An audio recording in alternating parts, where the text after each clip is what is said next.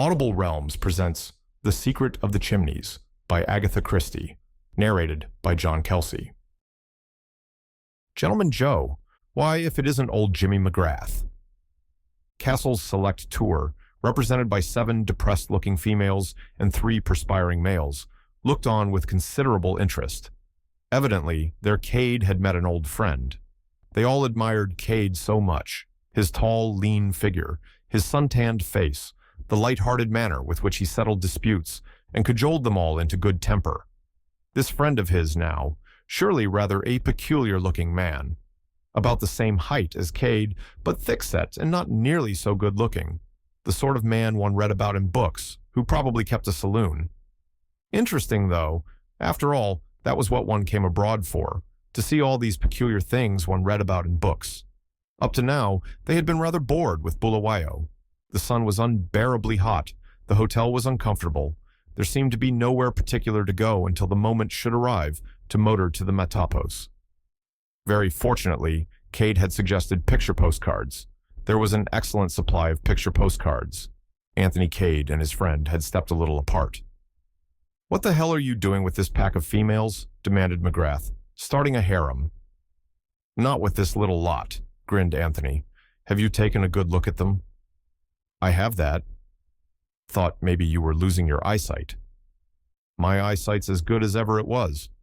"No, this is a Castle's select tour. I'm Castle, the local Castle, I mean." "What the hell made you take on a job like that?" "A regrettable necessity for cash. I can assure you it doesn't suit my temperament." Jimmy grinned. "Never a hog for regular work, were you?" Anthony ignored this aspersion. "However, something will turn up soon, I expect," he remarked hopefully.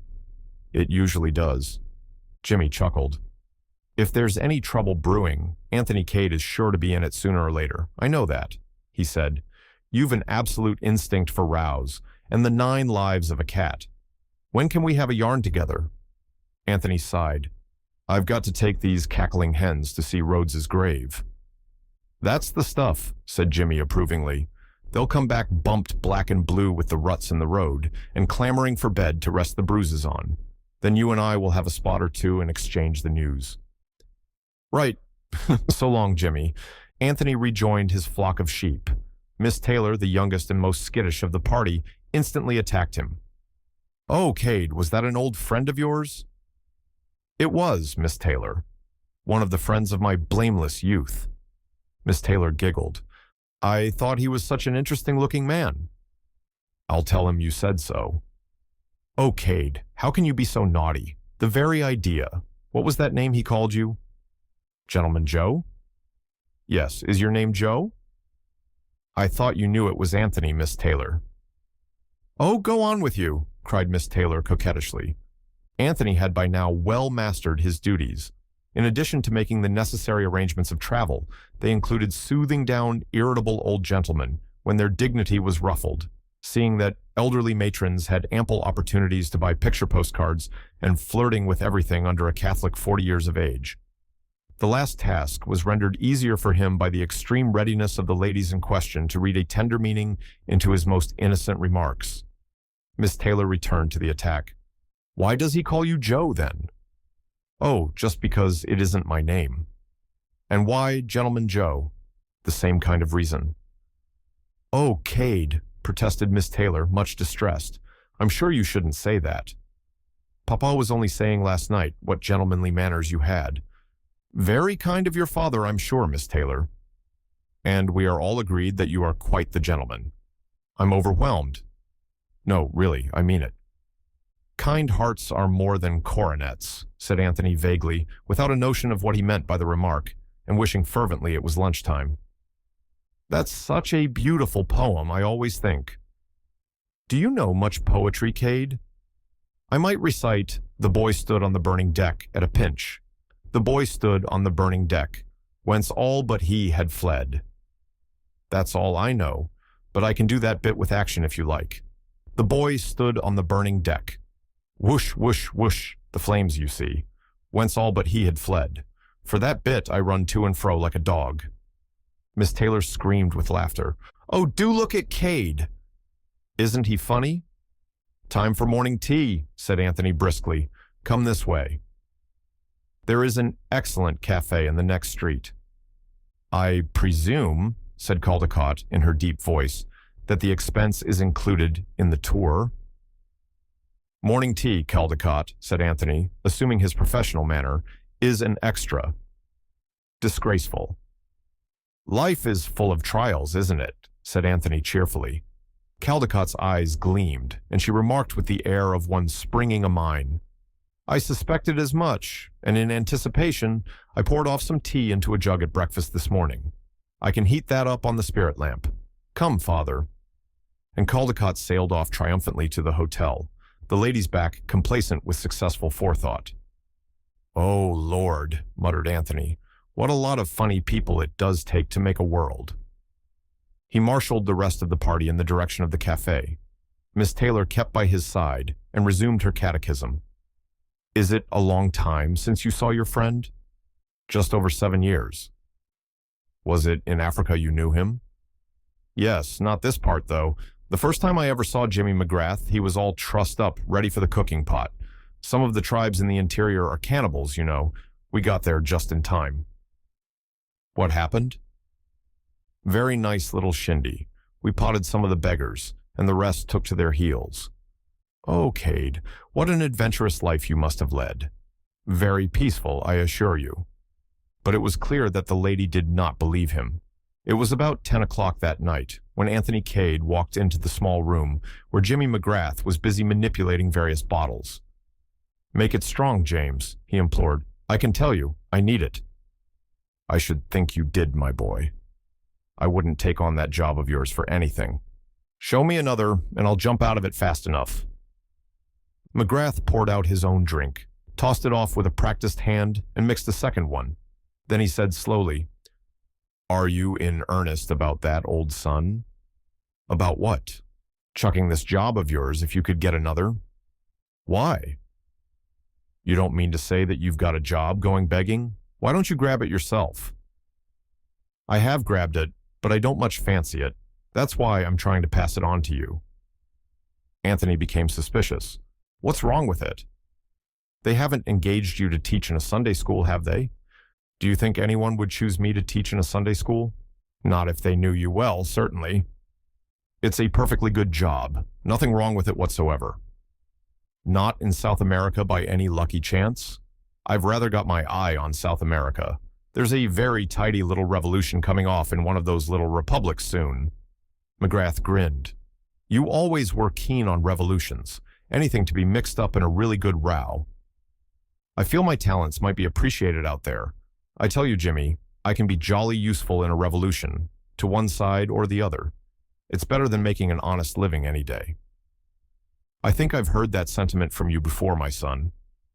No, the job isn't in South America. It's in England. I don't think so. Well, are you on for hearing more about it? I'm on all right. The thing that worries me is why you're not taking it on yourself.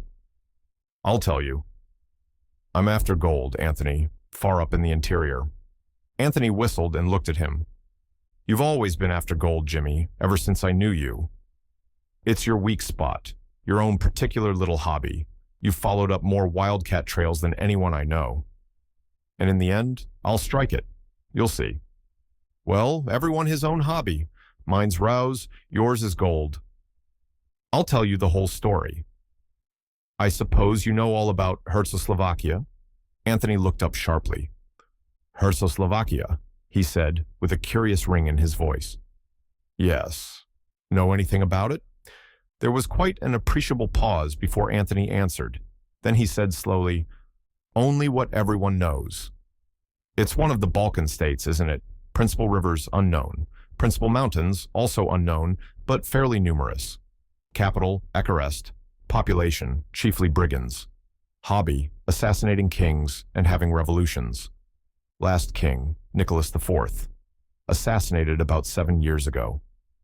Since then it's been a republic, altogether a very likely spot. You might have mentioned before that Czechoslovakia came into it. It doesn't except indirectly. Anthony gazed at him more in sorrow than in anger.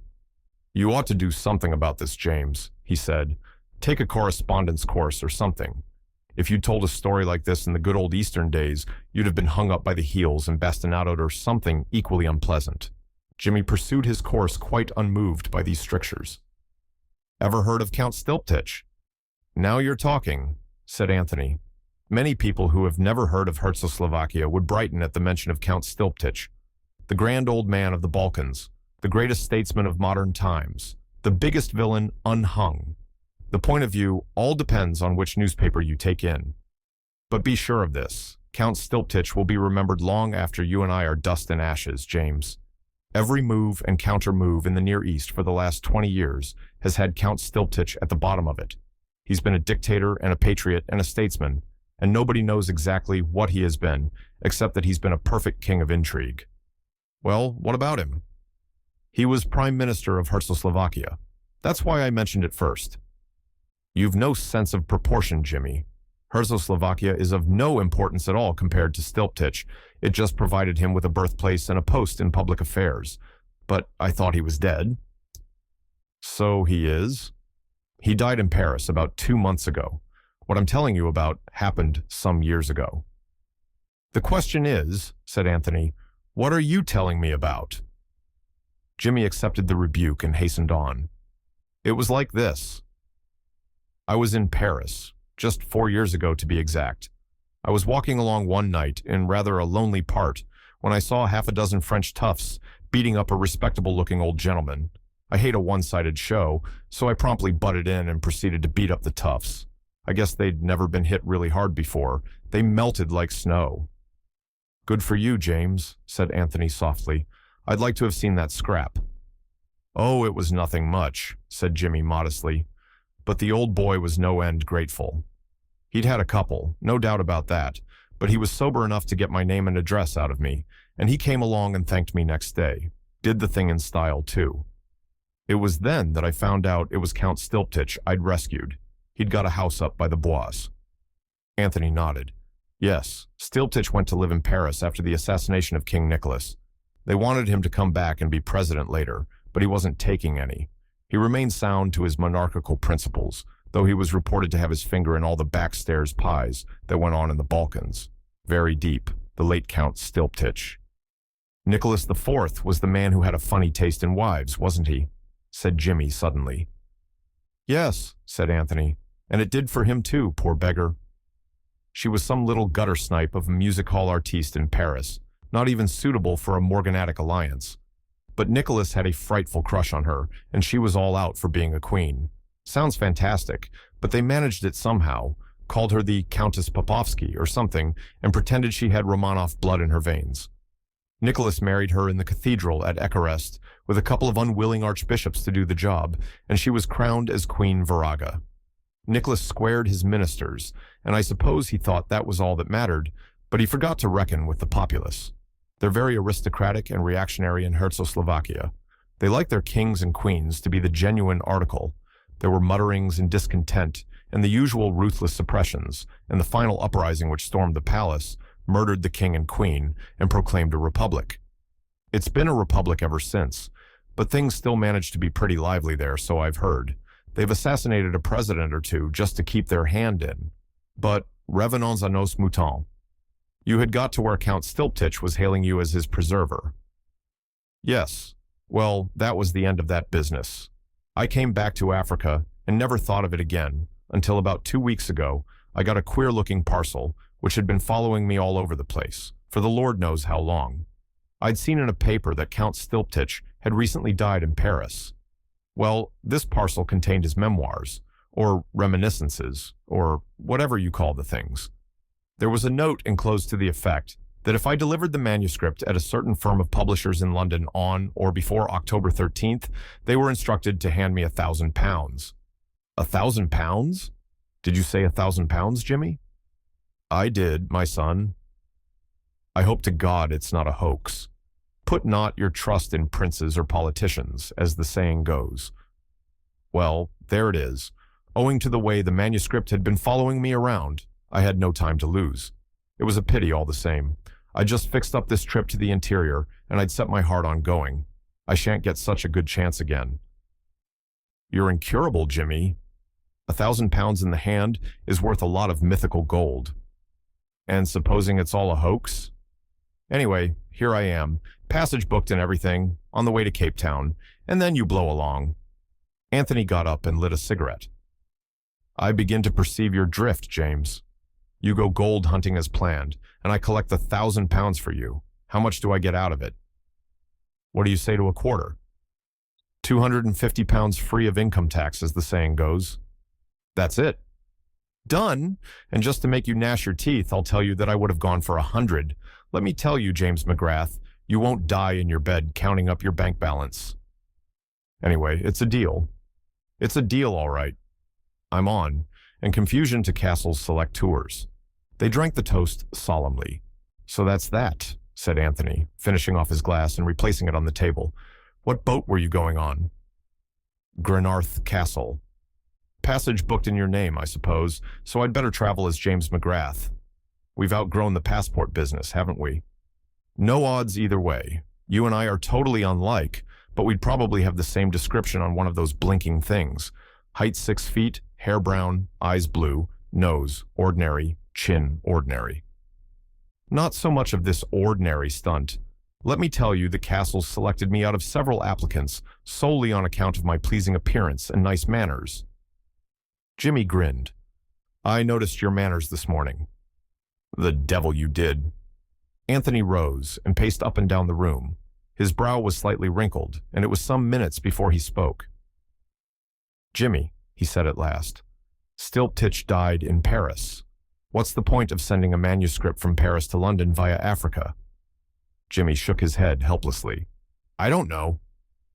Why not do it up in a nice little parcel and send it by post? Sounds a damn sight more sensible, I agree. Of course, continued Anthony, I know that kings and queens and government officials are prevented by etiquette from doing anything in a simple, straightforward fashion. Hence king's messengers and all that. In medieval days, you gave a fellow a signet ring as a sort of open sesame. The king's ring. Pass, my lord. And usually it was the other fellow who had stolen it. I always wonder why some bright lad never hit on the expedient of copying the ring, making a dozen or so, and selling them at 100 ducats apiece. They seem to have had no initiative in the Middle Ages. Jimmy yawned. My remarks on the Middle Ages don't seem to amuse you.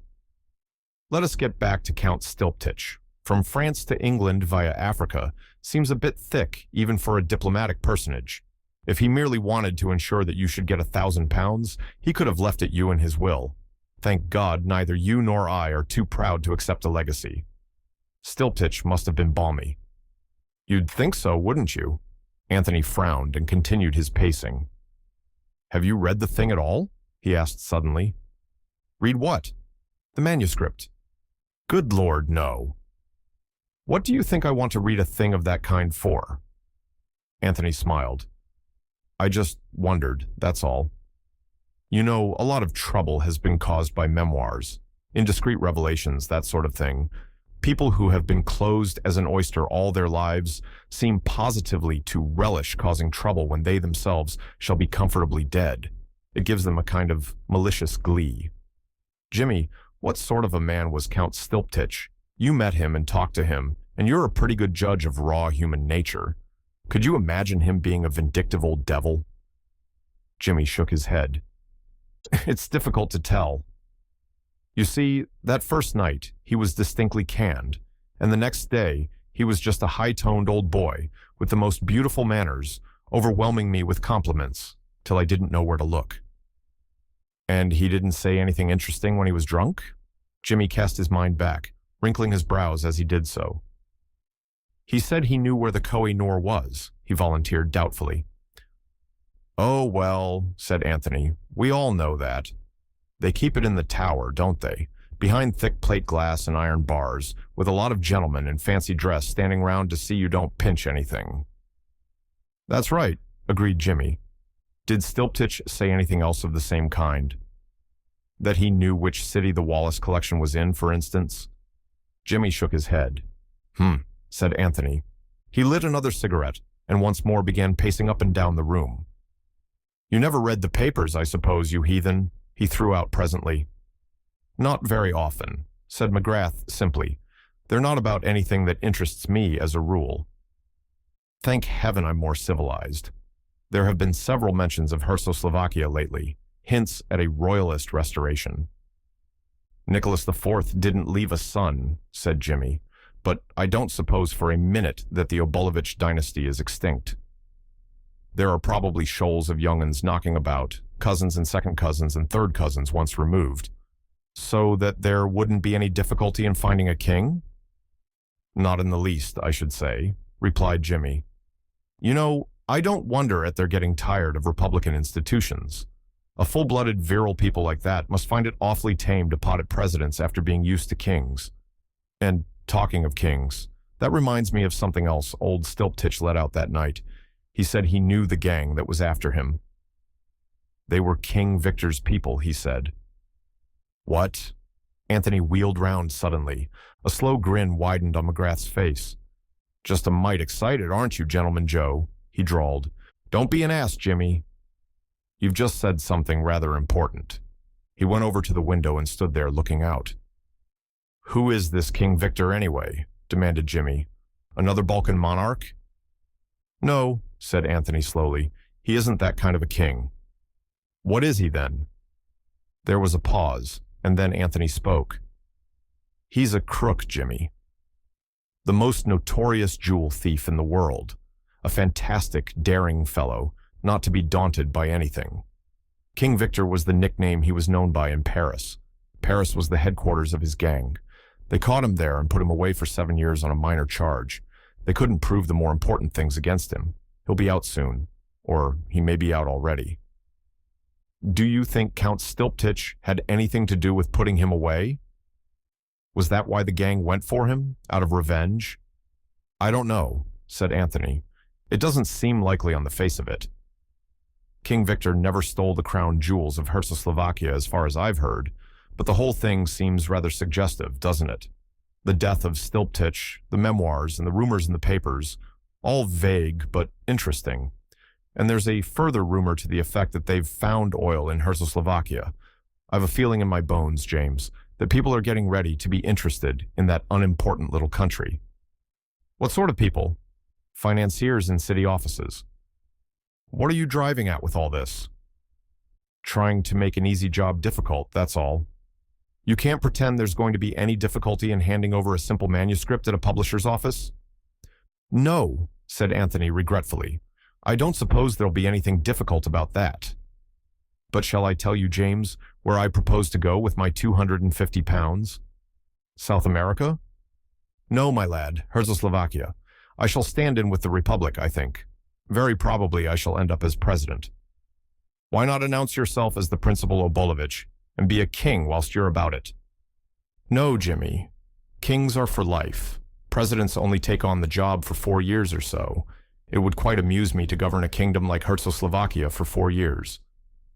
The average for kings is even less, I should say, interpolated Jimmy. It will probably be a serious temptation to me to embezzle your share of the 1,000 pounds. You won't want it, you know, when you get back weighed down with nuggets. I'll invest it for you in Czechoslovakian oil shares. You know, James, the more I think of it, the more pleased I am with this idea of yours. I should never have thought of Czechoslovakia if you hadn't mentioned it. I shall spend 1 day in London, collecting the booty, and then away by the Balkan Express. You won't get off quite as fast as that. I didn't mention it before, but I've got another little commission for you. Anthony sank into a chair and eyed him severely. I knew all along that you were keeping something dark. This is where the catch comes in. Not a bit. It's just something that's got to be done to help a lady. Once and for all, James, I refuse to be mixed up in your beastly love affairs. It's not a love affair. I've never seen the woman. I'll tell you the whole story. If I've got to listen to more of your long, rambling stories, I shall have to have another drink. His host complied hospitably with this demand, then began the tale. It was when I was up in Uganda. There was a Dago there whose life I had saved. If I were you, Jimmy, I should write a short book entitled Lives I Have Saved. This is the second I've heard of this evening. Oh, well, I didn't really do anything this time. Just pulled the Dago out of the river. Like all Dagos, he couldn't swim. Wait a minute. Has this story anything to do with the other business? Nothing whatever, though, oddly enough. Now I remember it. The man was a Czechoslovakian. We always called him Dutch Pedro, though. Anthony nodded indifferently. Any name's good enough for a Dago, he remarked. Get on with the good work, James. Well, the fellow was sort of grateful about it. Hung around like a dog. About 6 months later, he died of fever. I was with him. Last thing, just as he was pegging out, he beckoned me and whispered some excited jargon about a secret. A gold mine, I thought he said. Shoved an oilskin packet into my hand, which he'd always worn next his skin. Well, I didn't think much of it at the time. It wasn't until a week afterwards that I opened the packet. Then I was curious, I must confess. I shouldn't have thought that Dutch Pedro would have had the sense to know a gold mine when he saw it, but there's no accounting for luck. And at the mere thought of gold, your heart beat pitter-pat as always, interrupted Anthony. I was never so disgusted in my life. Gold mine indeed. I dare say it may have been a gold mine to him, the dirty dog. Do you know what it was? A woman's letters. Yes, a woman's letters, and an Englishwoman at that. The skunk had been blackmailing her, and he had the impudence to pass on his dirty bag of tricks to me. I like to see your righteous heat, James, but let me point out to you that Dagos will be Dagos. He meant well. You had saved his life. He bequeathed to you a profitable source of raising money. Your high-minded British ideals did not enter his horizon. Well, what the hell was I to do with the things? Burn 'em. That's what I thought at first. And then it occurred to me that there would be that poor dame, not knowing they'd be destroyed, and always living in a quake and a dread, lest that Dago should turn up again one day. You've more imagination than I gave you credit for, Jimmy, observed Anthony, lighting a cigarette. I admit that the case presented more difficulties than were at first apparent. What about just sending them to her by post? Like all women, she'd put no date and no address on most of the letters. There was a kind of address on one, just one word, Chimneys. Anthony paused in the act of blowing out his match, and he dropped it with a quick jerk of the wrist as it burned his finger. Chimneys? He said. That's rather extraordinary. Why, do you know it? It's one of the stately homes of England, my dear James. A place where kings and queens go for weekends, and diplomatists for gather and diplomy. That's one of the reasons why I'm so glad that you're going to England instead of me. You know all these things, said Jimmy simply. A josser like myself from the backwoods of Canada would be making all sorts of bloomers, but someone like you who's been to Eton and Harrow. Only one of them, said Anthony modestly. We'll be able to carry it through. Why didn't I send them to her, you say? Well, it seemed to me dangerous. From what I could make out, she seemed to have a jealous husband. Suppose he opened the letter by mistake. Where would the poor dame be then? Or she might be dead. The letters looked as though they'd been written some time. As I figured it out, the only thing was for someone to take them to England and put them into her own hands. Anthony threw away his cigarette, and coming across to his friend, clapped him affectionately on the back. You're a real knight-errant, Jimmy, he said, and the backwoods of Canada should be proud of you.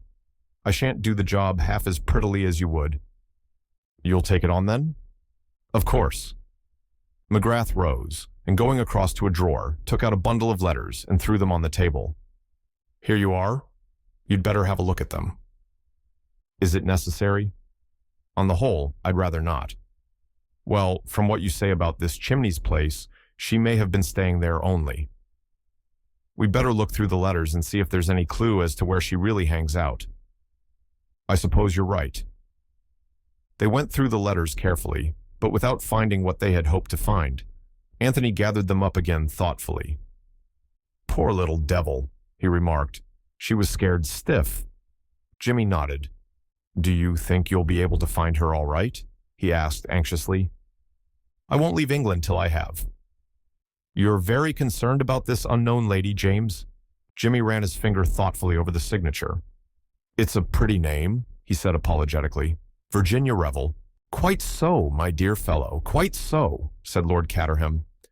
He had used the same words 3 times already, each time in the hope that they would end the interview and permit him to escape. He disliked very much being forced to stand on the steps of the exclusive London club to which he belonged and listen to the interminable eloquence of the George Lomax. Clement Edward Alastair Brent, 9th Marquis of Caterham, was a small gentleman, shabbily dressed, and entirely unlike the popular conception of a marquis. He had faded blue eyes, a thin melancholy nose, and a vague but courteous manner. The principal misfortune of Lord Caterham's life was to have succeeded his brother, the 8th Marquis, 4 years ago. For the previous Lord Caterham had been a man of mark, a household word, all over England. At one time Secretary of State for Foreign Affairs, he had always bulked largely in the councils of the empire, and his country seat, Chimneys, was famous for its hospitality. Ably seconded by his wife, a daughter of the Duke of Perth, history had been made and unmade at informal weekend parties at Chimneys, and there was hardly anyone of note in England, or indeed in Europe, who had not, at one time or another, stayed there. That was all very well.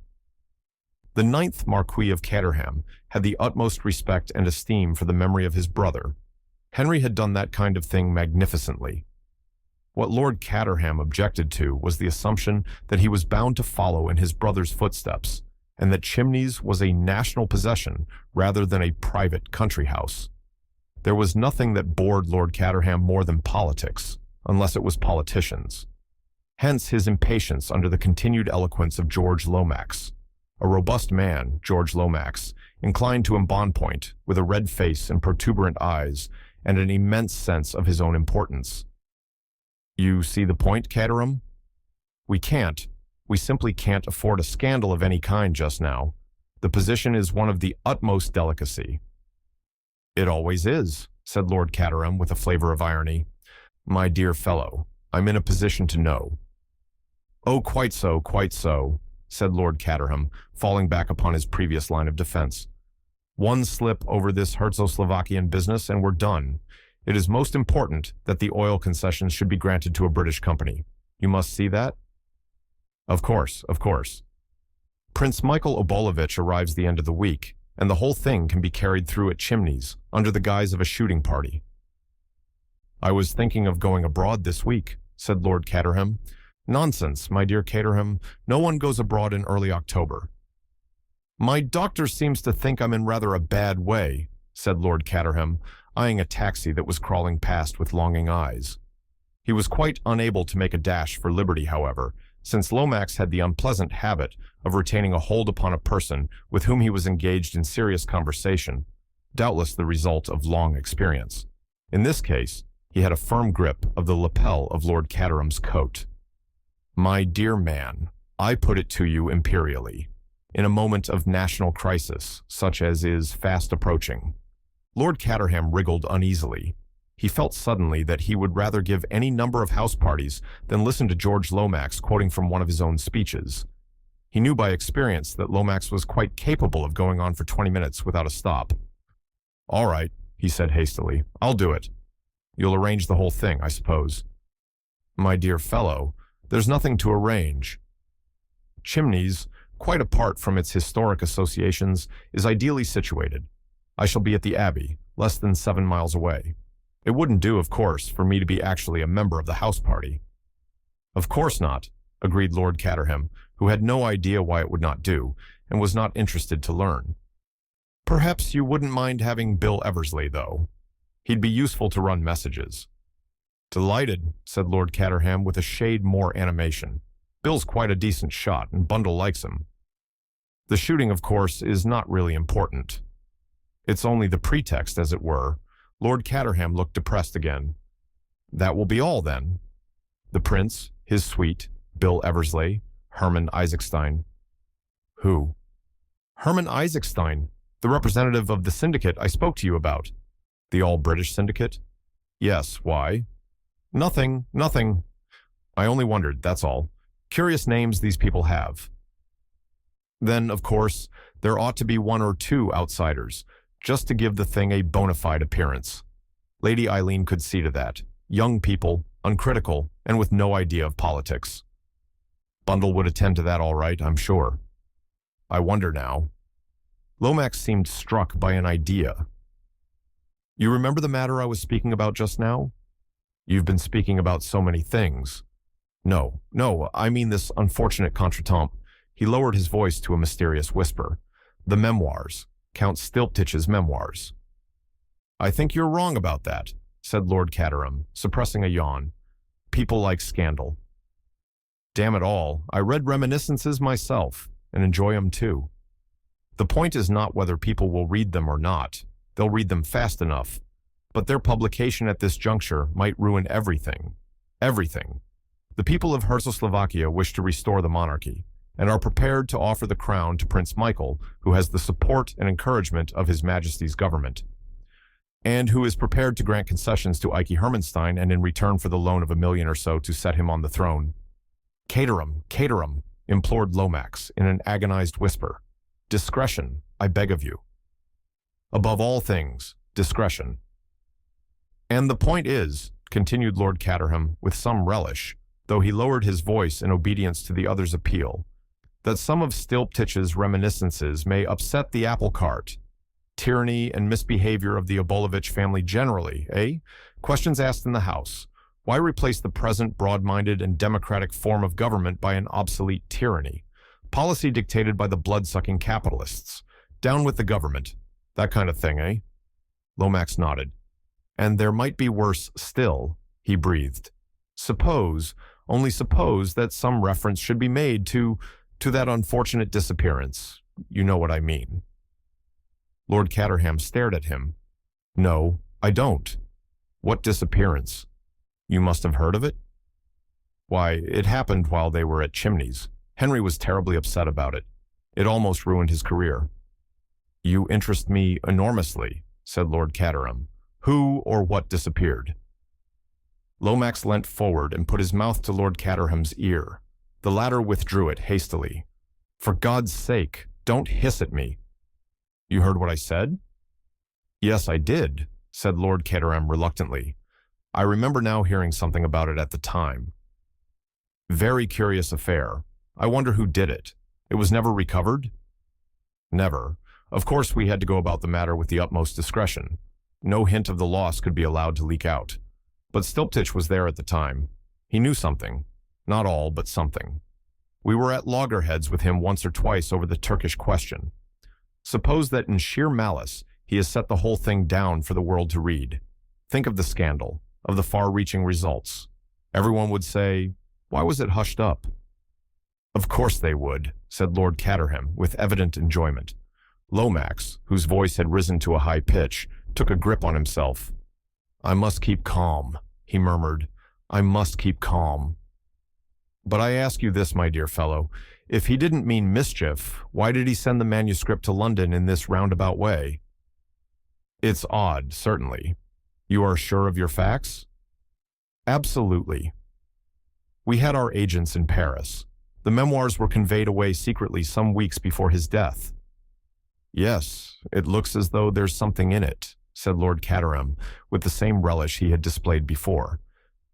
We have found out that they were sent to a man called Jimmy, or James McGrath, a Canadian at present in Africa. Quite an imperial affair, isn't it? Said Lord Caterham cheerily. James McGrath is due to arrive by the Granarth Castle tomorrow, Thursday. What are you going to do about it? We shall, of course, approach him at once, point out the possibly serious consequences, and beg him to defer publication of the memoirs for at least a month, and in any case, to permit them to be judiciously, edited. Supposing that he says, no, sir, or I'll God darned well see you in hell first, or something bright and breezy like that, suggested Lord Caterham. That's just what I'm afraid of, said Lomax simply. That's why it suddenly occurred to me that it might be a good thing to ask him down to Chimneys as well. He'd be flattered, naturally, at being asked to meet Prince Michael, and it might be easier to handle him. I'm not going to do it, said Lord Caterham hastily. I don't get on with Canadians, never did, especially those that have lived much in Africa. You'd probably find him a splendid fellow, a rough diamond, you know. No, Lomax, I put my foot down there absolutely. Somebody else has got to tackle him. It has occurred to me, said Lomax, that a woman might be very useful here. Told enough and not too much, you understand. A woman could handle the whole thing delicately and with tact, put the position before him, as it were, without getting his back up. Not that I approve of women in politics. Stevens is ruined, absolutely ruined nowadays. But woman in her own sphere can do wonders. Look at Henry's wife and what she did for him. Marcia was magnificent, unique, a perfect political hostess. You don't want me to ask Marcia down for this party, do you? Asked Lord Caterham faintly, turning a little pale at the mention of his redoubtable sister-in-law. No, you misunderstand me. I was speaking of the influence of women in general. No, I suggest a young woman, a woman of charm, beauty, intelligence. Not Bundle? Bundle would be no use at all. She's a red-hot socialist if she's anything at all, and she'd simply scream with laughter at the suggestion. I was not thinking of Lady Eileen. Your daughter, Caterham, is charming, simply charming, but quite a child. We need someone with savoir-faire, poise, knowledge of the world. Ah, of course, the very person, my cousin Virginia. Revel? Lord Caterham brightened up. He began to feel that he might possibly enjoy the party after all. A very good suggestion of yours, Lomax. The most charming woman in London. She is well up in Czechoslovakian affairs, too. Her husband was at the embassy there, you remember, and, as you say, a woman of great personal charm. A delightful creature, murmured Lord Caterham. That is settled, then. Lomax relaxed his hold on Lord Caterham's lapel, and the latter was quick to avail himself of the chance. Bye-bye, Lomax. You'll make all the arrangements, won't you? He dived into a taxi. As far as it is possible for one upright Christian gentleman to dislike another upright Christian gentleman, Lord Caterham disliked the George Lomax. He disliked his puffy red face, his heavy breathing, and his prominent blue eyes. He thought of the coming week and sighed. A nuisance, an abominable nuisance. Then he thought of Virginia Revel and cheered up a little. A delightful creature, he murmured to himself. A most delightful creature. George Lomax returned straightway to Whitehall. As he entered the sumptuous apartment in which he transacted affairs of state, there was a scuffling sound. Bill Eversley was assiduously filing letters, but a large armchair near the window was still warm from contact with a human form. A very likable young man, Bill Eversley. Age at a guess, 25, big and rather ungainly in his movements, a pleasurably ugly face, a splendid set of white teeth, and a pair of honest brown eyes. Richardson sent up that report yet? No, sir. Shall I get on to him about it? It doesn't matter. Any telephone messages? Miss Oscar is dealing with most of them. Isaac Stein wants to know if you can dine with him at the Savoy tomorrow. Tell Miss Oscar to look in my engagement book. If I'm not engaged, she can ring up and accept. Yes, sir. By the way, Eversley, you might ring up a number for me now. Look it up in the book. Revel 487, Pont Street. Yes, sir. Bill seized the telephone book, ran an unseeing eye down a column of M's, shut the book with a bang, and moved to the instrument on the desk. With his hand upon it, he paused, as though in sudden recollection. Oh, I say, sir, I've just remembered. Her line's out of order. Revel's, I mean. I was trying to ring her up just now. George Lomax frowned. Annoying, he said. Distinctly annoying. He tapped the table undecidedly. If it's anything important, sir, perhaps I might go round there now in a taxi. She's sure to be in at this time in the morning. George Lomax hesitated, pondering the matter. Bill waited expectantly, poised for instant flight, should the reply be favorable. Perhaps that would be the best plan, said Lomax at last. Very well, then. Take a taxi there, and ask Revel if she will be at home this afternoon at 4 o'clock, as I am very anxious to see her about an important matter. Right, sir. Bill seized his hat and departed. 10 minutes later, a taxi deposited him at 487 Pont Street. He rang the bell and executed a loud rat-tat on the knocker. The door was opened by a grave functionary to whom Bill nodded, with the ease of long acquaintance. Morning, Chilvers. Revel in? I believe, sir, that she is just going out. Is that you, Bill? Called a voice over the banisters. I thought I recognized that muscular knock. Come up and talk to me. Bill looked up at the face that was laughing down on him, and which was always inclined to reduce him, and not him alone, to a state of babbling incoherency. He took the stairs 2 at a time and clasped Virginia Revel's outstretched hands tightly in his. Hello, Virginia. Hello, Bill. Charm is a very peculiar thing. Hundreds of young women, some of them more beautiful than Virginia Revel, might have said, "Hello, Bill," with exactly the same intonation, and yet have produced no effect whatever. But those two simple words, uttered by Virginia, had the most intoxicating effect upon Bill. Virginia Revel was just 27. She was tall and of an exquisite slimness. Indeed, a poem might have been written to her slimness, it was so exquisitely proportioned.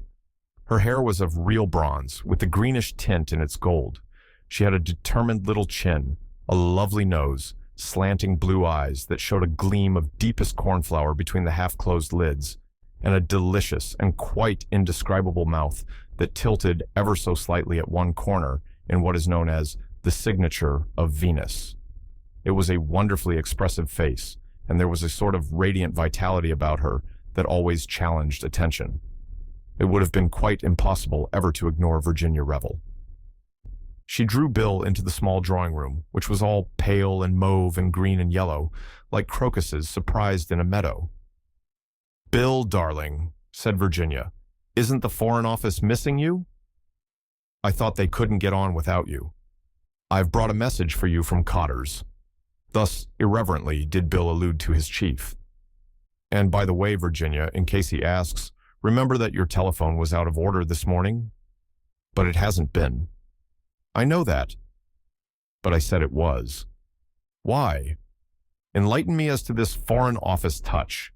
Bill threw her a reproachful glance.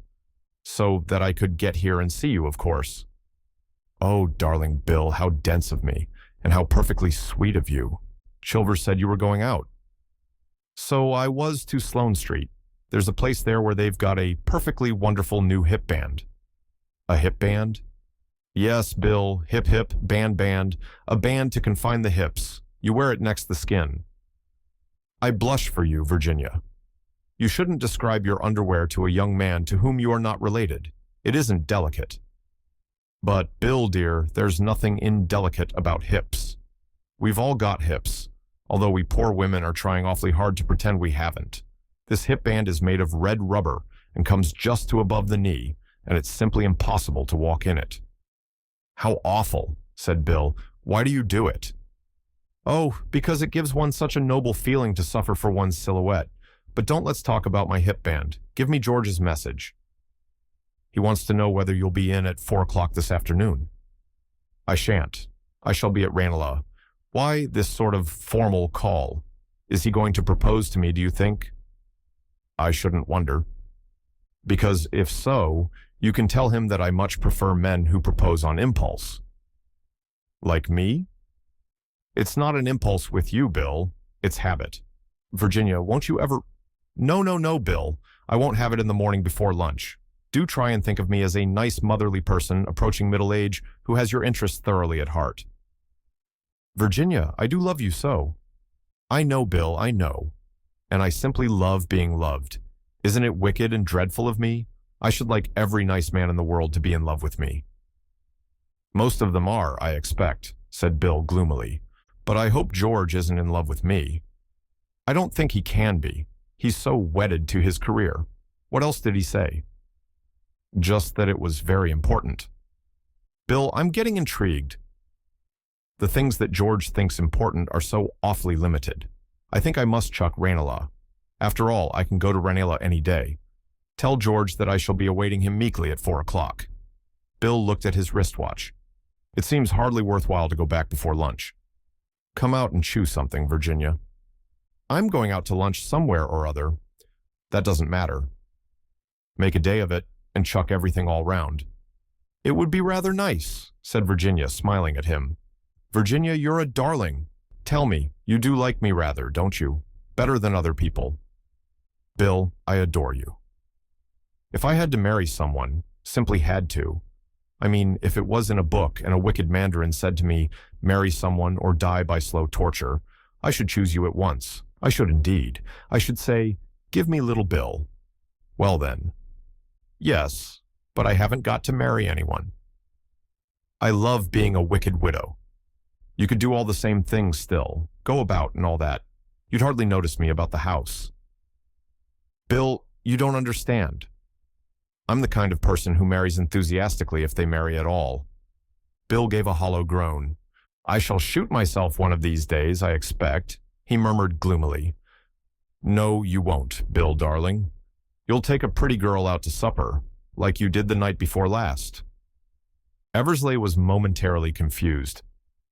If you mean Dorothy Kirkpatrick, the girl who's in Hooks and Eyes, well, dash it all, she's a thoroughly nice girl, straight as they make 'em. There was no harm in it. Bill, darling, of course there wasn't. I love you to enjoy yourself, but don't pretend to be dying of a broken heart, that's all. Eversley recovered his dignity. You don't understand at all, Virginia, he said severely. Men are polygamous. I know they are. Sometimes I have a shrewd suspicion that I am polyandrous. If you really love me, Bill, take me out to lunch quickly. There is often a flaw in the best laid plans. George Lomax had made one mistake. There was a weak spot in his preparations. The weak spot was Bill. Bill Eversley was an extremely nice lad. He was a good cricketer and a scratch golfer. He had pleasant manners and an amiable disposition. But his position in the Foreign Office had been gained not by brains, but by good connections. For the work he had to do, he was quite suitable. He was more or less George's dog. He did no responsible or brainy work. His part was to be constantly at George's elbow, to interview unimportant people whom George didn't want to see, to run errands, and generally to make himself useful. All this Bill carried out faithfully enough.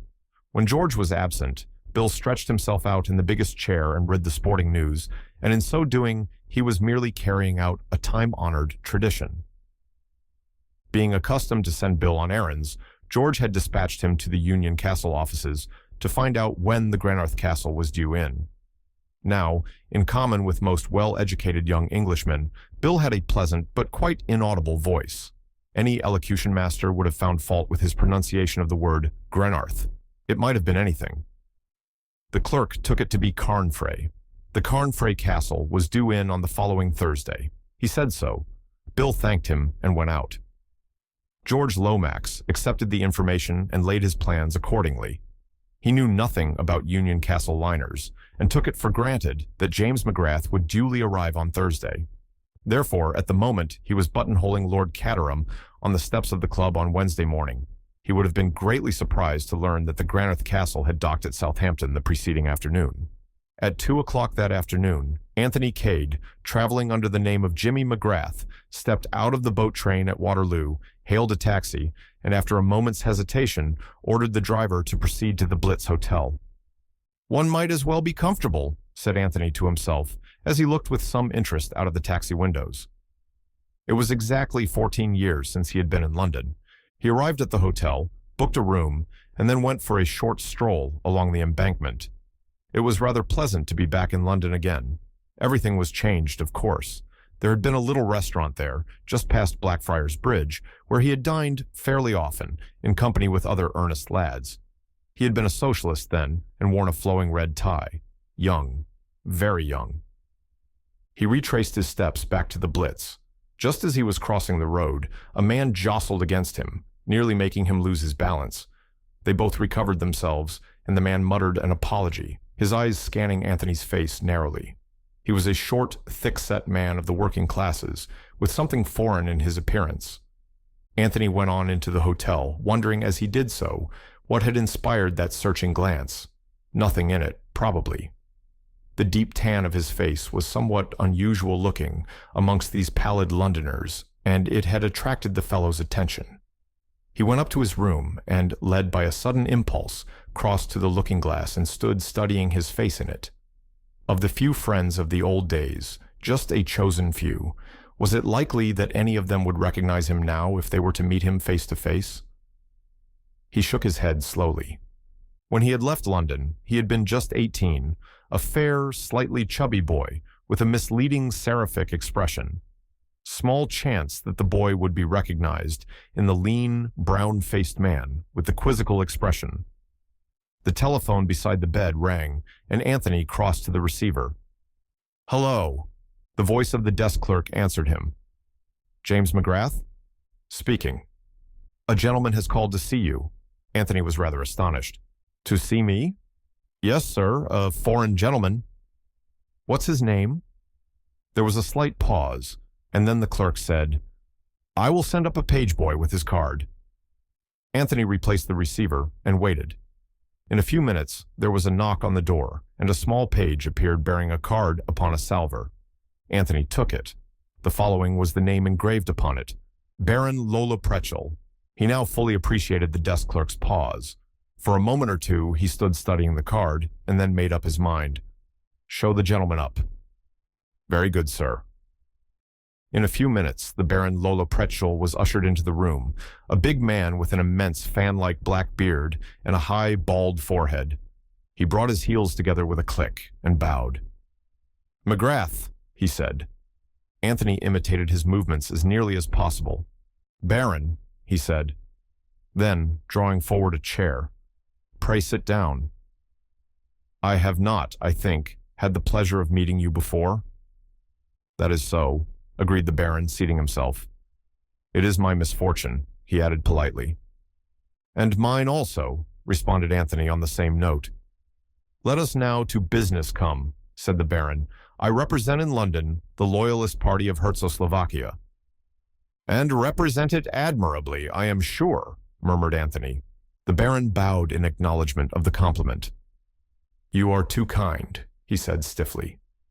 McGrath, I will not from you conceal anything. The moment has come for the restoration of the monarchy, in abeyance since the martyrdom of His Most Gracious Majesty, King Nicholas IV of blessed memory. Amen, murmured Anthony. I mean here, here. On the throne will be placed His Highness Prince Michael, who the support of the British government has. Splendid, said Anthony. It's very kind of you to tell me all this. Everything arranged is when you come here to trouble-make. The Baron fixed him with a stern eye. My dear Baron, protested Anthony. Yes, yes, I know what I am talking about. You have with you the memoirs of the late Count Stilptich. He fixed Anthony with an accusing eye. And if I have? What have the memoirs of Count Stilptich to do with Prince Michael? They will cause scandals.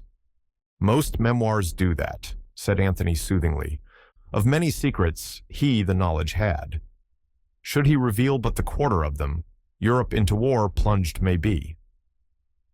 Come, come, said Anthony. It can't be as bad as all that. An unfavorable opinion of the Obolovitch will abroad be spread. So democratic is the English spirit. I can quite believe, said Anthony, that the Obolovitch may have been a trifle high-handed now and again. It runs in the blood, but people in England expect that sort of thing from the Balkans. I don't know why they should, but they do. You do not understand, said the Baron. You do not understand at all. And my lips sealed are... He sighed. What exactly are you afraid of? Asked Anthony. Until I have read the memoirs I do not know, explained the Baron simply, but there is sure to be something. These great diplomats are always indiscreet. The apple cart upset will be, as the saying goes. Look here, said Anthony kindly. I'm sure you're taking altogether too pessimistic a view of the thing. I know all about publishers. They sit on manuscripts and hatch them like eggs. It will be at least a year before the thing is published. Either a very deceitful or a very simple young man you are, all is arranged for the memoirs in a Sunday newspaper to come out immediately. Oh, Anthony was somewhat taken aback. But you can always deny everything, he said hopefully. The Baron shook his head sadly. No, no, through the hat you talk. Let us to business come. £1,000 you are to have, is it not so? You see, I have the good information got. I certainly congratulate the intelligence department of the Loyalists. Then I to you offer 1,500. Anthony stared at him in amazement, then shook his head ruefully. I'm afraid it can't be done, he said with regret. Good. I to you offer 2,000. You tempt me, Baron, you tempt me. But I still say it can't be done. Your own price name, then. I'm afraid you don't understand the position. I'm perfectly willing to believe that you are on the side of the angels, and that these memoirs may damage your cause. Nevertheless, I've undertaken the job. and I've got to carry it through. See? I can't allow myself to be bought off by the other side. That kind of thing isn't done." The Baron listened very attentively. At the end of Anthony's speech, he nodded his head several times. "I see. Your honor as an English gentleman it is?" "Well, we don't put it that way ourselves," said Anthony, "but I dare say, allowing for a difference in vocabulary, that we both mean much the same thing." The Baron rose to his feet. "For the English honor I much respect have," he announced. "We must another way try. I wish you good morning." He drew his heels together, clicked, bowed, and marched out of the room, holding himself stiffly erect. "Now, I wonder what he meant by that," mused Anthony. "Was it a threat? Not that I'm in the least afraid of old Lollipop. Rather a good name for him that, by the way.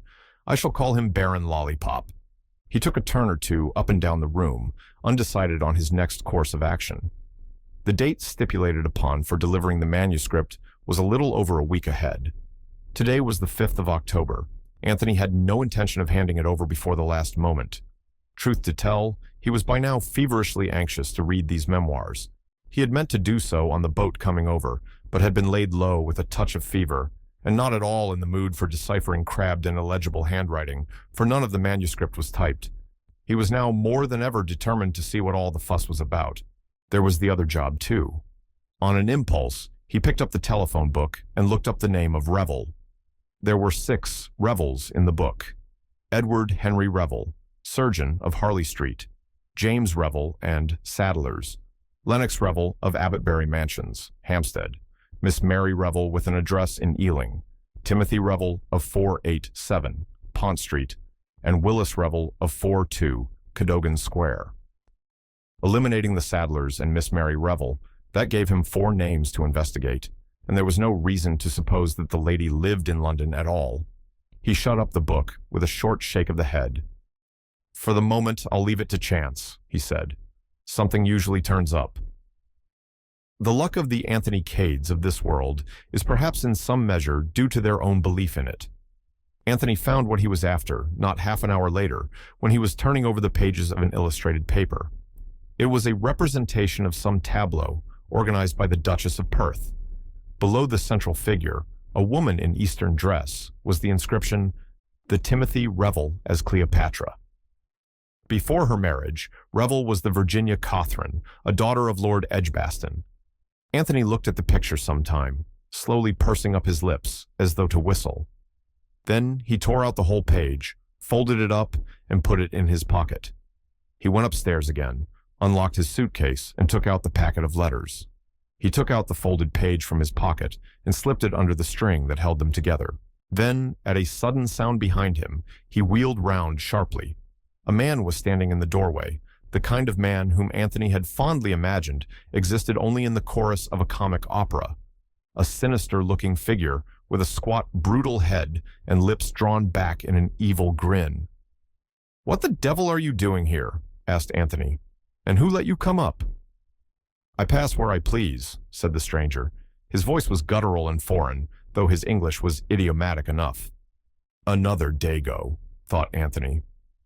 "Well, get out, do you hear?" he went on aloud. The man's eyes were fixed on the packet of letters which Anthony had caught up. "I will get out when you have given me what I have come for." "And what's that, may I ask?" The man took a step nearer. "The memoirs of Count Stilptich," he hissed. "It's impossible to take you seriously," said Anthony. "You're so completely the stage villain. I like your get-up very much. Who sent you here? Baron Lollipop?" "Baron?" The man jerked out a string of harsh-sounding consonants. "So, that's how you pronounce it, is it? A cross between gargling and barking like a dog. I don't think I could say it myself. My throat's not made that way. I shall have to go on calling him Lollipop." "So he sent you, did he?" But he received a vehement negative. His visitor went so far as to spit upon the suggestion in a very realistic manner. Then he drew from his pocket a sheet of paper, which he threw upon the table. "Look," he said. "Look and tremble, accursed Englishman." Anthony looked with some interest, not troubling to fulfill the latter part of the command. On the paper was traced the crude design of a human hand in red. "It looks like a hand," he remarked. But if you say so, I'm quite prepared to admit that it's a cubist picture of sunset at the North Pole. It is the sign of the Comrades of the Red Hand. I am a comrade of the Red Hand. You don't say so, said Anthony, looking at him with much interest. Are the others all like you? I don't know what the Eugenic Society would have to say about it. The man snarled angrily. Dog, he said, worse than dog. Paid slave of an effete monarchy. Give me the memoirs, and you shall go unscathed. Such is the clemency of the Brotherhood. It's very kind of them, I'm sure, said Anthony, but I'm afraid that both they and you are laboring under a misapprehension. My instructions are to deliver the manuscript, not to your amiable society, but to a certain firm of publishers. Pah, laughed the other. Do you think you will ever be permitted to reach that office alive? Enough of this fool's talk. Hand over the papers, or I shoot. He drew a revolver from his pocket and brandished it in the air. But there he misjudged his Anthony Cade. He was not used to men who could act as quickly, or quicker than they could think. Anthony did not wait to be covered by the revolver. Almost as soon as the other got it out of his pocket, Anthony had sprung forward and knocked it out of his hand. The force of the blow sent the man swinging round, so that he presented his back to his assailant. The chance was too good to be missed. With one mighty, well-directed kick, Anthony sent the man flying through the doorway into the corridor, where he collapsed in a heap. Anthony stepped out after him, but the doughty comrade of the Red Hand had had enough. He got nimbly to his feet and fled down the passage. Anthony did not pursue him, but went back into his own room. So much for the Comrades of the Red Hand, he remarked. Picturesque appearance, but easily routed by direct action. How the hell did that fellow get in, I wonder? There's one thing that stands out pretty clearly. This isn't going to be quite such a soft job as I thought. I've already fallen foul of both the Loyalist and the Revolutionary parties. Soon, I suppose, the Nationalists and the Independent Liberals will be sending up a delegation. One thing's fixed. I start on that manuscript tonight. Looking at his watch, Anthony discovered that it was nearly 9 o'clock, and he decided to dine where he was. He did not anticipate any more surprise visits, but he felt that it was up to him to be on his guard. He had no intention of allowing his suitcase to be rifled whilst he was downstairs in the grill room. He rang the bell and asked for the menu, selected a couple of dishes, and ordered a bottle of Bordeaux. The waiter took the order and withdrew. Whilst he was waiting for the meal to arrive, he got out the package of manuscript and put it on the table with the letters. There was a knock at the door, and the waiter entered with a small table and the accessories of the meal. Anthony had strolled over to the mantelpiece. Standing there, with his back to the room, he was directly facing the mirror, and idly glancing in it, he noticed a curious thing. The waiter's eyes were glued on the parcel of manuscript. Shooting little glances sideways at Anthony's immovable back, he moved softly round the table.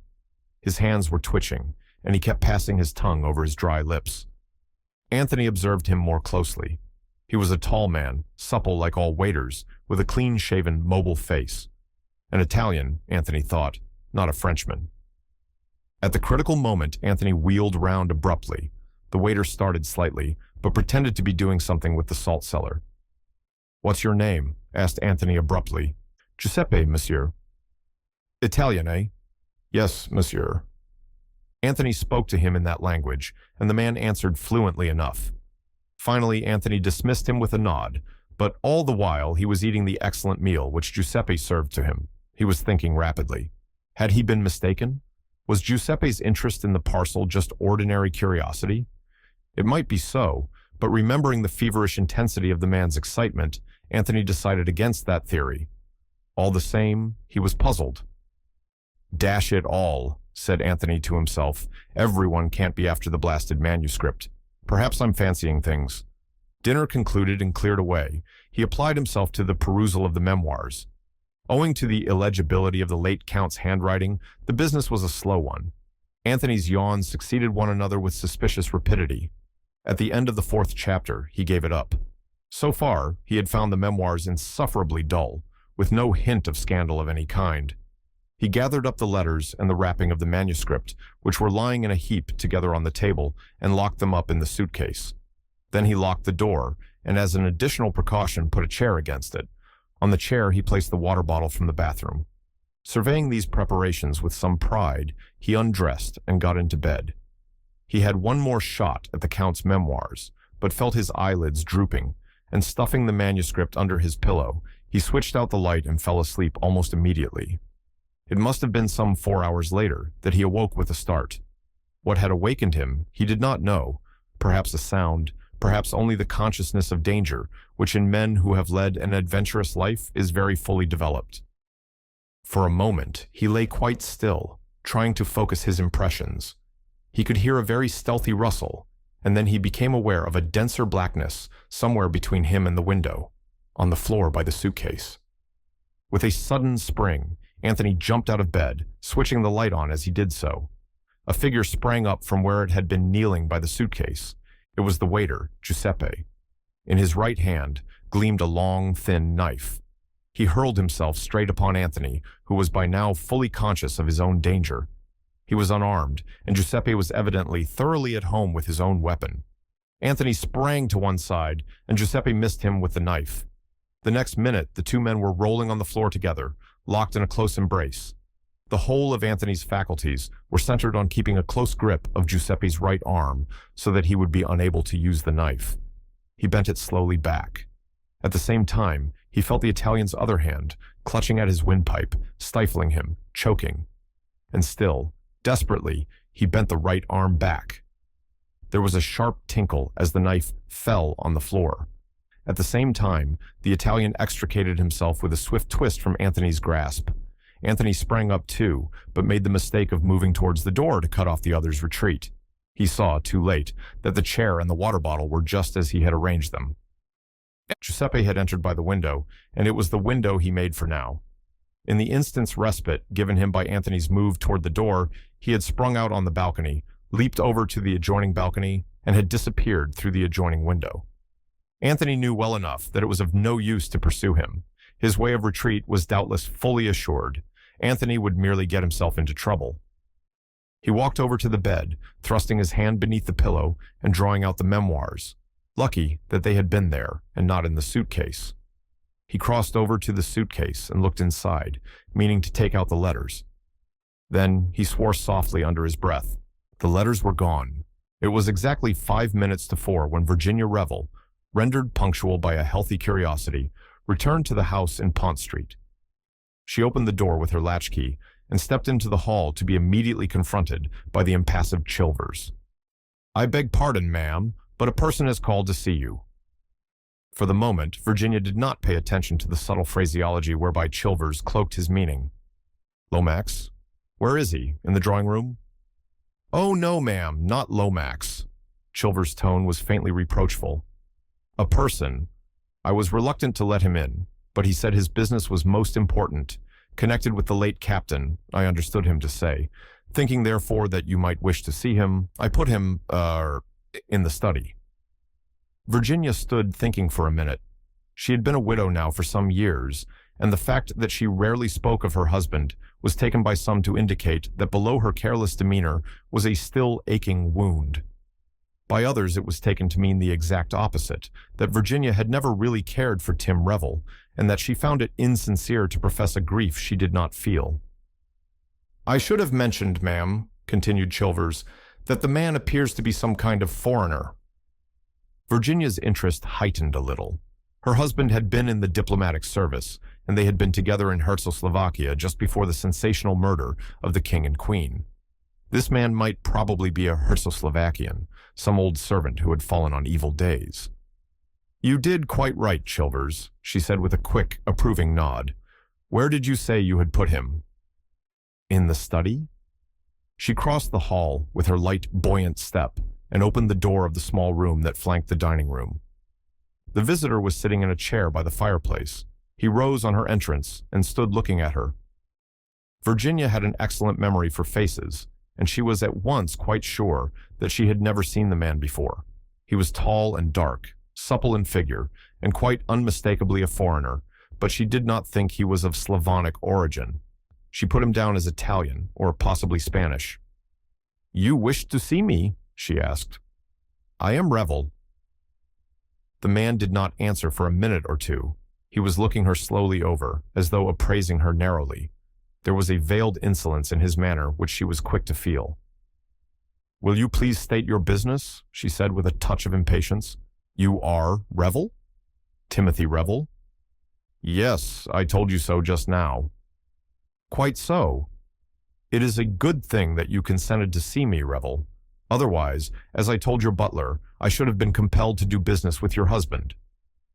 Virginia looked at him in astonishment, but some impulse quelled the retort that sprang to her lips.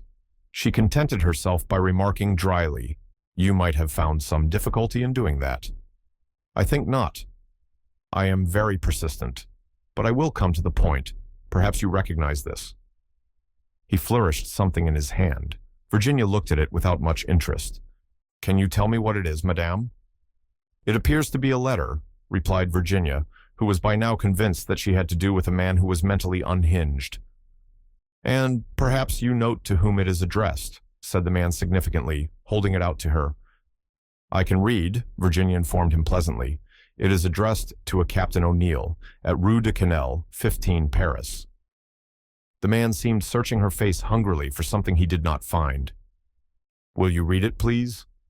Virginia took the envelope from him, drew out the enclosure and glanced at it, but almost immediately she stiffened and held it out to him again. "This is a private letter, certainly not meant for my eyes." The man laughed sardonically. "I congratulate you, Revel, on your admirable acting. You play your part to perfection. Nevertheless, I think that you will hardly be able to deny the signature." "The signature?" Virginia turned the letter over, and was struck dumb with astonishment. The signature, written in a delicate slanting hand, was Virginia Revel. Checking the exclamation of astonishment that rose to her lips, she turned again to the beginning of the letter and deliberately read the whole thing through. Then she stood a minute lost in thought. The nature of the letter made it clear enough what was in prospect. "Well, madame," said the man, "that is your name, is it not?"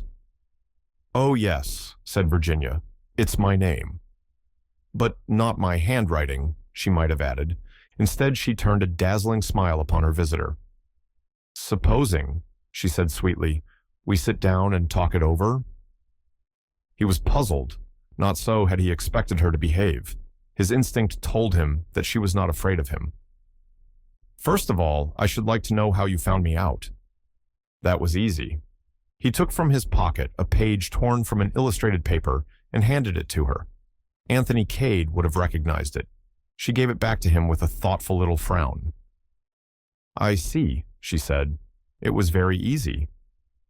"Of course you understand, Revel, that that is not the only letter. There are others." "Dear me," said Virginia, "I seem to have been frightfully indiscreet." Again, she could see that her light tone puzzled him. She was by now thoroughly enjoying herself. "At any rate," she said, smiling sweetly at him, "it's very kind of you to call and give them back to me." There was a pause as he cleared his throat. "I am a poor man, Revel," he said at last, with a good deal of significance in his manner. "As such, you will doubtless find it easier to enter the kingdom of heaven, or so I have always heard.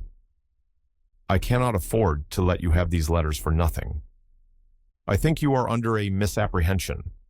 Those letters are the property of the person who wrote them. That may be the law, madame, but in this country you have a saying, 'Possession is 9 points of the law,' and, in any case, are you prepared to invoke the aid of the law?" "The law is a severe one for blackmailers," Virginia reminded him. "Come, Revel, I am not quite a fool. I have read these letters, the letters of a woman to her lover, one and all breathing dread of discovery by her husband. Do you want me to take them to your husband?" "You have overlooked one possibility. Those letters were written some years ago, supposing that, since then, I have become a widow." He shook his head with confidence. "In that case, if you had nothing to fear, you would not be sitting here making terms with me."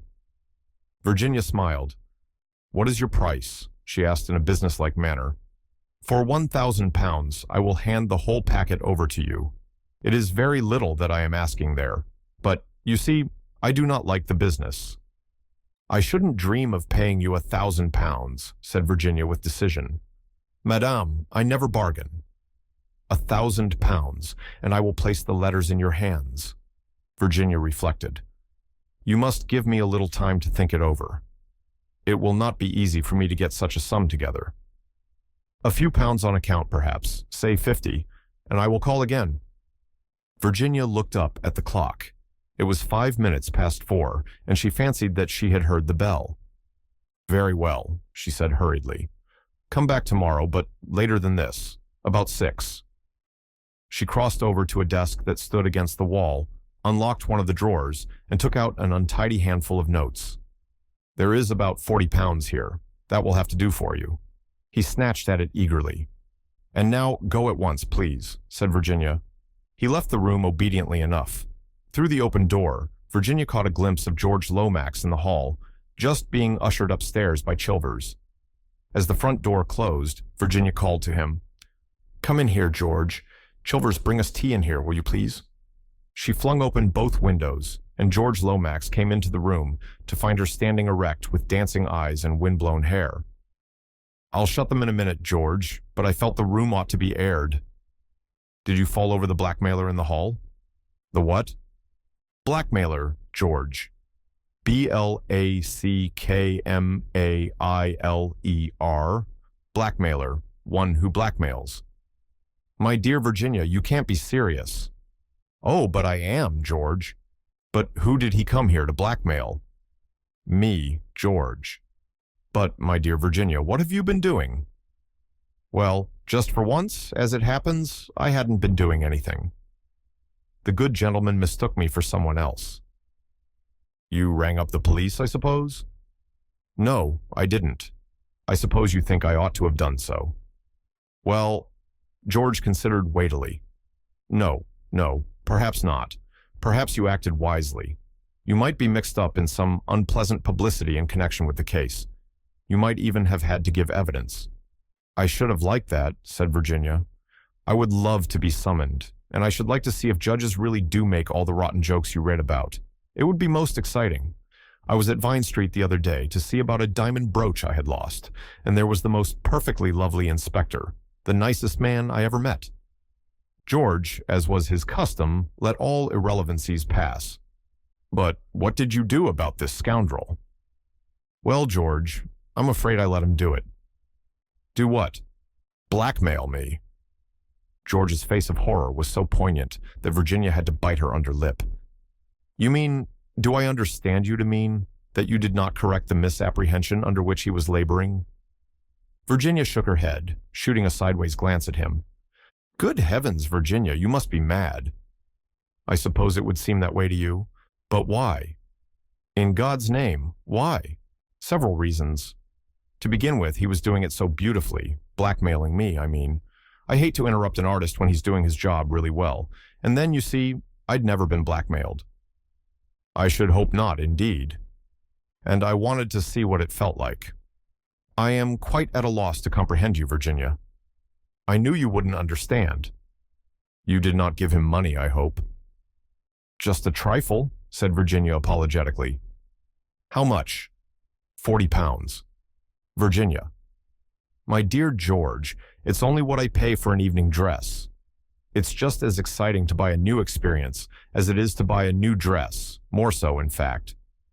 George Lomax merely shook his head, and Chilvers appearing at that moment with the tea urn, he was saved from having to express his outraged feelings. When tea had been brought in, and Virginia's deft fingers were manipulating the heavy silver teapot, she spoke again on the subject. I had another motive too, George, a brighter and better one. We women are usually supposed to be cats, but at any rate, I'd done another woman a good turn this afternoon. This man isn't likely to go off looking for another Virginia revel. He thinks he's found his bird all right. Poor little devil, she was in a blue funk when she wrote that letter. Blackmailer would have had the easiest job of his life there. Now, though he doesn't know it, he's up against a tough proposition. Starting with the great advantage of having led a blameless life, I shall toy with him to his undoing. As they say in books, guile, George, lots of guile. George still shook his head. I don't like it, he persisted. I don't like it. Well, never mind, George dear. You didn't come here to talk about blackmailers. What did you come here for, by the way? Correct answer, to see you. Accent on the you, and press her hand with significance, unless you happen to have been eating heavily buttered muffin, in which case it must all be done with the eyes. "I did come to see you," replied George seriously, "and I am glad to find you alone."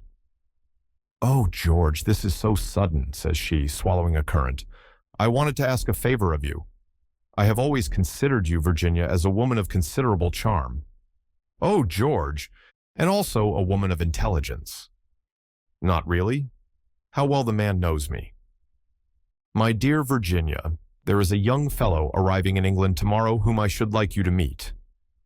"All right, George, but it's your party. Let that be clearly understood." "You could, I feel sure, if you chose, exercise your considerable charm." Virginia cocked her head a little on one side. "George, dear, I don't charm as a profession, you know. Often I like people. And then, well, they like me. But I don't think I could set out in cold blood to fascinate a helpless stranger. That sort of thing isn't done, George. It really isn't. There are professional sirens who would do it much better than I should." "That is out of the question, Virginia. This young man, he is a Canadian, by the way, of the name of McGrath." "A Canadian of Scotch descent," says she, deducing brilliantly, "is probably quite unused to the higher walks of English society. I should like him to appreciate the charm and distinction of a real English gentlewoman." "Meaning me?" "Exactly." "Why?" "I beg your pardon?" "I said why?" "You don't boom the real English gentlewoman with every stray Canadian who sets foot upon our shores. What is the deep idea, George? To put it vulgarly, what do you get out of it?" "I cannot see that that concerns you, Virginia." "I couldn't possibly go out for an evening and fascinate unless I knew all the whys and wherefores." "You have a most extraordinary way of putting things, Virginia, anyone would think." "Wouldn't they?" "Come on, George, part with a little more information." "My dear Virginia, matters are likely to be a little strained shortly in a certain Central European nation. It is important, for reasons which are immaterial, that this, McGrath, should be brought to realize that the restoring of the monarchy in Czechoslovakia is imperative to the peace of Europe." "The part about the peace of Europe is all bosh," said Virginia calmly, "but I'm all for monarchies every time, especially for a picturesque people like the Czechoslovakians. So you're running a king in the Czechoslovakian states, are you? Who is he?" George was reluctant to answer, but did not see his way to avoid the question. The interview was not going at all as he had planned. He had foreseen Virginia as a willing, docile tool, receiving his hints gratefully and asking no awkward questions. This was far from being the case. She seemed determined to know all about it, and this George, ever doubtful of female discretion, was determined at all costs to avoid. He had made a mistake. Virginia was not the woman for the part. She might indeed cause serious trouble. Her account of her interview with the blackmailer had caused him grave apprehension. A most undependable creature, with no idea of treating serious matters seriously. "Prince Michael Obolovich," he replied, as Virginia was obviously waiting for an answer to her question. "But please let that go no further." "Don't be absurd, George. There are all sort of hints in the papers already, and articles cracking up the Obolovich dynasty, and talking about the murdered Nicholas IV, as though he were a cross between a saint and a hero, instead of a stupid little man besotted by a third-rate actress." George winced. He was more than ever convinced that he had made a mistake in enlisting Virginia's aid. He must stave her off quickly. "You are right, my dear Virginia," he said hastily, as he rose to his feet to bid her farewell. "I should not have made the suggestion I did to you. But we are anxious for the Dominions to see eye to eye with us on this Czechoslovakian crisis, and McGrath has, I believe, influence in journalistic circles. As an ardent monarchist, and with your knowledge of the country, I thought it a good plan for you to meet him." "So that's the explanation, is it?" "Yes, but I dare say you wouldn't have cared for him." Virginia looked at him for a second, and then she laughed. "George," she said, "you're a rotten liar." "Virginia, rotten, absolutely rotten. If I had had your training, I could have managed a better one than that, one that had a chance of being believed. But I shall find out all about it, my poor George. Rest assured of that, the mystery of McGrath." I shouldn't wonder if I got a hint or two at Chimneys this weekend." "At Chimneys? You are going to Chimneys?" George could not conceal his perturbation. He had hoped to reach Lord Caterham in time for the invitation to remain unissued. "Bundle rang up and asked me this morning." George made a last effort. "Rather a dull party, I believe," he said. "Hardly in your line, Virginia." "My poor George, why didn't you tell me the truth and trust me?" "It's still not too late." George took her hand and dropped it again limply. "I have told you the truth," he said coldly, and he said it without a blush. "That's a better one," said Virginia approvingly, "but it's still not good enough." "Cheer up, George. I shall be at Chimneys all right, exerting my considerable charm, as you put it. Life has become suddenly very much more amusing. First a blackmailer, and then George in diplomatic difficulties. Will he tell all to the beautiful woman who asks for his confidence so pathetically? No, he will reveal nothing until the last chapter. Goodbye, George. One last fond look before you go. No? Oh, George dear, don't be sulky about it." Virginia ran to the telephone as soon as George had departed with a heavy gait through the front door. She obtained the number she required and asked to speak to Lady Eileen Brent. "Is that you, Bundle? I'm coming to Chimneys all right tomorrow. What, bore me?" "No, it won't.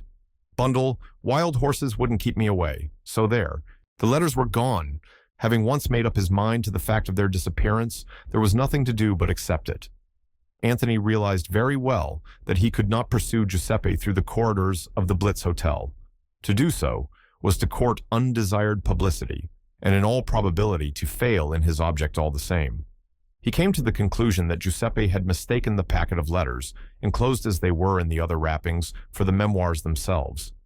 It was likely, therefore, that when he discovered his mistake, he would make another attempt to get hold of the memoirs. For this attempt, Anthony intended to be fully prepared. Another plan that occurred to him was to advertise discreetly for the return of the package of letters. Supposing Giuseppe to be an emissary of the Comrades of the Red Hand, or, which seemed to Anthony more probable, to be employed by the Loyalist Party, the letters could have no possible interest for either employer, and he would probably jump at the chance of obtaining a small sum of money for their return. Having thought out all this, Anthony returned to bed and slept peacefully until morning. He did not fancy that Giuseppe would be anxious for a second encounter that night. Anthony got up with his plan of campaign fully thought out. He had a good breakfast, glanced at the papers, which were full of the new discoveries of oil in Czechoslovakia, and then demanded an interview with the manager, and, being Anthony Cade, with a gift for getting his own way by means of quiet determination, he obtained what he asked for.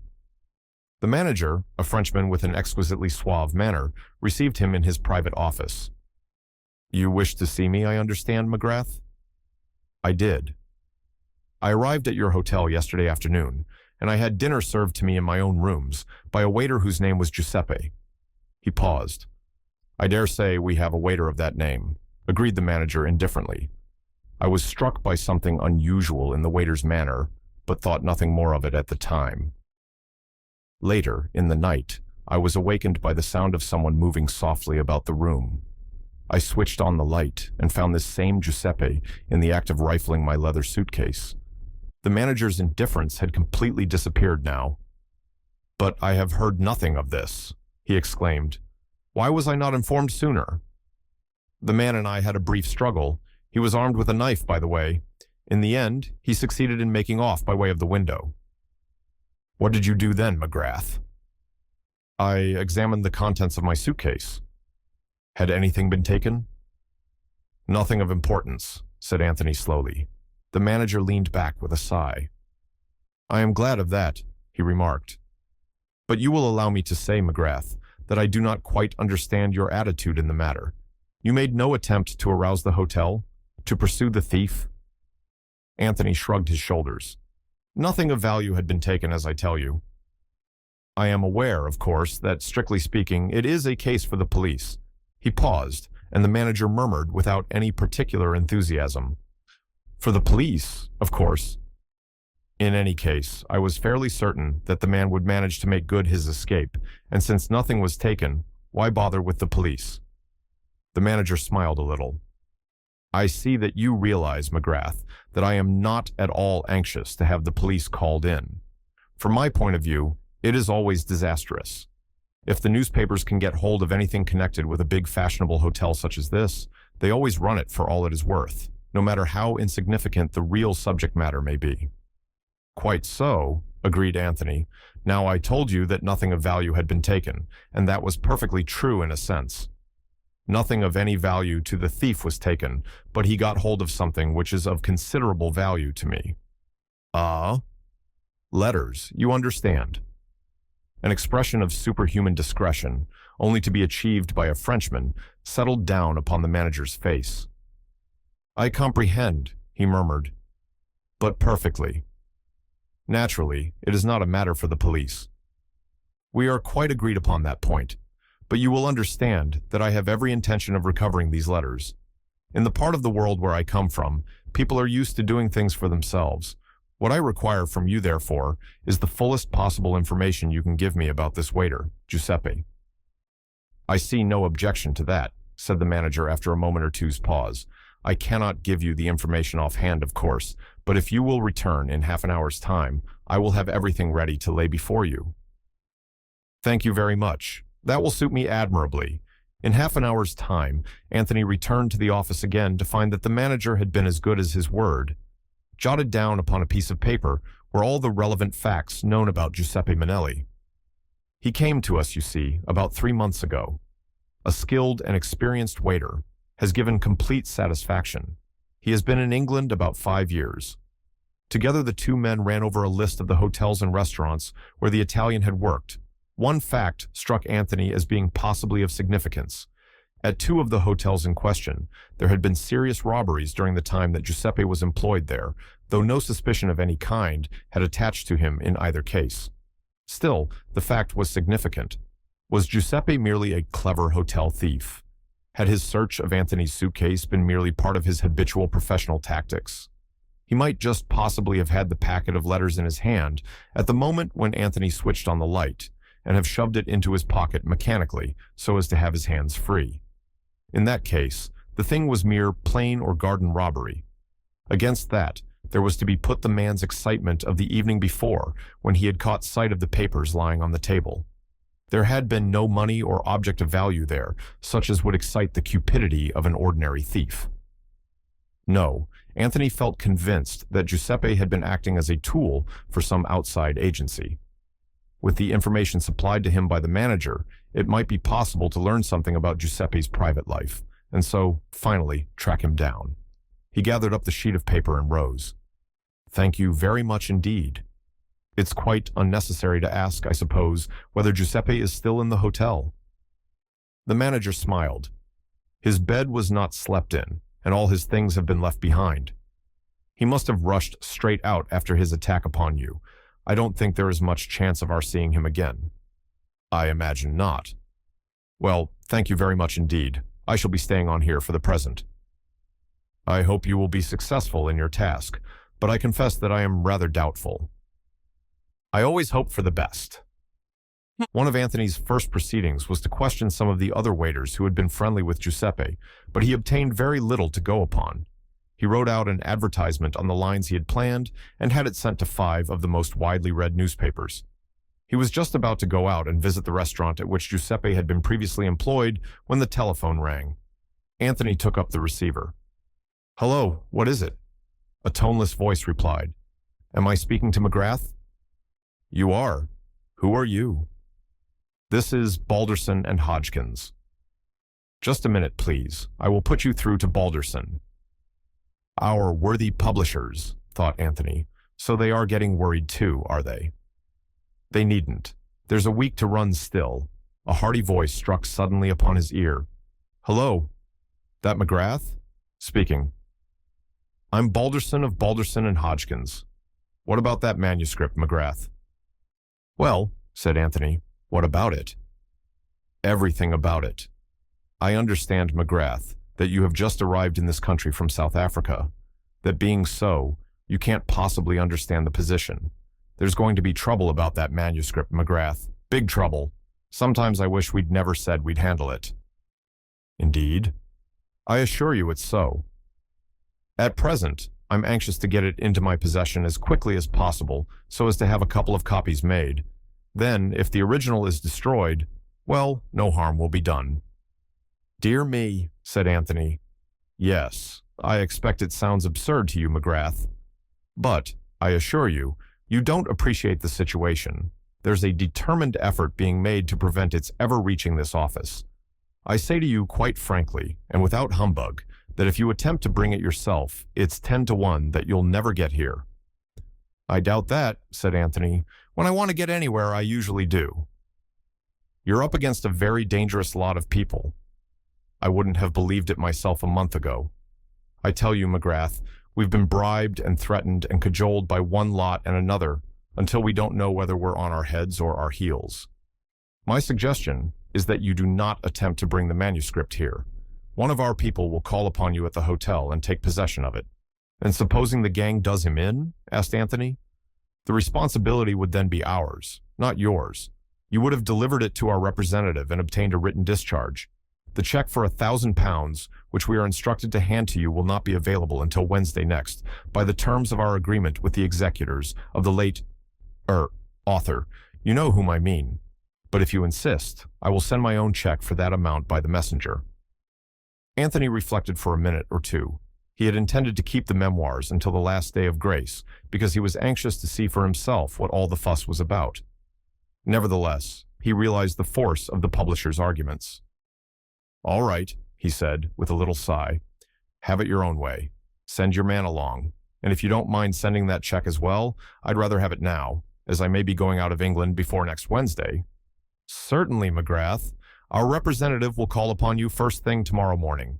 It will be wiser not to send anyone direct from the office. Our Holmes lives in South London.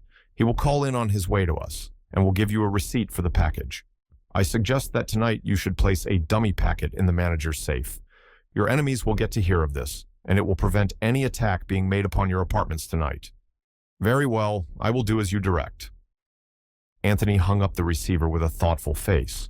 Then he went on with his interrupted plan of seeking news of the slippery Giuseppe. He drew a complete blank, however. Giuseppe had worked at the restaurant in question, but nobody seemed to know anything of his private life or associates. "But I'll get you, my lad," murmured Anthony between his teeth. "I'll get you yet."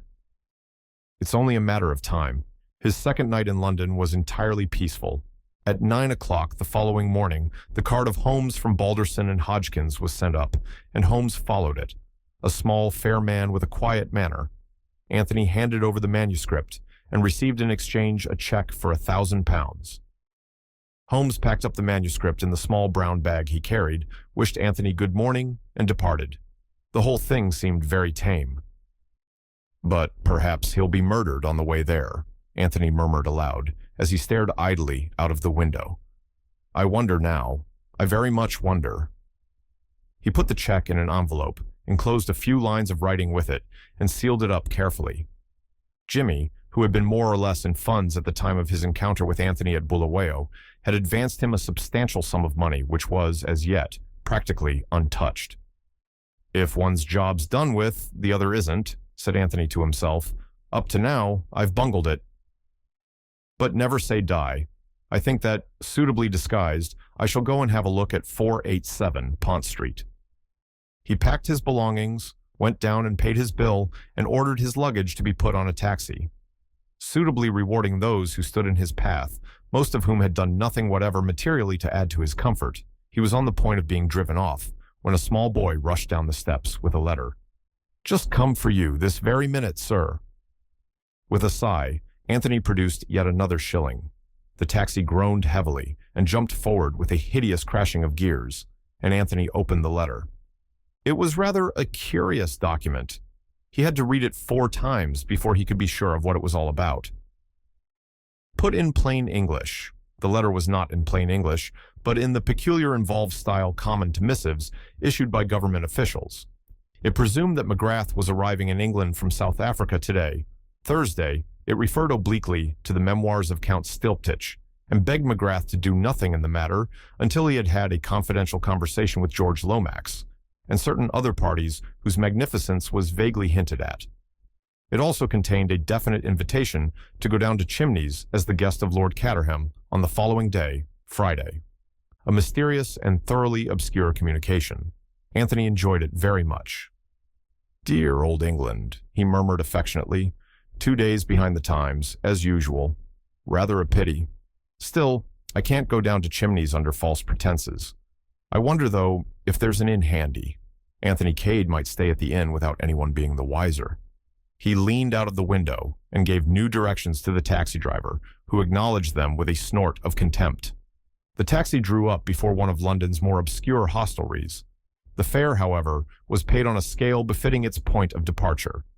Having booked a room in the name of Anthony Cade, Anthony passed into a dingy writing room, took out a sheet of notepaper stamped with the legend Hotel Blitz, and wrote rapidly. He explained that he had arrived on the preceding Tuesday, that he had handed over the manuscript in question to Balderson and Hodgkins, and he regretfully declined the kind invitation of Lord Caterham as he was leaving England almost immediately. He signed the letter, "Yours faithfully, James McGrath." "And now," said Anthony, as he affixed the stamp to the envelope, "to business. Exit James McGrath and enter Anthony Cade." On that same Thursday afternoon, Virginia Revel had been playing tennis at Ranelagh. All the way back to Pont Street, as she lay back in the long, luxurious limousine, a little smile played upon her lips as she rehearsed her part in the forthcoming interview. Of course, it was within the bounds of possibility that the blackmailer might not reappear, but she felt pretty certain that he would. She had shown herself an easy prey. Well, perhaps this time there would be a little surprise for him. When the car drew up at the house, she turned to speak to the chauffeur before going up the steps. "How's your wife, Walton? I forgot to ask."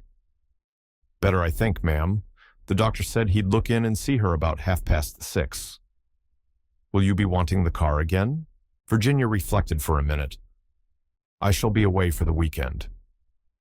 I'm going by the 6:40 from Paddington, but I shan't need you again. A taxi will do for that. I'd rather you saw the doctor. If he thinks it would do your wife good to go away for the weekend, take her somewhere, Walton. I'll stand the expense." Cutting short the man's thanks with an impatient nod of the head, Virginia ran up the steps, delved into her bag in search of her latchkey, remembered she hadn't got it with her, and hastily rang the bell. It was not answered at once, but as she waited there, a young man came up the steps. He was shabbily dressed and carried in his hand a sheaf of leaflets. He held one out to Virginia with the legend on it plainly visible. "Why did I serve my country?" In his left hand he held a collecting box. "I can't buy 2 of those awful poems in one day," said Virginia pleadingly. "I bought one this morning. I did indeed, honor bright." The young man threw back his head and laughed. Virginia laughed with him. Running her eyes carelessly over him, she thought him a more pleasing specimen than usual of London's unemployed. She liked his brown face and the lean hardness of him. She went so far as to wish she had a job for him. But at that moment the door opened, and immediately Virginia forgot all about the problem of the unemployed, for to her astonishment, the door was opened by her own maid, Elise. "Where's Chilvers?" she demanded sharply, as she stepped into the hall. "But he is gone, madame, with the others." "What others?" "Gone where?" "But to Datchet, madame. To the cottage, as your telegram said." "My telegram?" said Virginia, utterly at sea. "Did not madame send a telegram?" "Surely there can be no mistake. It came but an hour ago." "I never sent any telegram. What did it say?" "I believe it is still on the table, la basse." Elise retired, pounced upon it, and brought it to her mistress in triumph. "Voilà, madame." The telegram was addressed to Chilvers and ran as follows. "Please take household down to cottage at once and make preparations for weekend party there.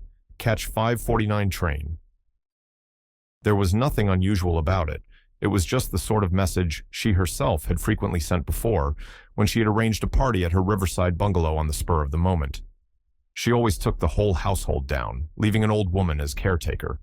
Chilvers would not have seen anything wrong with the message, and like a good servant had carried out his orders faithfully enough. "Me, I remained," explained Elise, knowing that Madame would wish me to pack for her. "It's a silly hoax," cried Virginia, flinging down the telegram angrily. "You know perfectly well, Elise, that I am going to Chimneys. I told you so this morning." I thought Madame had changed her mind. Sometimes that does happen, does it not, Madame? Virginia admitted the truth of the accusation with a half smile. She was busy trying to find a reason for this extraordinary practical joke. Elise cut forward a suggestion. Mon Dieu, she cried, clasping her hands. If it should be the malefactors, the thieves. They send the bogus telegram and get the domestiques all out of the house, and then they rob it. I suppose that might be it, said Virginia doubtfully. Yes, madam, that is it without a doubt. Every day you read in the papers of such things. Madam will ring up the police at once, before they arrive and cut our throats. Don't get so excited, Elise. They won't come and cut our throats at 6 o'clock in the afternoon. Madame, I implore you, let me run out and fetch a policeman now at once. What on earth for? Don't be silly, Elise. Go up and pack my things for Chimneys if you haven't already done it. The new Kailua evening dress, and the white crepe marocain, and, yes, the black velvet. Black velvet is so political, is it not? Madame looks ravishing in the eau de Nil satin, suggested Elise, her professional instincts reasserting themselves. No, I won't take that. Hurry up, Elise. There's a good girl. We've got very little time. I'll send a wire to Chilvers at Datchet, and I'll speak to the policeman on the beat as we go out and tell him to keep an eye on the place. Don't start rolling your eyes again, Elise. If you get so frightened before anything has happened, what would you do if a man jumped out from some dark corner and stuck a knife into you? Elise gave vent to a shrill squeak and beat a speedy retreat up the stairs, darting nervous glances over each shoulder as she went. Virginia made a face at her retreating back and crossed the hall to the little study where the telephone was. Elise's suggestion of ringing up the police station seemed to her a good one, and she intended to act upon it without any further delay. She opened the study door and crossed to the telephone. Then, with her hand on the receiver, she stopped. A man was sitting in the big armchair, sitting in a curious huddled position. In the stress of the moment, she had forgotten all about her expected visitor. Apparently, he had fallen asleep whilst waiting for her. She came right up to the chair, a slightly mischievous smile upon her face. And then, suddenly, the smile faded. The man was not asleep. He was dead. She knew it at once, knew it instinctively even before her eyes had seen and noted the small, shining pistol lying on the floor, the little singed hole just above the heart with the dark stain round it, and the horrible dropped jaw. She stood quite still, her hands pressed to her sides. In the silence, she heard Elise running down the stairs. Madame! Madame! Well, what is it? She moved quickly to the door. Her whole instinct was to conceal what had happened, for the moment anyway, from Elise. Elise would promptly go into hysterics. She knew that well enough, and she felt a great need for calm and quiet in which to think things out. Madame, would it not be better if I should draw the chain across the door? These malefactors, at any minute they may arrive. Yes, if you like. Anything you like. She heard the rattle of the chain, and then Elise, running upstairs again, and drew a long breath of relief. She looked at the man in the chair, and then at the telephone. Her course was quite clear. She must ring up the police at once. But still, she did not do so. She stood quite still, paralyzed with horror and with a host of conflicting ideas rushing through her brain. The bogus telegram. Had it something to do with this?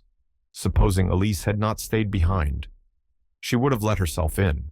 That is, presuming she had had her latchkey with her as usual, to find herself alone in the house with a murdered man. A man whom she had permitted to blackmail her on a former occasion. Of course, she had an explanation of that. But thinking of that explanation, she was not quite easy in her mind. She remembered how frankly incredible George had found it. Would other people think the same? Those letters now, of course, she hadn't written them, but would it be so easy to prove that? She put her hands on her forehead, squeezing them tight together. I must think, said Virginia. I simply must think.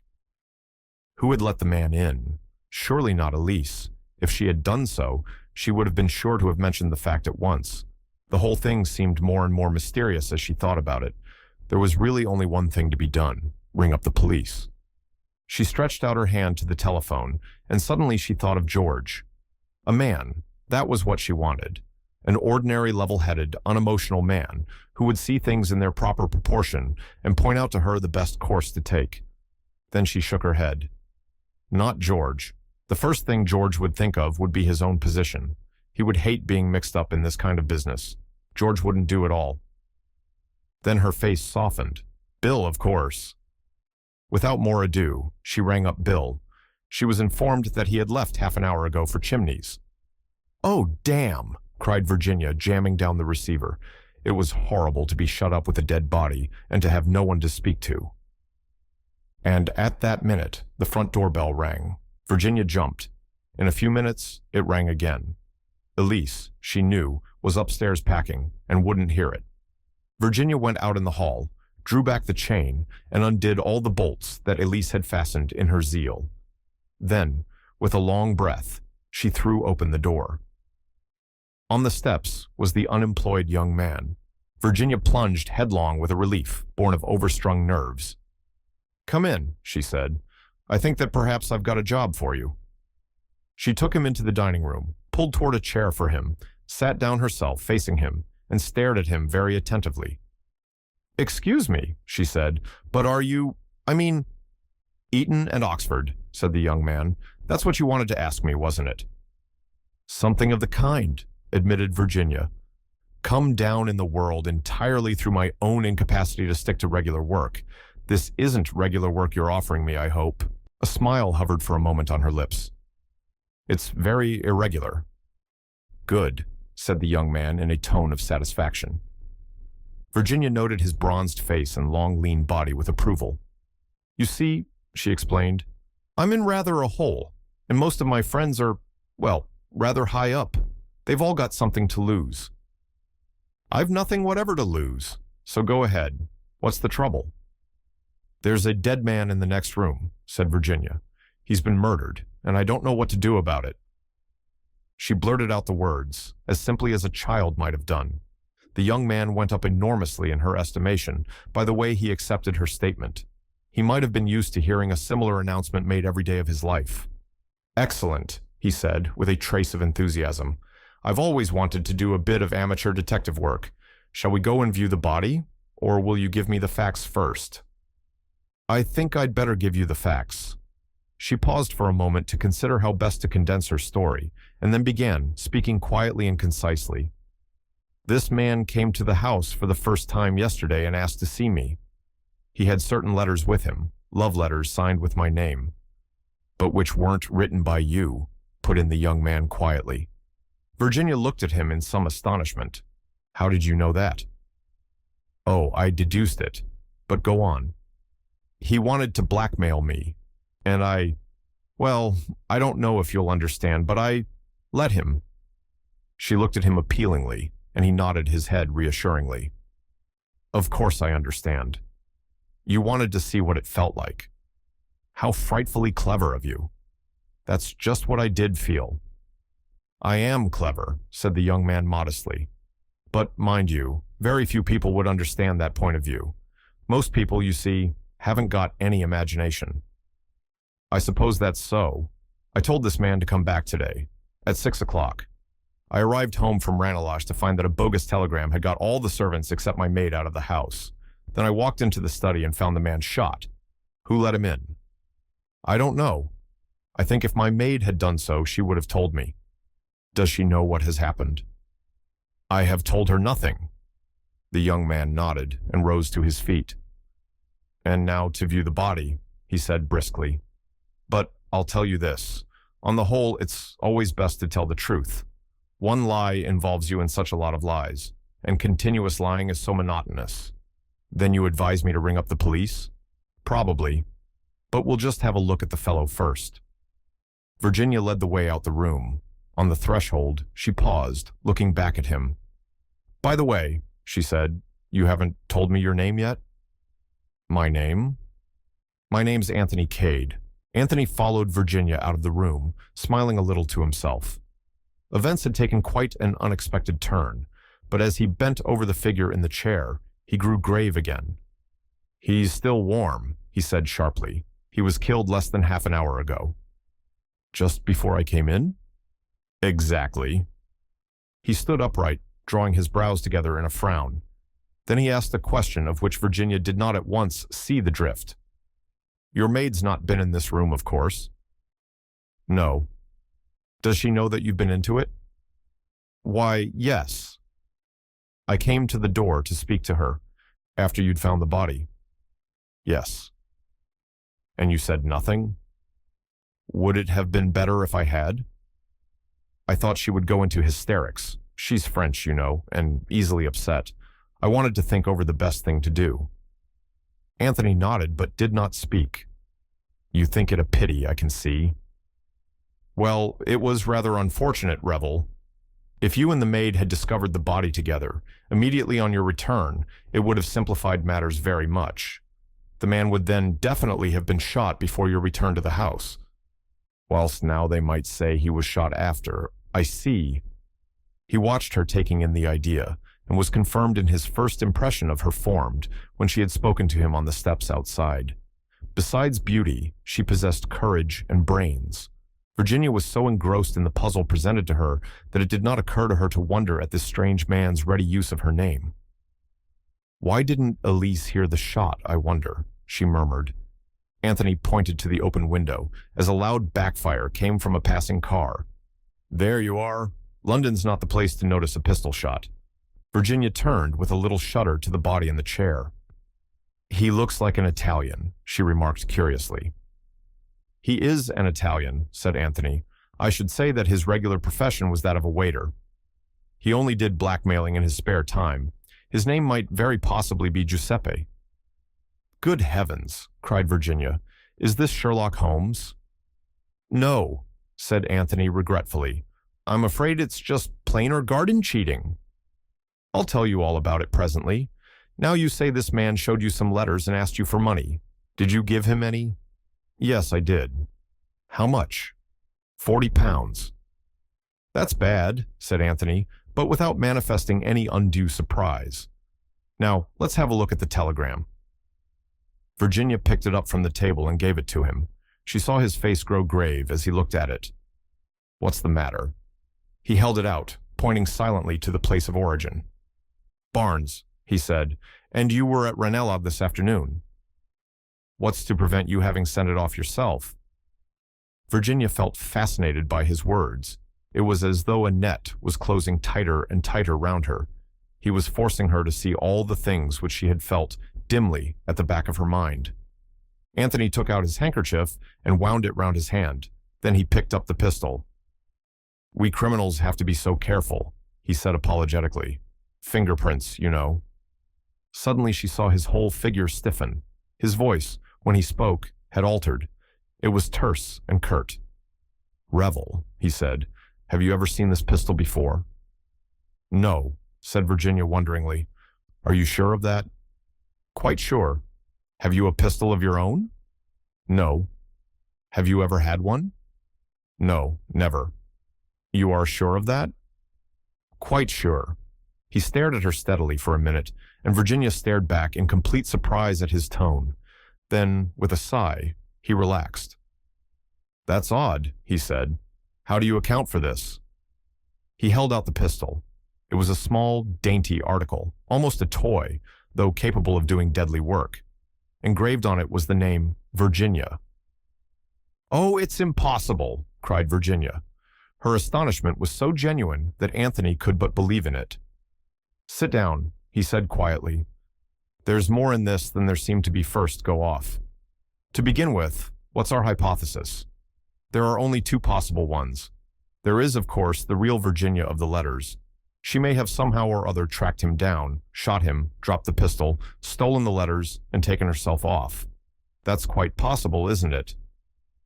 I suppose so, said Virginia unwillingly. The other hypothesis is a good deal more interesting. Whoever wished to kill Giuseppe wished also to incriminate you. In fact, that may have been their main object. They could get him easily enough anywhere. But they took extraordinary pains and trouble to get him here, and whoever they were, they knew all about you. Your cottage at Datchet, your usual household arrangements, and the fact that you were at Ranelagh this afternoon. It seems an absurd question, but have you any enemies, Revel? Of course I haven't. Not that kind, anyway. The question is, said Anthony, what are we going to do now? There are two courses open to us. A. Ring up the police, Tell the whole story, and trust to your unassailable position in the world and your hitherto blameless life. B. An attempt on my part to dispose successfully of the body. Naturally, my private inclinations urge me to. B. I've always wanted to see if I couldn't conceal a crime with the necessary cunning, but have had a squeamish objection to shedding blood. On the whole, I expect A's the soundest. Then there's a sort of Bowdlerized A. Ring up the police, but suppress the pistol and the blackmailing letters, that is, if they are on him still. Anthony ran rapidly through the dead man's pockets. He's been stripped clean, he announced. There's not a thing on him. There'll be dirty work at the crossroads over those letters yet. Hello, what's this? Hole in the lining. Something got caught there, torn roughly out, and a scrap of paper left behind. He drew out the scrap of paper as he spoke and brought it over to the light. Virginia joined him. Pity we haven't got the rest of it, he muttered. Chimneys 11:45 Thursday. Sounds like an appointment. Chimneys? Cried Virginia. How extraordinary. Why extraordinary? Rather high-toned for such a low fellow. I'm going to Chimneys this evening. At least I was. Anthony wheeled round on her. What's that? Say that again. I was going to Chimneys this evening, repeated Virginia. Anthony stared at her. I begin to see. At least, I may be wrong, but it's an idea. Suppose someone wanted badly to prevent your going to Chimneys. My cousin George Lomax does, said Virginia with a smile, but I can't seriously suspect George of murder. Anthony did not smile. He was lost in thought. If you ring up the police, it's goodbye to any idea of getting to Chimneys today, or even tomorrow, and I should like you to go to Chimneys. I fancy it will disconcert our unknown friends. Revel, will you put yourself in my hands? It's to be Plan B, then. It's to be Plan B. The first thing is to get that maid of yours out of the house. Can you manage that? Easily.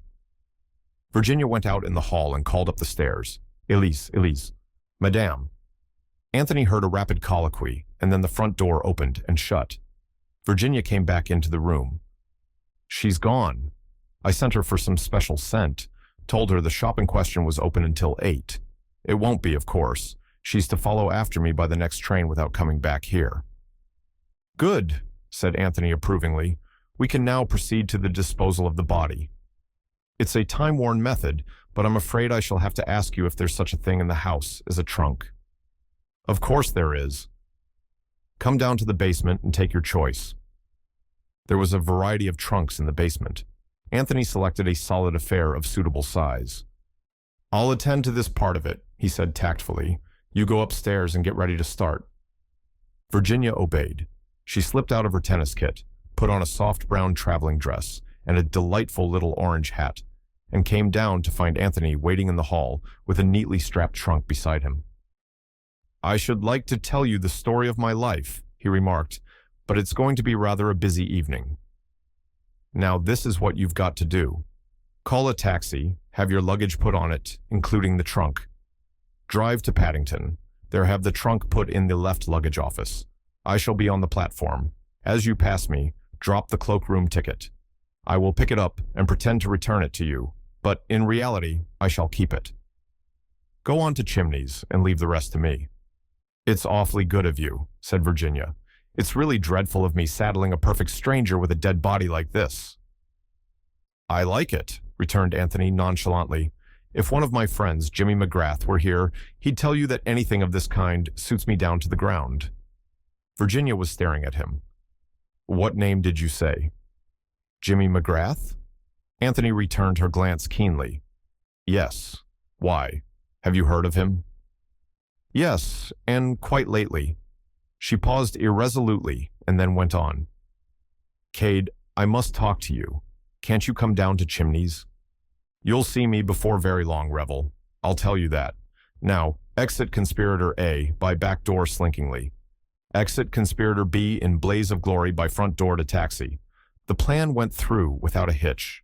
Anthony, having picked up a second taxi, was on the platform and duly retrieved the fallen ticket. He then departed in search of a somewhat battered second-hand Morris Cowley, which he had acquired earlier in the day in case it should be necessary to his plans. Returning to Paddington in this, He handed the ticket to the porter, who got the trunk out of the cloakroom and wedged it securely at the back of the car. Anthony drove off. His objective now was out of London.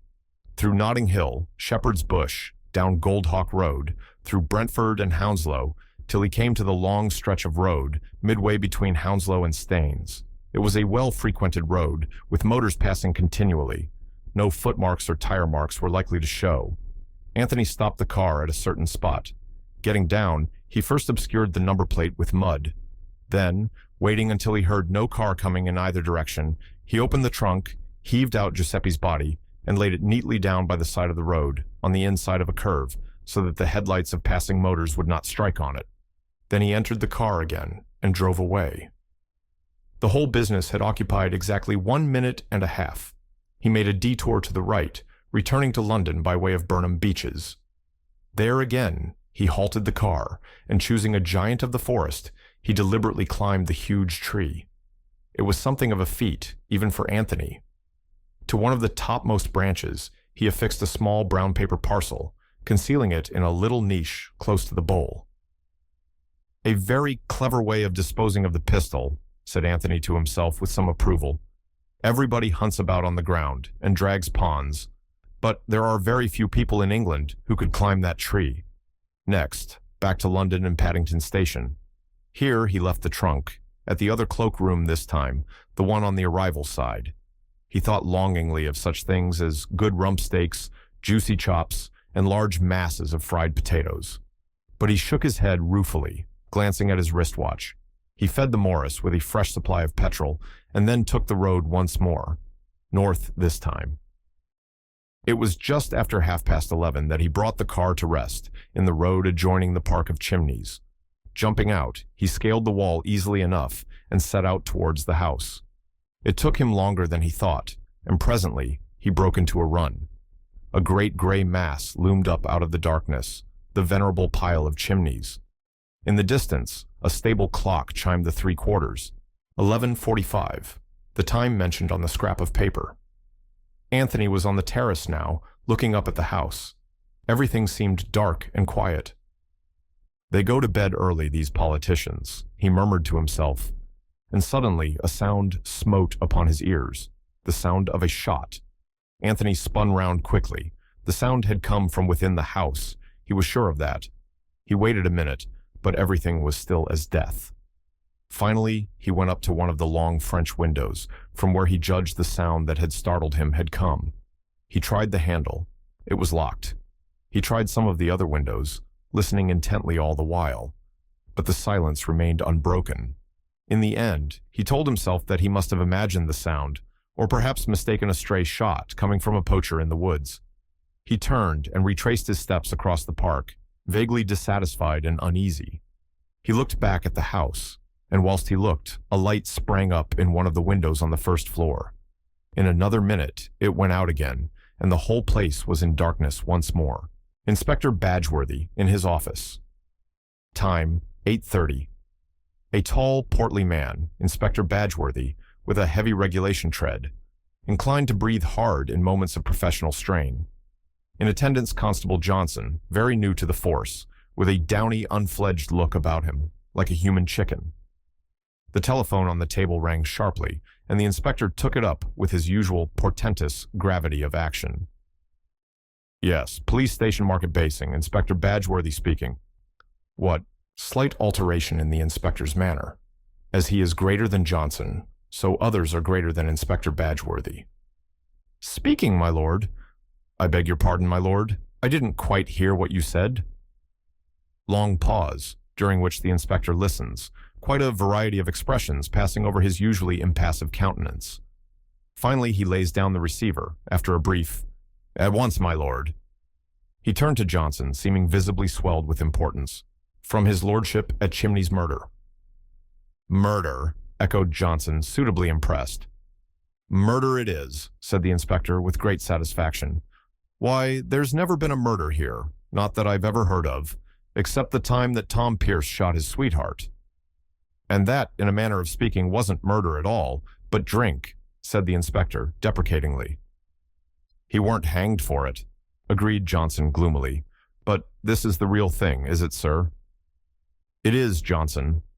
One of his lordship's guests, a foreign gentleman, discovered shot, open window and footprints outside. I'm sorry it were a foreigner, said Johnson, with some regret. It made the murder seem less real.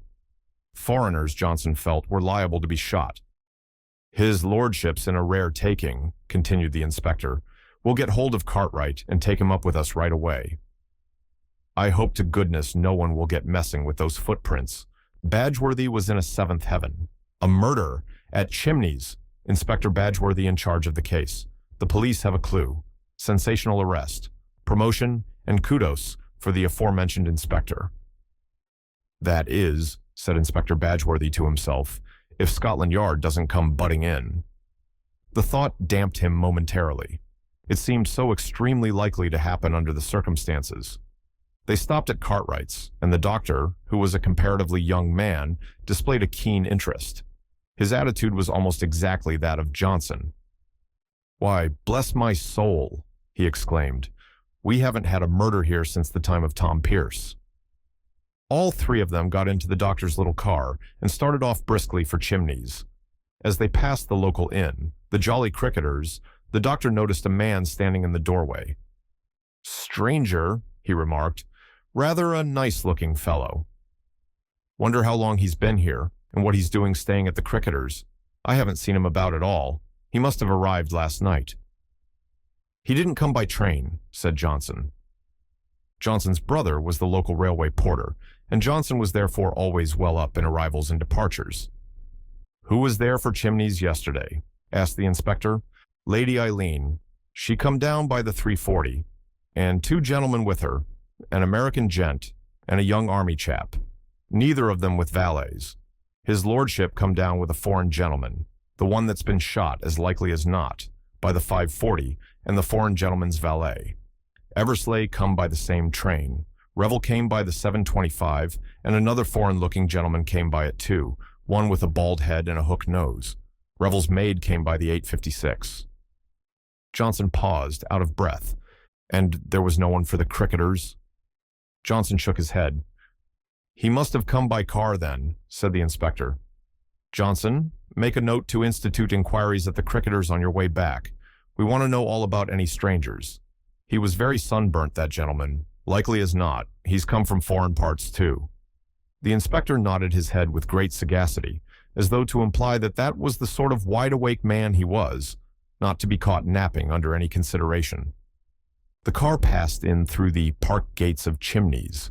Descriptions of that historic place can be found in any guidebook. It is also 3 in Historic Homes of England, price 21. On Thursdays, Charza Bonks come over from Middlingham and view those portions of it which are open to the public. In view of all these facilities, to describe Chimneys would be superfluous. They were received at the door by a white-headed butler whose demeanor was perfect. We are not accustomed, it seemed to say, to having murder committed within these walls. But these are evil days. Let us meet disaster with perfect calm and pretend with our dying breath that nothing out of the usual has occurred. His lordship, said the butler, is expecting you. This way, if you please. He led them to a small, cozy room which was Lord Caterham's refuge from the magnificence elsewhere, and announced them. The police, my lord, and Cartwright. Lord Caterham was pacing up and down in a visibly agitated state. Ha, Inspector, you've turned up at last. I'm thankful for that. How are you, Cartwright? This is the very devil of a business, you know. The very devil of a business. And Lord Caterham, running his hands through his hair in a frenzied fashion until it stood upright in little tufts, looked even less like a peer of the realm than usual. Where's the body? Asked the doctor in curt, businesslike fashion. Lord Caterham turned to him as though relieved at being asked a direct question. In the council chamber, just where it was found. I wouldn't have it touched. I believed, that was the correct thing to do. Quite right, my lord, said the inspector approvingly. He produced a notebook and pencil. And who discovered the body? Did you? Good Lord, no, said Lord Caterham. You don't think I usually get up at this unearthly hour in the morning, do you? No, a housemaid found it. She screamed a good deal, I believe. I didn't hear her myself. Then they came to me about it, and of course I got up and came down. And there it was, you know. You recognize the body as that of one of your guests? That's right, Inspector. By name? This perfectly simple question seemed to upset Lord Caterham. He opened his mouth once or twice, and then shut it again. Finally he asked feebly, Do you mean, what was his name? Yes, my lord. Well, said Lord Caterham, looking slowly round the room, as though hoping to gain inspiration. His name was, I should say it was, yes, decidedly so, Count Stanislaus. There was something so odd about Lord Caterham's manner that the inspector ceased using his pencil and stared at him instead. But at that moment, a diversion occurred which seemed highly welcome to the embarrassed peer. The door opened, and a girl came into the room. She was tall, slim, and dark, with an attractive boyish face and a very determined manner. This was Lady Eileen Brent, commonly known as Bundle, Lord Caterham's eldest daughter. She nodded to the others and addressed her father directly. I've got him, she announced. For a moment, the inspector was on the point of starting forward under the impression that the young lady had captured the murderer red-handed, but almost immediately he realized that her meaning was quite different. Lord Caterham uttered a sigh of relief. That's a good job. What did he say? He's coming over at once. We are to use the utmost discretion. Her father made a sound of annoyance. That's just the sort of idiotic thing George Lomax would say. However, once he comes, I shall wash my hands of the whole affair. He appeared to cheer up a little at the prospect. And the name of the murdered man was Count Stanislaus? Queried the doctor. A lightning glance passed between father and daughter, and then the former said with some dignity, Certainly, I said so just now. I asked because you didn't seem quite sure about it before, explained Cartwright. There was a faint twinkle in his eye, and Lord Caterham looked at him reproachfully. I'll take you to the council chamber, he said more briskly. They followed him, the inspector bringing up the rear and darting sharp glances all around him as he went, much as though he expected to find a clue in a picture frame or behind a door. Lord Caterham took a key from his pocket and unlocked a door, flinging it open. They all passed into a big room paneled in oak, with 3 long windows giving on the terrace. There was a long refectory table and a good many oak chests and some beautiful old chairs. On the walls were various paintings of dead-and-gone Caterhams and others. Near the left-hand wall, about halfway between the door and the window, a man was lying on his back, his arms flung wide. Cartwright went over and knelt down by the body. The inspector strode across to the windows and examined them in turn. The center one was closed, but not fastened. On the steps outside were footprints leading up to the window, and a second set going away again. Clear enough, said the inspector with a nod, but there ought to be footprints on the inside as well. They'd show up plain on this parquet floor. I think I can explain that, interposed Bundle. The housemaid had polished half the floor this morning before she saw the body. You see, it was dark when she came in here. She went straight across to the windows, drew the curtains, and began on the floor, and naturally didn't see the body, which is hidden from that side of the room by the table. She didn't see it until she came right on top of it. The inspector nodded. Well, said Lord Caterham, eager to escape, I'll leave you here, Inspector. You'll be able to find me if you want me, but George Lomax is coming over from Wyvern Abbey shortly, and he'll be able to tell you far more than I could. It's his business, really. I can't explain, but he will when he comes. Lord Caterham beat a precipitate retreat without waiting for a reply. Too bad for Lomax, he complained, letting me in for this. What's the matter, Treadwell? The white-haired butler was hovering deferentially at his elbow. I have taken the liberty, my lord, of advancing the breakfast hour as far as you are concerned. Everything is ready in the dining room.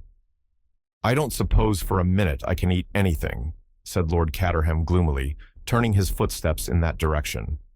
Not for a moment. Bundle slipped her hand through his arm, and they entered the dining room together. On the sideboard were half a score of heavy silver dishes, ingeniously kept hot by patent arrangements.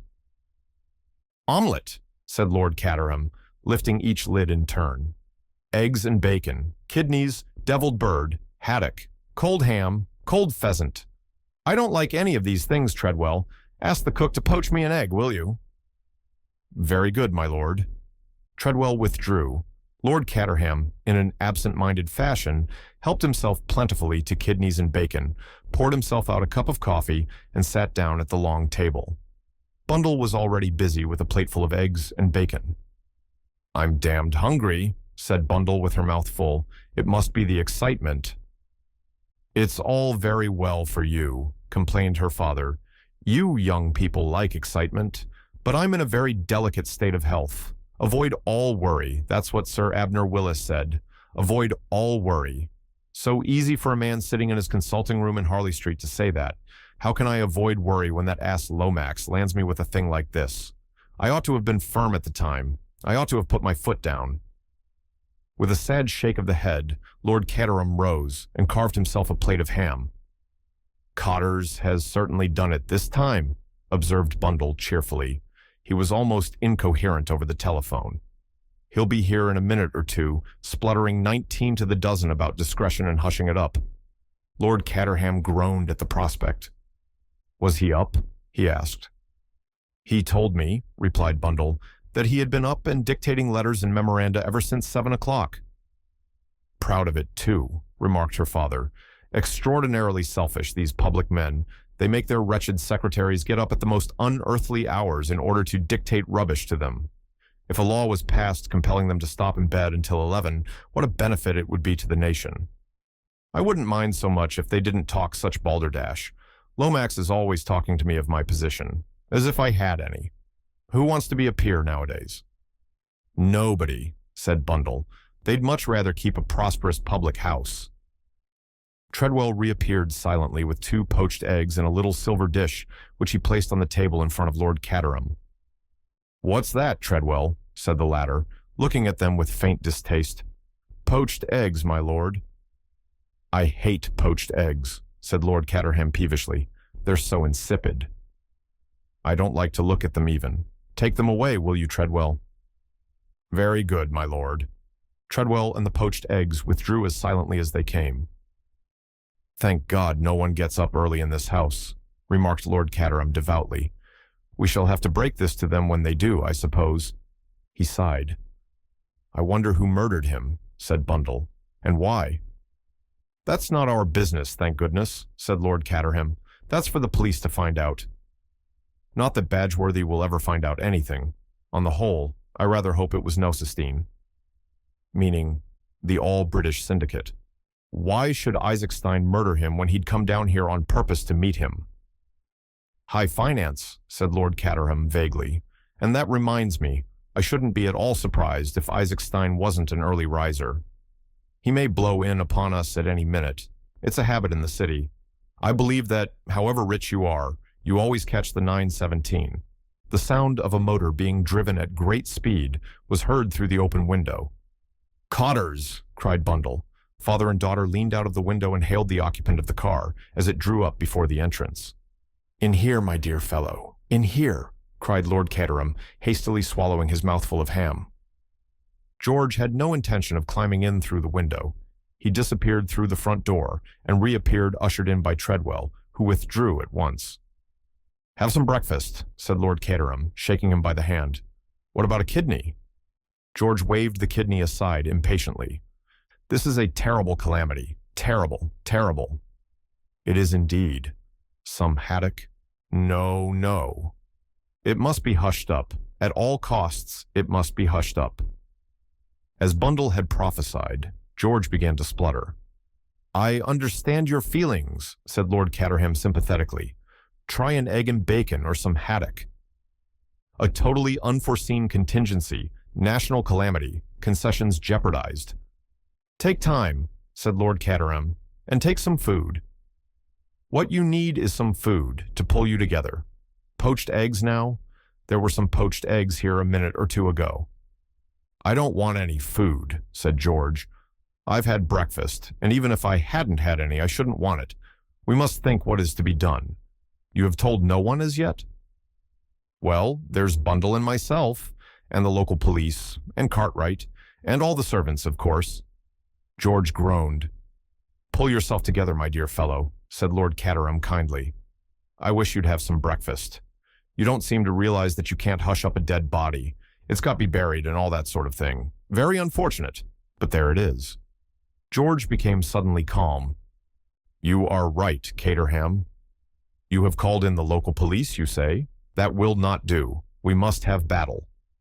"Battle, murder, and sudden death?" inquired Lord Caterham, with a puzzled face. "No, no, you misunderstand me. I referred to Superintendent Battle of Scotland Yard, a man of the utmost discretion. He worked with us in that deplorable business of the party funds." "What was that?" asked Lord Caterham with some interest. But George's eye had fallen upon Bundle as she sat half in and half out of the window, and he remembered discretion just in time. He rose. "We must waste no time. I must send off some wires at once. If you write them out, Bundle will send them through the telephone." George pulled out a fountain pen and began to write with incredible rapidity. He handed the first one to Bundle, who read it with a great deal of interest. "God, what a name," she remarked. "Baron, how much?" "Baron Lola Pretchel." Bundle blinked. "I've got it, but it will take some conveying to the post office." George continued to write. Then he handed his labors to Bundle and addressed the master of the house. "The best thing that you can do, Caterham—" "Yes," said Lord Caterham apprehensively, "is to leave everything in my hands." "Certainly," said Lord Caterham with alacrity. "Just what I was thinking myself. You'll find the police and Cartwright in the council chamber. With the body, you know.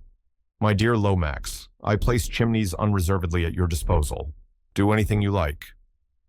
"Thank you," said George, "if I should want to consult you." But Lord Caterham had faded unobtrusively through the farther door. Bundle had observed his retreat with a grim smile. "I'll send off those telegrams at once," she said. "You know your way to the council chamber." "Thank you, Lady Eileen." George hurried from the room. So apprehensive was Lord Caterham of being consulted by George that he spent the whole morning making a tour of his estate. Only the pangs of hunger drew him homeward. He also reflected that by now the worst would surely be over. He sneaked into the house quietly by a small side door. From there he slipped neatly into his sanctum. He flattered himself that his entrance had not been observed, but there he was mistaken. The watchful Treadwell let nothing escape him. He presented himself at the door. "You'll excuse me, my lord." "What is it, Treadwell?"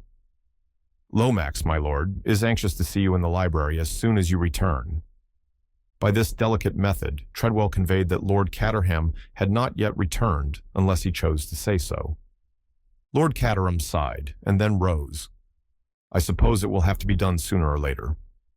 "In the library, you say?" "Yes, my lord." Sighing again, Lord Caterham crossed the wide spaces of his ancestral home and reached the library door. The door was locked. As he rattled the handle, it was unlocked from inside, opened a little way, and the face of George Lomax appeared, peering out suspiciously. His face changed when he saw who it was. "Ah, Caterham, come in. We were just wondering what had become of you." Murmuring something vague about duties on the estate, repairs for tenants, Lord Caterham sidled in apologetically. There were two other men in the room. One was Colonel Melrose, the chief constable. The other was a squarely built middle-aged man with a face so singularly devoid of expression as to be quite remarkable. "Superintendent Battle arrived half an hour ago," explained George. "He has been round with Inspector Badgeworthy and seen Cartwright. He now wants a few facts from us." They all sat down after Lord Caterham had greeted Melrose and acknowledged his introduction to Superintendent Battle. "I need hardly tell you, Battle," said George, "that this is a case in which we must use the utmost discretion." The superintendent nodded in an offhand manner that rather took Lord Caterham's fancy. "That will be all right, Lomax, but no concealments from us. I understand that the dead gentleman was called Count Stanislaus. At least, that is the name by which the household knew him. Now, was that his real name?" "It was not." "What was his real name?" "Prince Michael of Czechoslovakia." Battle's eyes opened just a trifle, otherwise he gave no sign. "And what, if I may ask the question, was the purpose of his visit here?" "Just pleasure." There was a further object, Battle. All this in the strictest confidence, of course. Yes, yes, Lomax. Colonel Melrose, of course. Well, then, Prince Michael was here for the express purpose of meeting Hermann Isaacstein. A loan was to be arranged on certain terms. Which were? I do not know the exact details. Indeed, they had not yet been arranged. But in the event of coming to the throne, Prince Michael pledged himself to grant certain oil concessions to those companies in which Isaacstein is interested. The British government was prepared to support the claim of Prince Michael to the throne in view of his pronounced British sympathies. Well, said Superintendent Battle, I don't suppose I need go further into it than that. Prince Michael wanted the money, Isaacstein wanted oil, and the British government was ready to do the heavy father. Just one question. Was anyone else after those concessions? I believe an American group of financiers had made overtures to His Highness. And been turned down, eh? But George refused to be drawn. Prince Michael's sympathies were entirely pro-British, he repeated. Superintendent Battle did not press the point. Lord Caterham, I understand that this is what occurred yesterday. You met Prince Michael in town and journeyed down here in company with him. The prince was accompanied by his valet, a Czechoslovakian named Boris Anchukov, but his equerry, Captain Andrashy, remained in town. The prince, on arriving, declared himself greatly fatigued and retired to the apartments set aside for him. Dinner was served to him there, and he did not meet the other members of the house party. Is that correct? Quite correct. This morning, a housemaid discovered the body at approximately 7:45. Cartwright examined the dead man and found that death was the result of a bullet fired from a revolver. No revolver was found, and no one in the house seems to have heard the shot. On the other hand, the dead man's wristwatch was smashed by the fall and marks the crime as having been committed at exactly 11:45. Now, what time did you retire to bed last night? We went early. Somehow or other, the party didn't seem to go, if you know what I mean, Superintendent. We went up about 10:30, I should say.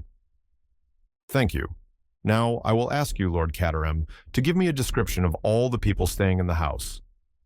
But, excuse me, I thought the fellow who did it came from outside? Superintendent Battle smiled.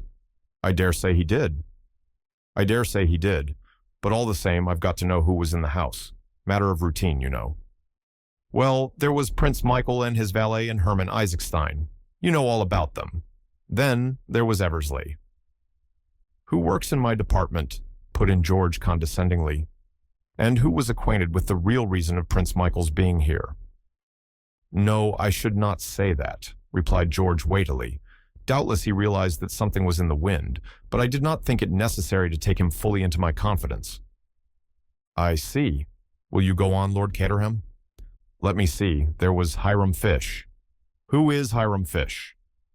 Fish is an American. He brought over a letter of introduction from Lucius Gott. You've heard of Lucius Gott? Superintendent Battle smiled acknowledgement. Who had not heard of Lucius Gott, the multimillionaire? He was specially anxious to see my first editions. Gott's collection is, of course, unequaled, but I've got several treasures myself. This Fish was an enthusiast. Lomax had suggested that I ask one or two extra people down here this weekend to make things seem more natural, so I took the opportunity of asking Fish. That finishes the men. As for the ladies, there is only Revel, and I expect she brought a maid or something like that. Then there was my daughter, and of course the children, and their nurses and governesses and all the servants. Lord Caterham paused and took a breath. Thank you, said the detective. A mere matter of routine, but necessary as such. There is no doubt, I suppose, asked George ponderously, that the murderer entered by the window? Battle paused for a minute before replying slowly. There were footsteps leading up to the window and footsteps leading away from it. A car stopped outside the park at 11:40 last night. At 12 o'clock, a young man arrived at the Jolly Cricketers in a car and engaged a room. He put his boots outside to be cleaned. They were very wet and muddy, as though he had been walking through the long grass in the park. George leant forward eagerly. Could not the boots be compared with the footprints? They were. Well, they exactly correspond. That settles it, cried George. We have the murderer. The young man, what is his name, by the way? At the inn, he gave the name of Anthony Cade. This Anthony Cade must be pursued at once and arrested. You won't need to pursue him, said Superintendent Battle. Why? Because he's still there. What?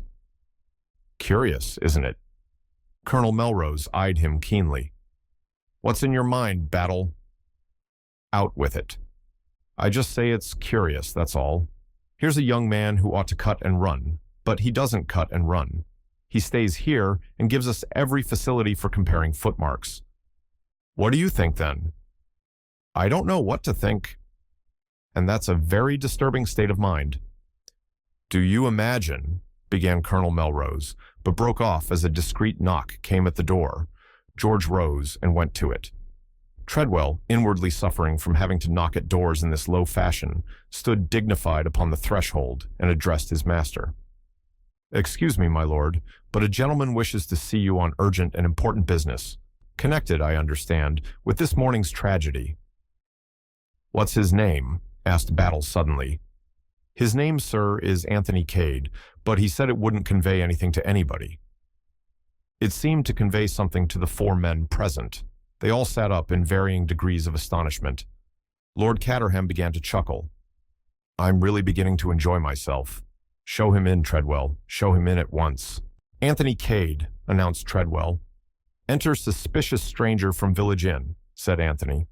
He made his way toward Lord Caterham with a kind of instinct rare in strangers. At the same time, he summed up the other three men in his own mind thus. 1. Scotland Yard. 2. Local dignitary, probably chief constable. 3. Harris gentleman on the verge of apoplexy, possibly connected with the government. I must apologize, continued Anthony, still addressing Lord Caterham, for forcing my way in like this, I mean. But it was rumored round the Jolly Dog, or whatever the name of your local pub may be, that you had had a murder up here, and as I thought I might be able to throw some light upon it, I came along. For a moment or two, no one spoke. Superintendent Battle, because he was a man of ripe experience, who knew how infinitely better it was to let everyone else speak if they could be persuaded upon to do so, Colonel Melrose, because he was habitually taciturn, George, because he was in the habit of having notice given him of the question, Lord Caterham, because he had not the least idea of what to say. The silence of the other three, however, and the fact that he had been directly addressed, finally forced speech upon the last named. Quite so, he said nervously. Won't you, sit down? Thank you, said Anthony. George cleared his throat portentously. When you say you can throw light upon this matter, you mean? I mean, said Anthony, that I was trespassing upon Lord Caterham's property, for which I hope he will forgive me, last night at about 11:45, and that I actually heard the shot fired. I can at any rate fix the time of the crime for you. He looked round at the three in turn, his eyes resting longest on Superintendent Battle, the impassivity of whose face he seemed to appreciate. But I hardly think that that's news to you, he added gently. Meaning by that, Cade? Asked Battle. Just this. I put on shoes when I got up this morning. Later, when I asked for my boots, I couldn't have them. Some nice young constable had called round for them. So I naturally put two and two together, and hurried up here to clear my character if possible. A very sensible move, said Battle non-committally. Anthony's eyes twinkled a little. I appreciate your reticence, Inspector. It is Inspector, isn't it? Lord Caterham interposed. He was beginning to take a fancy to Anthony. Superintendent Battle of Scotland Yard. This is Colonel Melrose, our chief constable, and Lomax. Anthony looked sharply at George. George Lomax. Yes. I think, Lomax, said Anthony, that I had the pleasure of receiving a letter from you yesterday. George stared at him. I think not, he said coldly. But he wished that Miss Oscar were here. Miss Oscar wrote all his letters for him and remembered who they were to and what they were about. A great man like George could not possibly remember all these annoying details.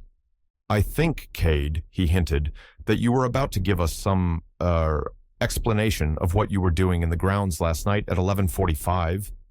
His tone said plainly, and whatever it may be, we are not likely to believe it. "Yes, Cade, what were you doing?" said Lord Caterham, with lively interest.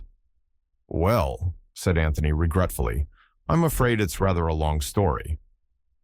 He drew out his cigarette case. "May I?" Lord Caterham nodded, and Anthony lit a cigarette and braced himself for the ordeal. He was aware, none better, of the peril in which he stood. In the short space of 24 hours, he had become embroiled in two separate crimes. His actions in connection with the first would not bear looking into for a second. After deliberately disposing of one body, and so defeating the aims of justice, he had arrived upon the scene of the second crime at the exact moment when it was being committed. For a young man looking for trouble, he could hardly have done better. South America, thought Anthony to himself, simply isn't in it with this. He had already decided upon his course of action. He was going to tell the truth, with one trifling alteration and one grave suppression. "The story begins," said Anthony, "about 3 weeks ago, in Bulawayo. Lomax, of course, knows where that is, outpost of the Empire. What do we know of England who only England know? All that sort of thing. I was conversing with a friend of mine, a James McGrath. He brought out the name slowly, with a thoughtful eye on George. George bounded in his seat and repressed an exclamation with difficulty. The upshot of our conversation was that I came to England to carry out a little commission for McGrath, who was unable to go himself. Since the passage was booked in his name, I traveled as James McGrath. I don't know what particular kind of offense that was.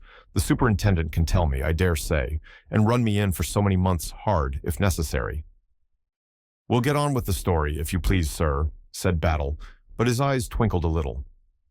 "On arrival in London, I went to the Blitz Hotel, still as James McGrath. My business in London was to deliver a certain manuscript to a firm of publishers, but almost immediately I received deputations from the representatives of two political parties of a foreign kingdom. The methods of one were strictly constitutional, the methods of the other were not. I dealt with them both accordingly, but my troubles were not over.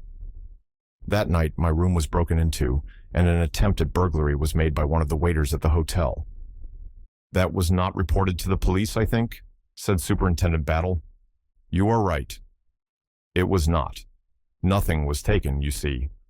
But I did report the occurrence to the manager of the hotel, and he will confirm my story and tell you that the waiter in question decamped rather abruptly in the middle of the night. The next day, the publishers rang me up and suggested that one of their representatives would call upon me and receive the manuscript. I agreed to this, and the arrangement was duly carried out on the following morning. Since I have heard nothing further, I presume the manuscript reached them safely. Yesterday, still as James McGrath, I received a letter from Lomax." Anthony paused. He was by now beginning to enjoy himself. George shifted uneasily. "I remember," he murmured, "such a large correspondence. The name, of course, being different, I could not be expected to know. And I may say," George's voice rose a little, firm in the assurance of moral stability, "that I consider this masquerading as another man in the highest degree improper. I have no doubt whatever, that you have incurred a severe legal penalty." "In this letter," continued Anthony, unmoved, "Lomax made various suggestions concerning the manuscript in my charge. He also extended an invitation to me from Lord Caterham to join the house party here." "Delighted to see you, my dear fellow," said that nobleman. "Better late than never, eh?" George frowned at him. Superintendent Battle bent an unmoved eye upon Anthony. "And is that your explanation of your presence here last night, sir?" he asked. "Certainly not," said Anthony warmly. "When I am asked to stay at a country house, I don't scale the wall late at night, tramp across the park, and try the downstairs windows. I drive up to the front door, ring the bell, and wipe my feet on the mat. I will proceed." I replied to Lomax's letter, explaining that the manuscript had passed out of my keeping, and therefore regretfully declining Lord Caterham's kind invitation. But after I had done so, I remembered something which had, up till then, escaped my memory. He paused. The moment had come for skating over thin ice. I must tell you that in my struggle with the waiter Giuseppe, I had wrested from him a small bit of paper with some words scribbled on it. They had conveyed nothing to me at the time, but I still had them, and the mention of Chimneys recalled them to me. I got the torn scrap out and looked at it. It was as I had thought. Here is the piece of paper, gentlemen. You can see for yourselves. The words on it are Chimneys 11:45 Thursday. Battle examined the paper attentively. Of course, continued Anthony, the word chimneys might have nothing whatever to do with this house. On the other hand, it might, and undoubtedly this Giuseppe was a thieving rascal.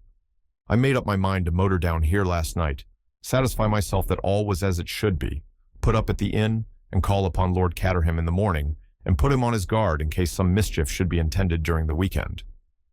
Quite so, said Lord Caterham encouragingly. Quite so. I was late in getting here, had not allowed enough time. Consequently, I stopped the car, climbed over the wall, and ran across the park. When I arrived on the terrace, the whole house was dark and silent. I was just turning away when I heard a shot.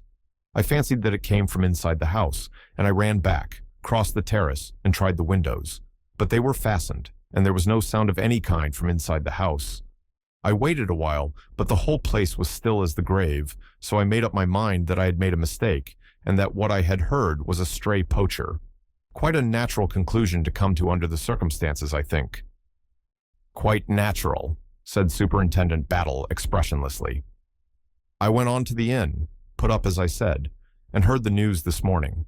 I realized, of course, that I was a suspicious character, bound to be under the circumstances, and came up here to tell my story, hoping it wasn't going to be handcuffs for one. There was a pause. Colonel Melrose looked sideways at Superintendent Battle. I think the story seems clear enough, he remarked. Yes, said Battle. I don't think we'll be handing out any handcuffs this morning. Any questions, Battle? There's one thing I'd like to know. What was this manuscript? He looked across at George, and the latter replied with a trace of unwillingness. The memoirs of the late Count Stilptich, you see. You needn't say anything more, said Battle. I see perfectly. He turned to Anthony. Do you know who it was that was shot, Cade? At the Jolly Dog, it was understood to be a Count Stanislaus or some such name. Tell him, said Battle laconically to George Lomax. George was clearly reluctant, but he was forced to speak. The gentleman who was staying here incognito as Count Stanislaus was His Highness Prince Michael of Czechoslovakia. Anthony whistled. That must be deuced awkward, he remarked. Superintendent Battle, who had been watching Anthony closely, gave a short grunt as though satisfied of something, and rose abruptly to his feet.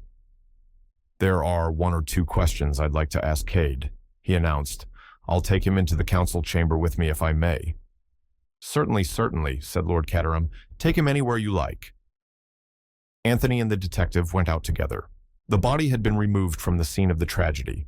There was a dark stain on the floor where it had lain, but otherwise there was nothing to suggest that a tragedy had ever occurred.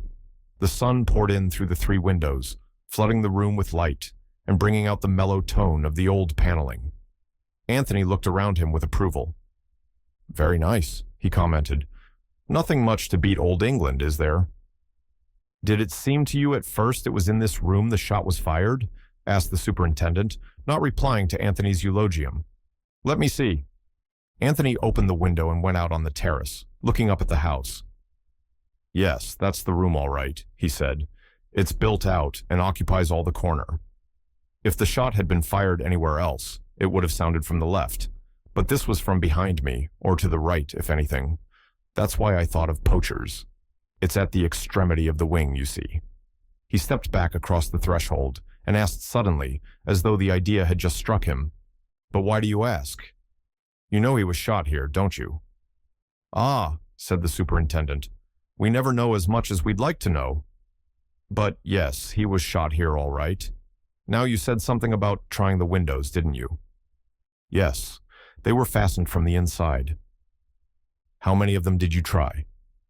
All 3 of them. Sure of that, sir? I'm in the habit of being sure. Why do you ask? That's a funny thing, said the superintendent. What's a funny thing? When the crime was discovered this morning, the middle one was open, not latched, that is to say. Whew, said Anthony, sinking down on the window seat and taking out his cigarette case. That's rather a blow. That opens up quite a different aspect of the case. It leaves us 2 alternatives. Either he was killed by someone in the house, and that someone unlatched the window after I had gone to make it look like an outside job, incidentally with me as Little Willie, or else, not to mince matters, I'm lying. I dare say you incline to the second possibility, but upon my honor, you're wrong. Nobody's going to leave this house until I'm through with them, I can tell you that, said Superintendent Battle grimly. Anthony looked at him keenly. How long have you had the idea that it might be an inside job? He asked. Battle smiled. I've had a notion that way all along. Your trail was a bit too flaring, if I may put it that way.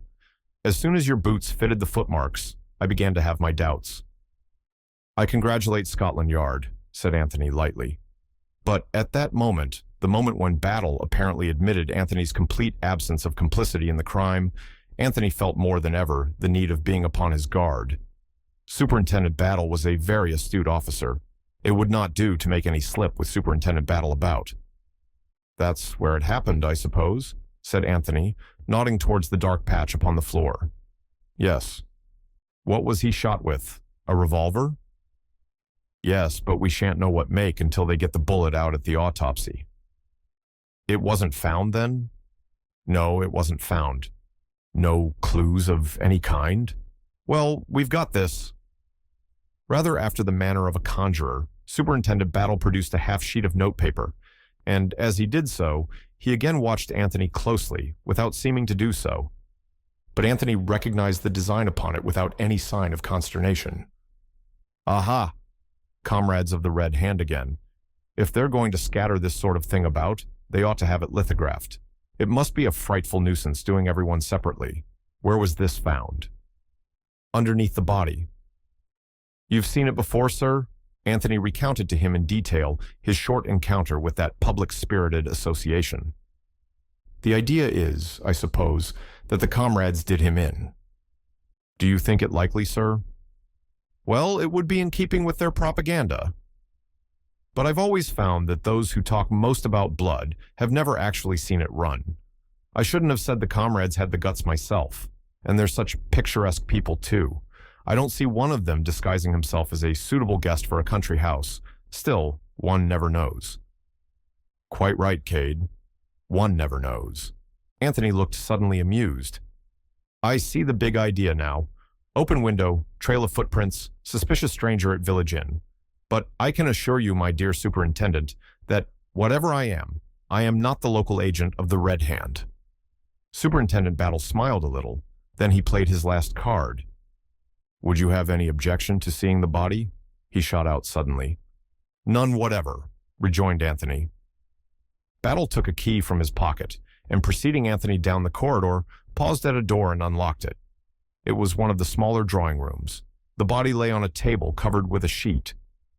Superintendent Battle waited until Anthony was beside him, and then whisked away the sheet suddenly. An eager light sprang into his eyes at the half-uttered exclamation and the start of surprise which the other gave. So you do recognize him, Cade, he said, in a voice that he strove to render devoid of triumph. I've seen him before, yes, said Anthony, recovering himself, but not as Prince Michael Obolovich. He purported to come from Balderson and Hodgkins, and he called himself Holmes.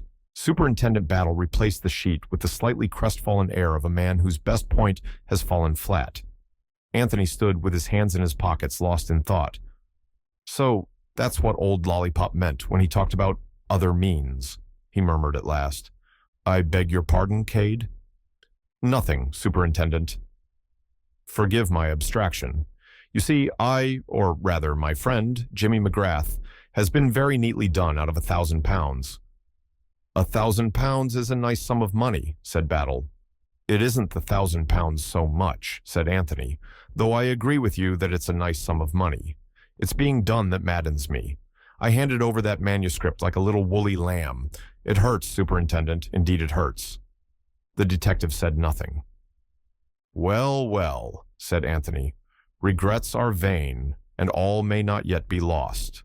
I've only got to get hold of dear old Stilptitch's reminiscences between now and next Wednesday, and all will be gas and gaiters. Would you mind coming back to the council chamber, Cade? There's one little thing I want to point out to you. Back in the council chamber, the detective strode over at once to the middle window. I've been thinking, Cade. This particular window is very stiff indeed. You might have been mistaken in thinking that it was fastened. It might just have stuck. I'm sure, yes, I'm almost sure, that you were mistaken. Anthony eyed him keenly. And supposing I say that I'm quite sure I was not? Don't you think you could have been? Said Battle, looking at him very steadily. Well, to oblige you, Superintendent, yes. Battle smiled in a satisfied fashion. You're quick in the uptake, sir. And you'll have no objection to saying so, careless-like, at a suitable moment? None whatever, I dash. He paused as Battle gripped his arm. The superintendent was bent forward, listening. Enjoining silence on Anthony with a gesture, he tiptoed noiselessly to the door and flung it suddenly open. On the threshold stood a tall man with black hair, neatly parted in the middle, china blue eyes with a particularly innocent expression, and a large, placid face. Your pardon, gentlemen, he said in a slow, drawling voice with a pronounced transatlantic accent. But is it permitted to inspect the scene of the crime? I take it that you are both gentlemen from Scotland Yard? I have not that honor, said Anthony, but this gentleman is Superintendent Battle of Scotland Yard. Is that so? Said the American gentleman with a great appearance of interest. Pleased to meet you, sir. My name is Hiram Fish of New York City. What was it you wanted to see, Fish? Asked the detective. The American walked gently into the room and looked with much interest at the dark patch on the floor. I am interested in crime, Battle. It is one of my hobbies. I have contributed a monograph to one of our weekly periodicals on the subject Degeneracy and the Criminal. As he spoke, his eyes went gently round the room, seeming to note everything in it. They rested just a shade longer on the window. The body, said Superintendent Battle, stating a self-evident fact, has been removed. Surely, said Fish. His eyes went on to the paneled walls. Some remarkable pictures in this room, gentlemen. A Holbein, 2 Van Dycks, and, if I am not mistaken, a Velasquez. I am interested in pictures, and likewise in first editions. It was to see his first editions that Lord Caterham was so kind as to invite me down here. He sighed gently. I guess that's all off now. It would show a proper feeling, I suppose, for the guests to return to town immediately. I'm afraid that can't be done, sir, said Superintendent Battle. Nobody must leave the house until after the inquest. Is that so? And when is the inquest? Maybe tomorrow. May not be until Monday. We've got to arrange for the autopsy and see the coroner. I get you, said Fish. Under the circumstances, though, it will be a melancholy party. Battle led the way to the door. We'd best get out of here, he said. We're keeping it locked still. He waited for the other two to pass through and then turned the key and removed it. I opine, said Fish, that you are seeking for fingerprints. Maybe, said the superintendent laconically. I should say to that, on a night such as last night, an intruder would have left footprints on the hardwood floor. None inside, plenty outside. Mine, explained Anthony cheerfully. The innocent eyes of Fish swept over him. Young man, he said, you surprise me. They turned a corner and came out into the big wide hall, paneled like the council chamber in old oak, and with a wide gallery above it. 2 other figures came into sight at the far end. Aha, said Fish, our genial host. This was such a ludicrous description of Lord Caterham that Anthony had to turn his head away to conceal a smile. And with him, continued the American, is a lady whose name I did not catch last night. But she is bright. She is very bright. With Lord Caterham was Virginia Revell. Anthony had been anticipating this meeting all along. He had no idea how to act. He must leave it to Virginia. Although he had full confidence in her presence of mind, he had not the slightest idea what line she would take. He was not long left in doubt. Why, it's Cade, said Virginia. She held out both hands to him. So, you found you could come down after all? My dear Revel, I had no idea Cade was a friend of yours, said Lord Caterham. He's a very old friend, said Virginia, smiling at Anthony with a mischievous glint in her eye. I ran across him in London unexpectedly yesterday and told him I was coming down here. Anthony was quick to give her her pointer.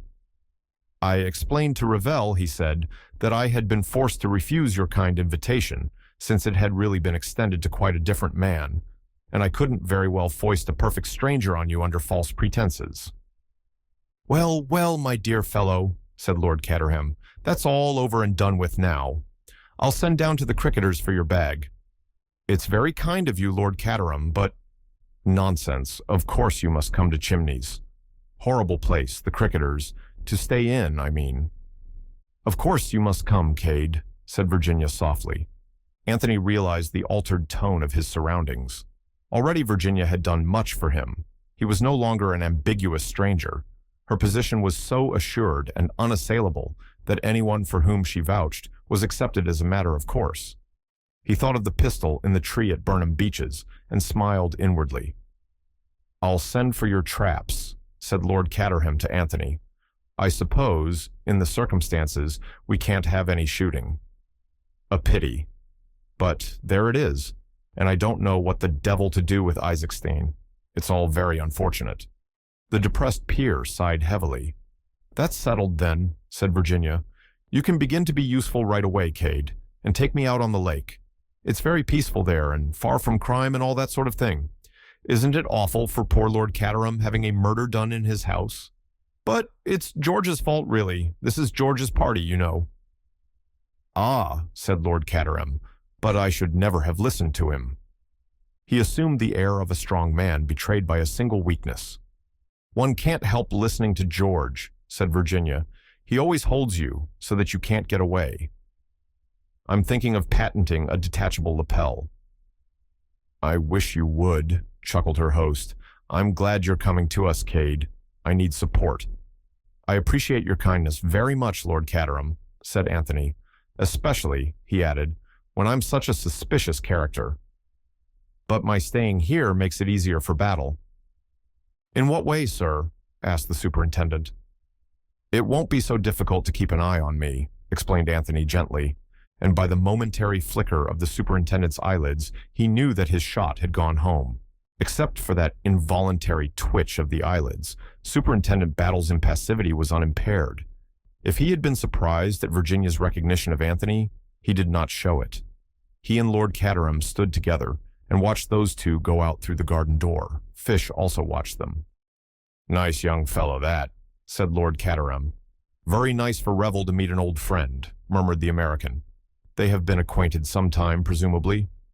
"Seems so," said Lord Caterham, "but I've never heard her mention him before. Oh, by the way, Battle, Lomax has been asking for you. He's in the blue morning room." "Very good, Lord Caterham. I'll go there at once." Battle found his way to the blue morning room without difficulty. He was already familiar with the geography of the house. "Ah, there you are, Battle," said Lomax. He was striding impatiently up and down the carpet. There was one other person in the room, a big man sitting in a chair by the fireplace. He was dressed in very correct English shooting clothes, which nevertheless sat strangely upon him. He had a fat yellow face and black eyes as impenetrable as those of a cobra. There was a generous curve to the big nose and power in the square lines of the vast jaw. "Come in, Battle," said Lomax irritably, "and shut the door behind you. This is Herman Isaacstein." Battle inclined his head respectfully. He knew all about Herman Isaacstein, and though the great financier sat there silent, whilst Lomax strode up and down and talked, he knew who was the real power in the room.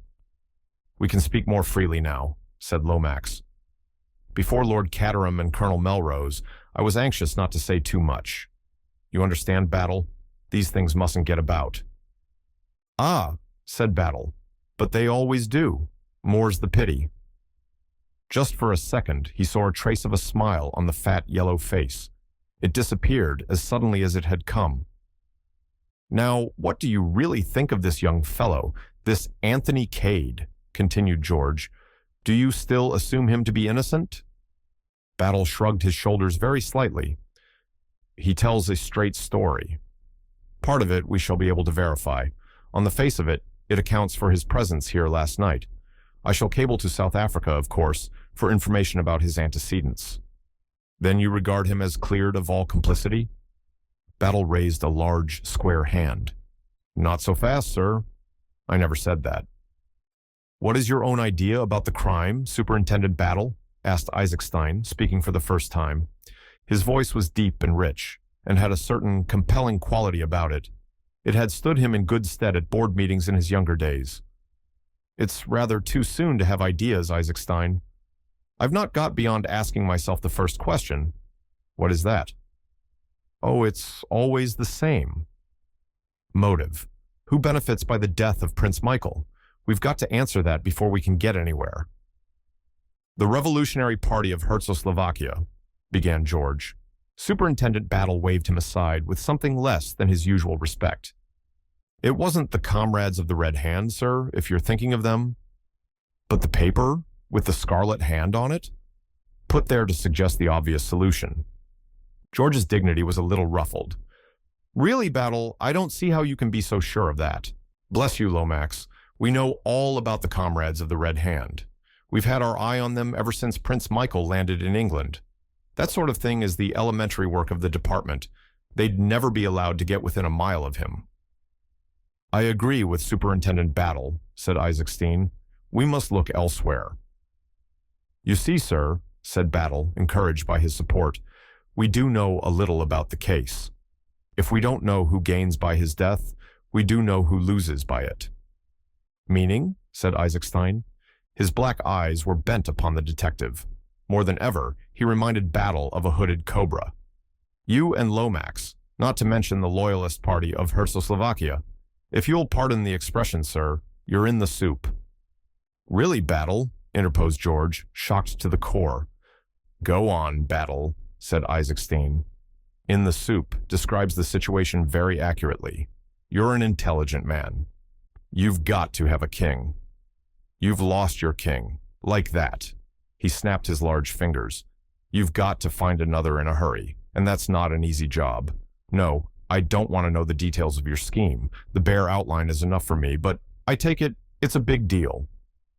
Isaacstein bent his head slowly. It's a very big deal. That brings me to my second question. Who is the next heir to the throne of Czechoslovakia?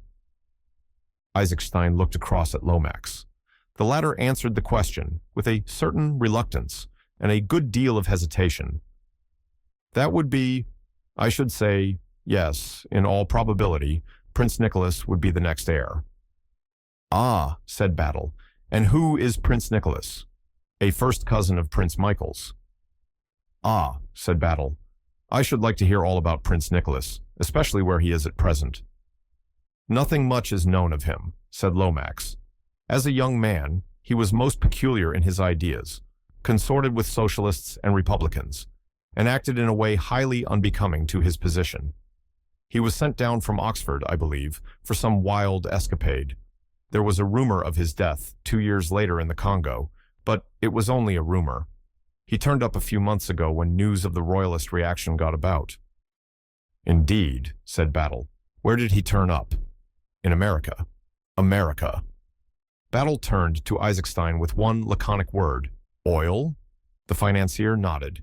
He represented that if the Czechoslovakians chose a king, they would prefer him to Prince Michael, as being more in sympathy with modern enlightened ideas, and he drew attention to his early democratic views and his sympathy with republican ideals. In return for financial support, he was prepared to grant concessions to a certain group of American financiers. Superintendent Battle so far forgot his habitual impassivity as to give vent to a prolonged whistle. So that is it, he muttered. In the meantime, the Loyalist Party supported Prince Michael, and you felt sure you'd come out on top. And then this happens. You surely don't think, began George. It was a big deal, said Battle. Isaacstein says so, and I should say that what he calls a big deal is a big deal. There are always unscrupulous tools to be got hold of, said Isaacstein quietly. For the moment, Wall Street wins, but they've not done with me yet. Find out who killed Prince Michael, Superintendent Battle, if you want to do your country a service. One thing strikes me as highly suspicious, put in George. Why did the equerry, Captain Andrassy, not come down with the prince yesterday? I've inquired into that, said Battle. It's perfectly simple. He stayed in town to make arrangements with a certain lady on behalf of Prince Michael for next weekend. The Baron rather frowned on such things, thinking them injudicious at the present stage of affairs, so His Highness had to go about them in a hole and corner manner. He was, if I may say so, inclined to be a rather, dissipated young man. "I'm afraid so," said George ponderously. "Yes, I'm afraid so." "There's one other point we ought to take into account, I think," said Battle, speaking with a certain amount of hesitation. "King Victor's supposed to be in England." "King Victor?" Lomax frowned in an effort at recollection. "Notorious French crook, sir. We've had a warning from the Sûreté in Paris." "Of course," said George. "I remember now. Jewel thief, isn't he? Why, that's the man." He broke off abruptly. Isaacstein, who had been frowning abstractedly at the fireplace, looked up just too late to catch the warning glance telegraphed from Superintendent Battle to the other. But being a man sensitive to vibrations in the atmosphere, he was conscious of a sense of strain. "You don't want me any longer, do you, Lomax?" he inquired. "No, thank you, my dear fellow." "Would it upset your plans if I returned to London, Superintendent Battle?" "I'm afraid so, sir," said the superintendent civilly. "You see, if you go, there will be others who'll want to go also. And that would never do." "Quite so." The great financier left the room, closing the door behind him. "Splendid fellow, Isaacstein," murmured George Lomax perfunctorily. "Very powerful personality," agreed Superintendent Battle. George began to pace up and down again. "What you say disturbs me greatly," he began. "King Victor. I thought he was in prison." "Came out a few months ago. French police meant to keep on his heels, but he managed to give them the slip straight away. He would too. One of the coolest customers that ever lived. For some reason or other, they believe he's in England and have notified us to that effect. But what should he be doing in England?" "That's for you to say, sir," said Battle significantly. "You mean? You think? You know the story, of course." "Ah, yes, I can see you do. I was not in office, of course, at the time, but I heard the whole story from the late Lord Caterham, an unparalleled catastrophe." "The Koh-i-Noor," said Battle reflectively. "Hush, Battle!" George glanced suspiciously round him. "I beg of you, mention no names. Much better not. If you must speak of it, call it the double quote." The superintendent looked wooden again. "You don't connect King Victor with this crime, do you, Battle?" "It's just a possibility, that's all." "If you'll cast your mind back, sir, you'll remember that there were 4 places where a certain royal visitor might have concealed the jewel. Chimneys was one of them. King Victor was arrested in Paris 3 days after the disappearance, if I may call it that, of the it was always hoped that he would someday lead us to the jewel." "But Chimneys has been ransacked and overhauled a dozen times." "Yes," said Battle sapiently. "But it's never much good looking when you don't know where to look. Only suppose now that this King Victor came here to look for the thing, was surprised by Prince Michael, and shot him." "It's possible," said George. "A most likely solution of the crime." "I wouldn't go as far as that. It's possible, but not much more." "Why is that?" "Because King Victor has never been known to take a life," said Battle seriously. "Oh, but a man like that, a dangerous criminal." But Battle shook his head in a dissatisfied manner. "Criminals always act true to type, Lomax. It's surprising, all the same." "Yes?" "I'd rather like to question the prince's servant. I've left him purposely to the last. We'll have him in here, sir, if you don't mind."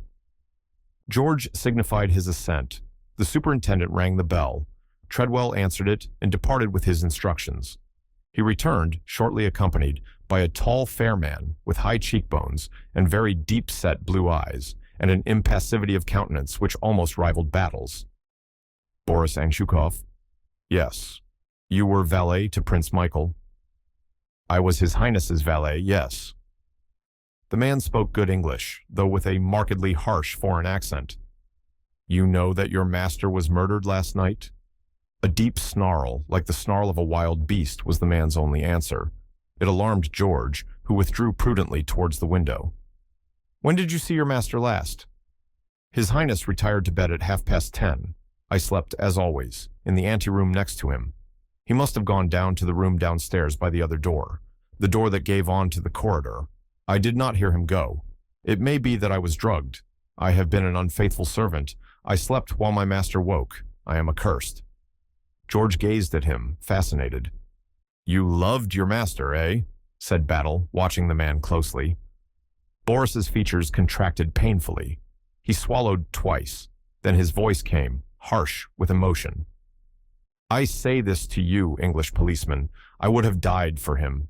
And since he is dead, and I still live, my eyes shall not know sleep, or my heart rest, until I have avenged him. Like a dog, will I nose out his murderer, and when I have discovered him, His eyes lit up. Suddenly he drew an immense knife from beneath his coat and brandished it aloft. Not all at once will I kill him. Oh no. First I will slit his nose, and cut off his ears, and put out his eyes, and then, into his black heart, I will thrust this knife. Swiftly he replaced the knife, and turning, left the room. George Lomax, his eyes always protuberant, but now goggling almost out of his head, stared at the closed door. Pure-bred Herzo-Slovakian, of course, he muttered. Most uncivilized people. A race of brigands. Superintendent Battle rose alertly to his feet. Either that man's sincere, he remarked, or he's the best bluffer I've ever seen.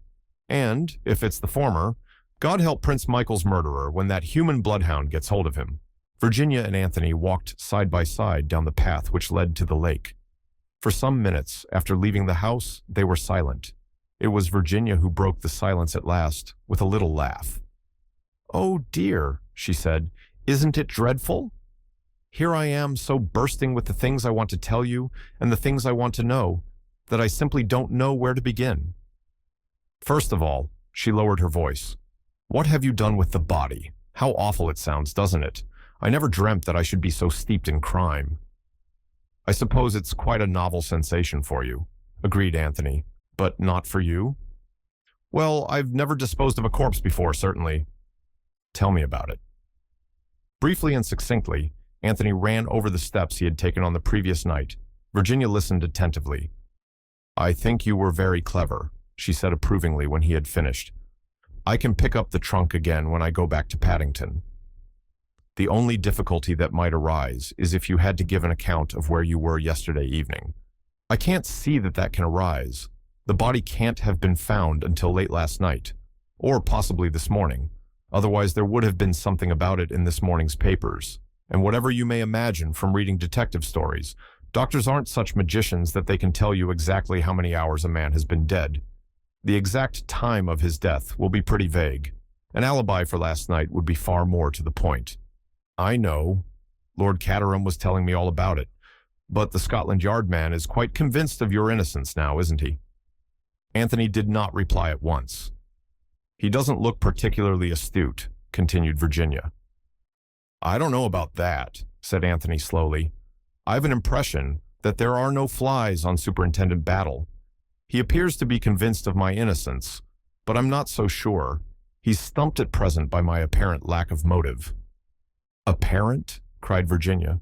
"But what possible reason could you have for murdering an unknown foreign count?"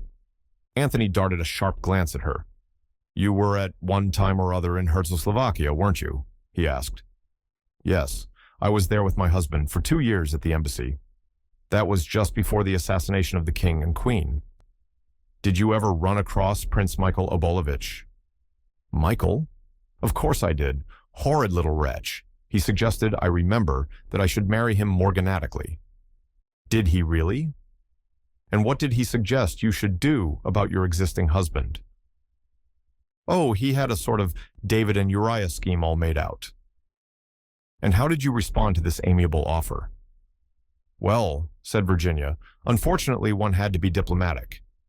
So poor little Michael didn't get it as straight from the shoulder as he might have done, but he retired hurt all the same. Why all this interest about Michael?" "Something I'm getting at in my own blundering fashion. I take it that you didn't meet the murdered man?" "No. To put it like a book, he retired to his own apartments immediately on arrival." "And, of course, you haven't seen the body?" Virginia, eyeing him with a good deal of interest, shook her head. Could you get to see it, do you think? By means of influence in high places, meaning Lord Caterham, I dare say I could. Why? Is it an order? Good Lord, no, said Anthony, horrified. Have I been as dictatorial as all that? No, it's simply this. Count Stanislaus was the incognito of Prince Michael of Czechoslovakia. Virginia's eyes opened very wide. I see. Suddenly her face broke into its fascinating one-sided smile. I hope you don't suggest that Michael went to his room simply to avoid seeing me? Something of the kind, admitted Anthony. You see, if I'm right in my idea that someone wanted to prevent your coming to Chimneys, the reason seems to lie in your knowing Czechoslovakia. Do you realize that you're the only person here who knew Prince Michael by sight? Do you mean that this man who was murdered was an impostor? Asked Virginia abruptly. That is the possibility that crossed my mind. If you can get Lord Caterham to show you the body, we can clear up that point at once. He was shot at 11:45, said Virginia thoughtfully, the time mentioned on that scrap of paper. The whole thing's horribly mysterious. That reminds me, is that your window up there?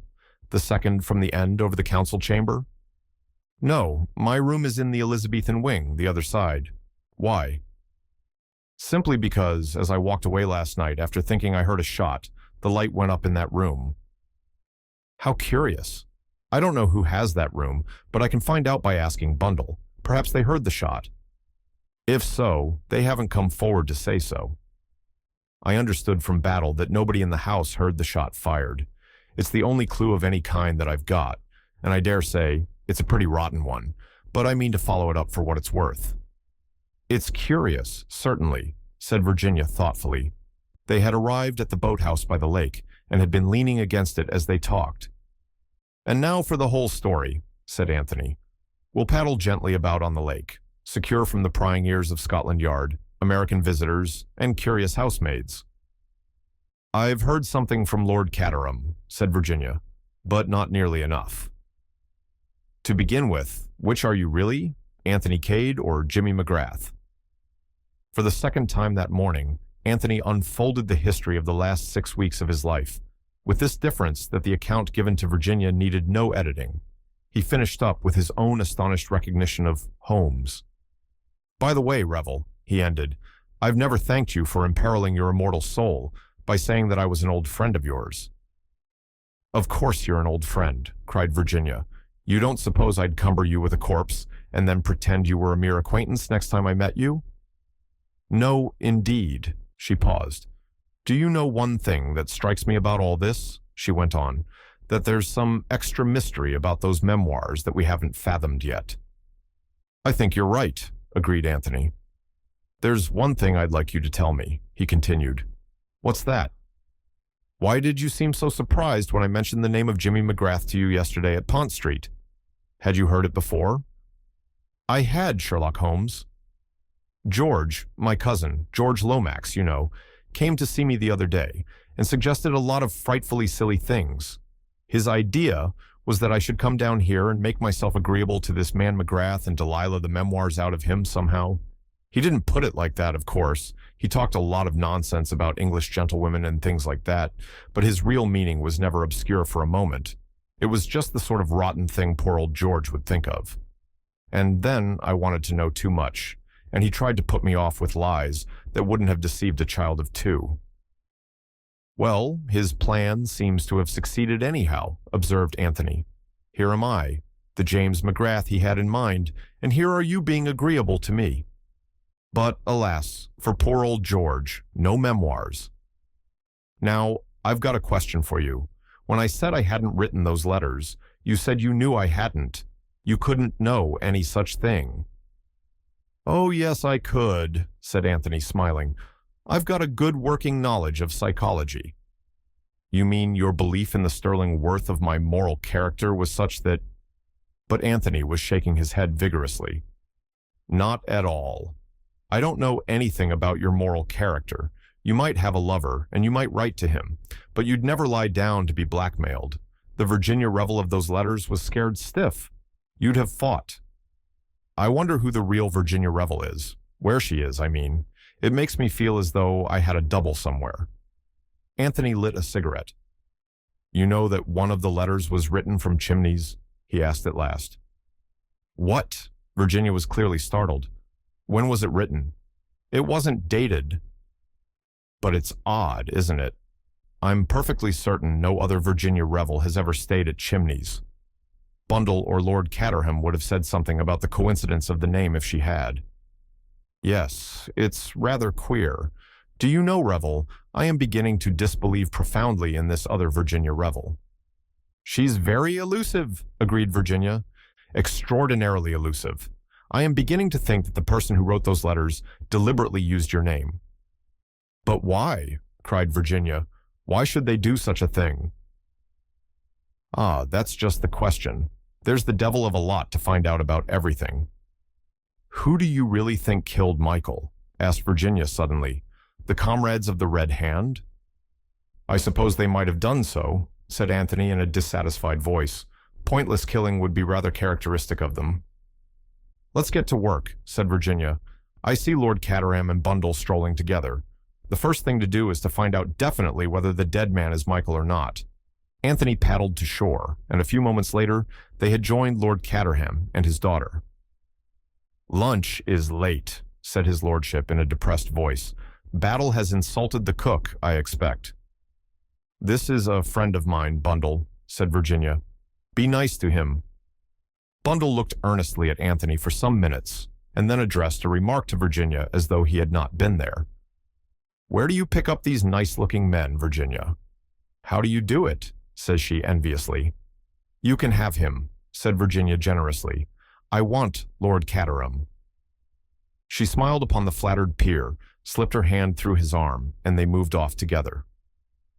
Do you talk? Asked Bundle. Or are you just strong and silent?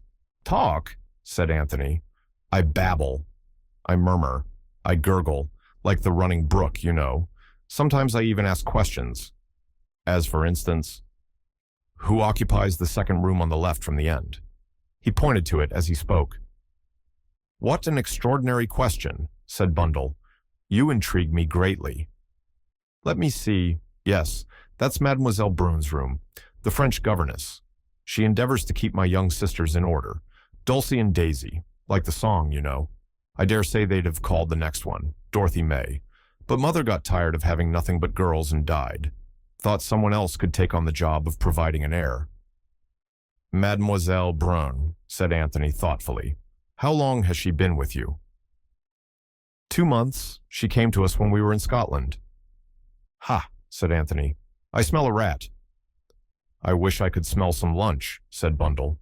Do I ask the Scotland Yard man to have lunch with us, Cade?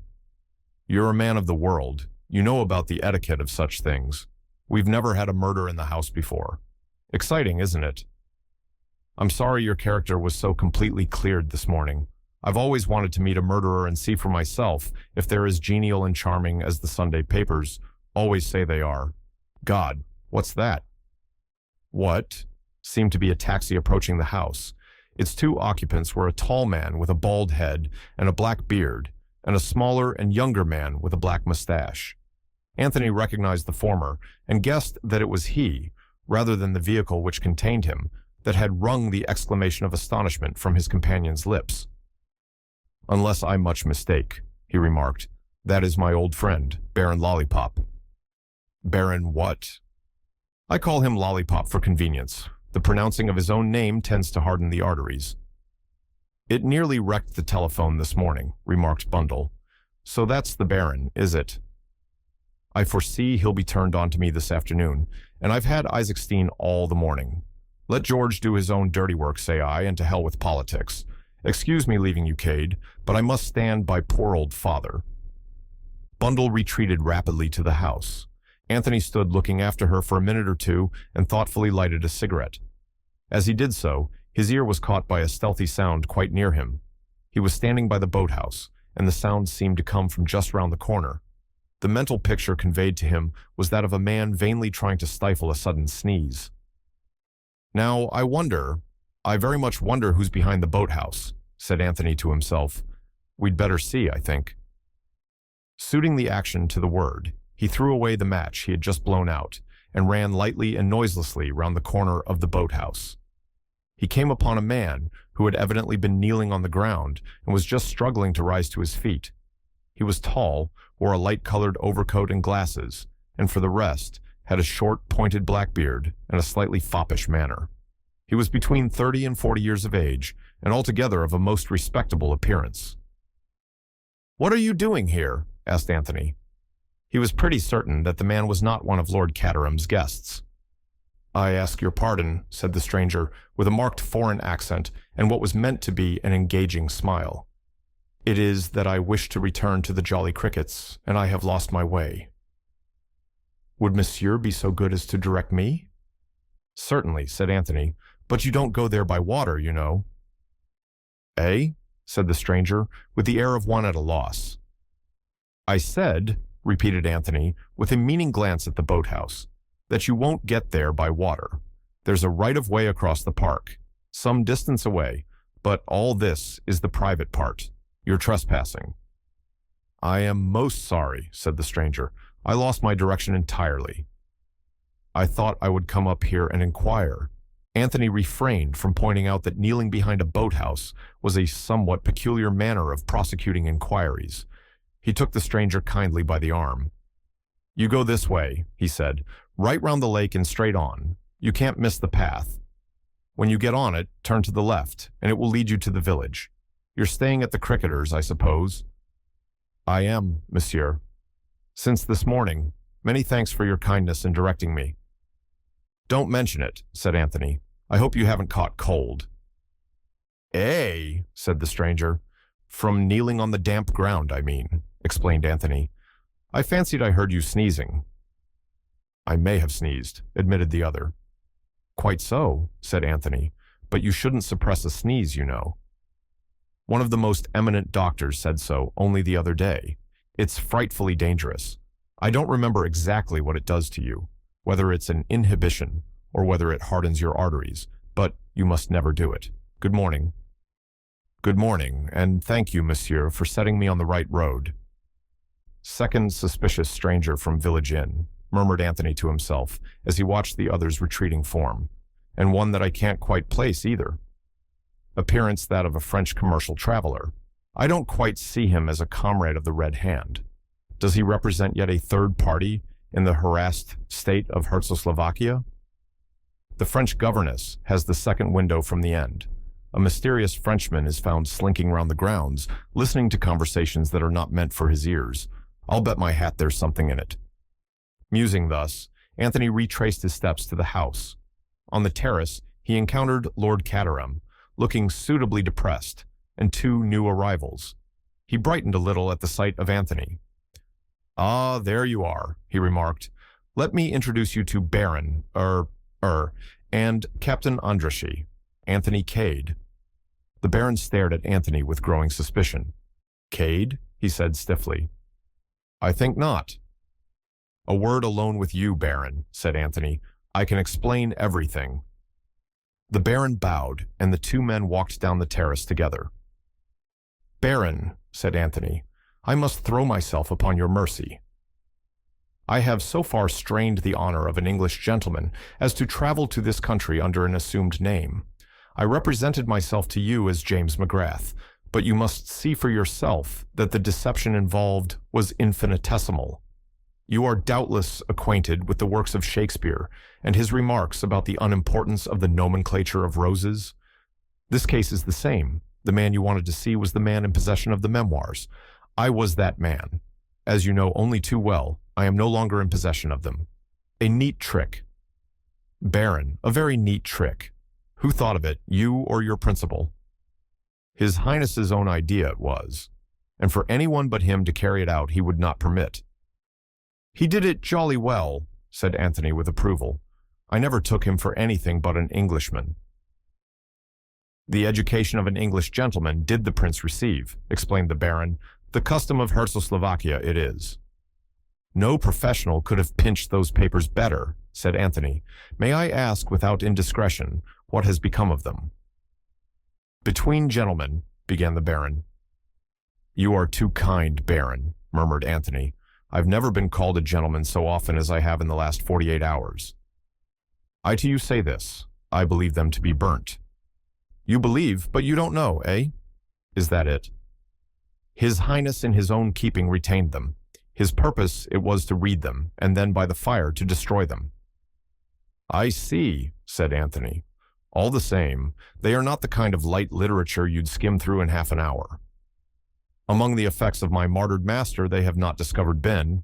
It is clear, therefore, that burnt they are. Said Anthony. I wonder. He was silent for a minute or two and then went on. I have asked you these questions, Baron, because, as you may have heard, I myself have been implicated in the crime. I must clear myself absolutely, so that no suspicion attaches to me. Undoubtedly, said the Baron, your honor demands it. Exactly, said Anthony. You put these things so well. I haven't got the knack of it. To continue, I can only clear myself by discovering the real murderer, and to do that, I must have all the facts. This question of the memoirs is very important. It seems to me possible that to gain possession of them might be the motive of the crime. Tell me, Baron, is that a very far-fetched idea? The Baron hesitated for a moment or two. You yourself the memoirs have read? He asked cautiously at length. I think I am answered, said Anthony, smiling. Now, Baron, there's just one thing more. I should like to give you fair warning that it is still my intention to deliver that manuscript to the publishers on Wednesday next, the 13th of October. The Baron stared at him. But you have no longer got it? On Wednesday next, I said. Today is Friday. That gives me 5 days to get hold of it again. But if it is burnt? I don't think it is burnt. I have good reasons for not believing so. As he spoke, they turned the corner of the terrace. A massive figure was advancing towards them. Anthony, who had not yet seen the great Hermann Isaacstein, looked at him with considerable interest. Ah, Baron, said Isaacstein, waving the big black cigar he was smoking. This is a bad business, a very bad business. My good friend Isaacstein, it is indeed, cried the Baron. All our noble edifice in ruins is. Anthony tactfully left the two gentlemen to their lamentations and retraced his steps along the terrace. Suddenly he came to a halt. A thin spiral of smoke was rising into the air, apparently from the very center of the yew hedge. It must be hollow in the middle, reflected Anthony. I've heard of such things before. He looked swiftly to right and left of him. Lord Caterham was at the farther end of the terrace with Captain Andrassy. Their backs were towards him. Anthony bent down and wriggled his way through the massive yew. He had been quite right in his supposition. The yew hedge was really not one, but two. A narrow passage divided them. The entrance to this was about halfway up, on the side of the house. There was no mystery about it, but no one seeing the yew hedge from the front would have guessed at the probability. Anthony looked down the narrow vista. About halfway down, a man was reclining in a basket chair. A half-smoked cigar rested on the arm of the chair, and the gentleman himself appeared to be asleep. Said Anthony to himself. Evidently, Hiram Fish prefers sitting in the shade. Anthony regained the terrace with the feeling uppermost in his mind that the only safe place for private conversations was the middle of the lake. The resonant boom of a gong sounded from the house, and Treadwell appeared in a stately fashion from a side door. Luncheon is served, my lord. Ah, said Lord Caterham, brisking up a little. Lunch. At that moment, two children burst out of the house. They were high-spirited young women of 12 and 10, and though their names might be Dulcie and Daisy, as Bundle had affirmed, they appeared to be more generally known as Guggle and Winkle. They executed a kind of war dance, interspersed with shrill whoops, till Bundle emerged and quelled them. Where's Mademoiselle? She demanded. She's got the migraine, the migraine, the migraine, chanted Winkle. Hurrah! Said Guggle, joining in. Lord Caterham had succeeded in shepherding most of his guests into the house. Now he laid a restraining hand on Anthony's arm. Come to my study, he breathed. I've got something rather special there. Slinking down the hall, far more like a thief than like the master of the house, Lord Caterham gained the shelter of his sanctum. Here he unlocked a cupboard and produced various bottles. Talking to foreigners always makes me so thirsty, he explained apologetically. I don't know why it is. There was a knock on the door, and Virginia popped her head round the corner of it. Got a special cocktail for me? She demanded. Of course, said Lord Caterham hospitably. Come in. The next few minutes were taken up with serious rites. I needed that, said Lord Caterham with a sigh, as he replaced his glass on the table. As I said just now, I find talking to foreigners particularly fatiguing. I think it's because they're so polite. Come along, let's have some lunch. He led the way to the dining room. Virginia put her hand on Anthony's arm and drew him back a little. I've done my good deed for the day, she whispered. I got Lord Caterham to take me to see the body. Well? Demanded Anthony eagerly. One theory of his was to be proved or disproved. Virginia was shaking her head. You were wrong, she whispered. It's Prince Michael, all right. Oh, Anthony was deeply chagrined. And Mademoiselle has the migraine, he added aloud, in a dissatisfied tone. What has that got to do with it? Probably nothing, but I wanted to see her. You see, I found out that Mademoiselle has the second room from the end, the one where I saw the light last night. That's interesting. Probably there's nothing in it. All the same, I mean to see Mademoiselle before the day is out. Lunch was somewhat of an ordeal. Even the cheerful impartiality of Bundle failed to reconcile the heterogeneous assembly. The Baron and Andraschi were correct, formal, full of etiquette, and had the air of attending a meal in a mausoleum. Lord Caterham was lethargic and depressed. Bill Eversley stared longingly at Virginia. George, very mindful of the trying position in which he found himself, conversed weightily with the Baron and Isaacstein. Guggle and Winkle, completely beside themselves with joy of having a murder in the house, had to be continually checked and kept under, whilst Hiram Fish slowly masticated his food and drawled out dry remarks in his own peculiar idiom. Superintendent Battle had considerately vanished, and nobody knew what had become of him. Thank God that's over, murmured Bundle to Anthony as they left the table. And George is taking the foreign contingent over to the Abbey this afternoon to discuss state secrets. That will possibly relieve the atmosphere, agreed Anthony. I don't mind the American so much, continued Bundle.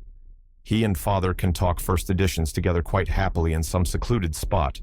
Fish, as the object of their conversation drew near, I'm planning a peaceful afternoon for you. The American bowed. That's too kind of you, Lady Eileen. Fish, said Anthony, had quite a peaceful morning. Fish shot a quick glance at him. Ah, sir, you observed me then, in my secluded retreat. There are moments, sir, when far from the madding crowd is the only motto for a man of quiet tastes. Bundle had drifted on, and the American and Anthony were left together. The former dropped his voice a little.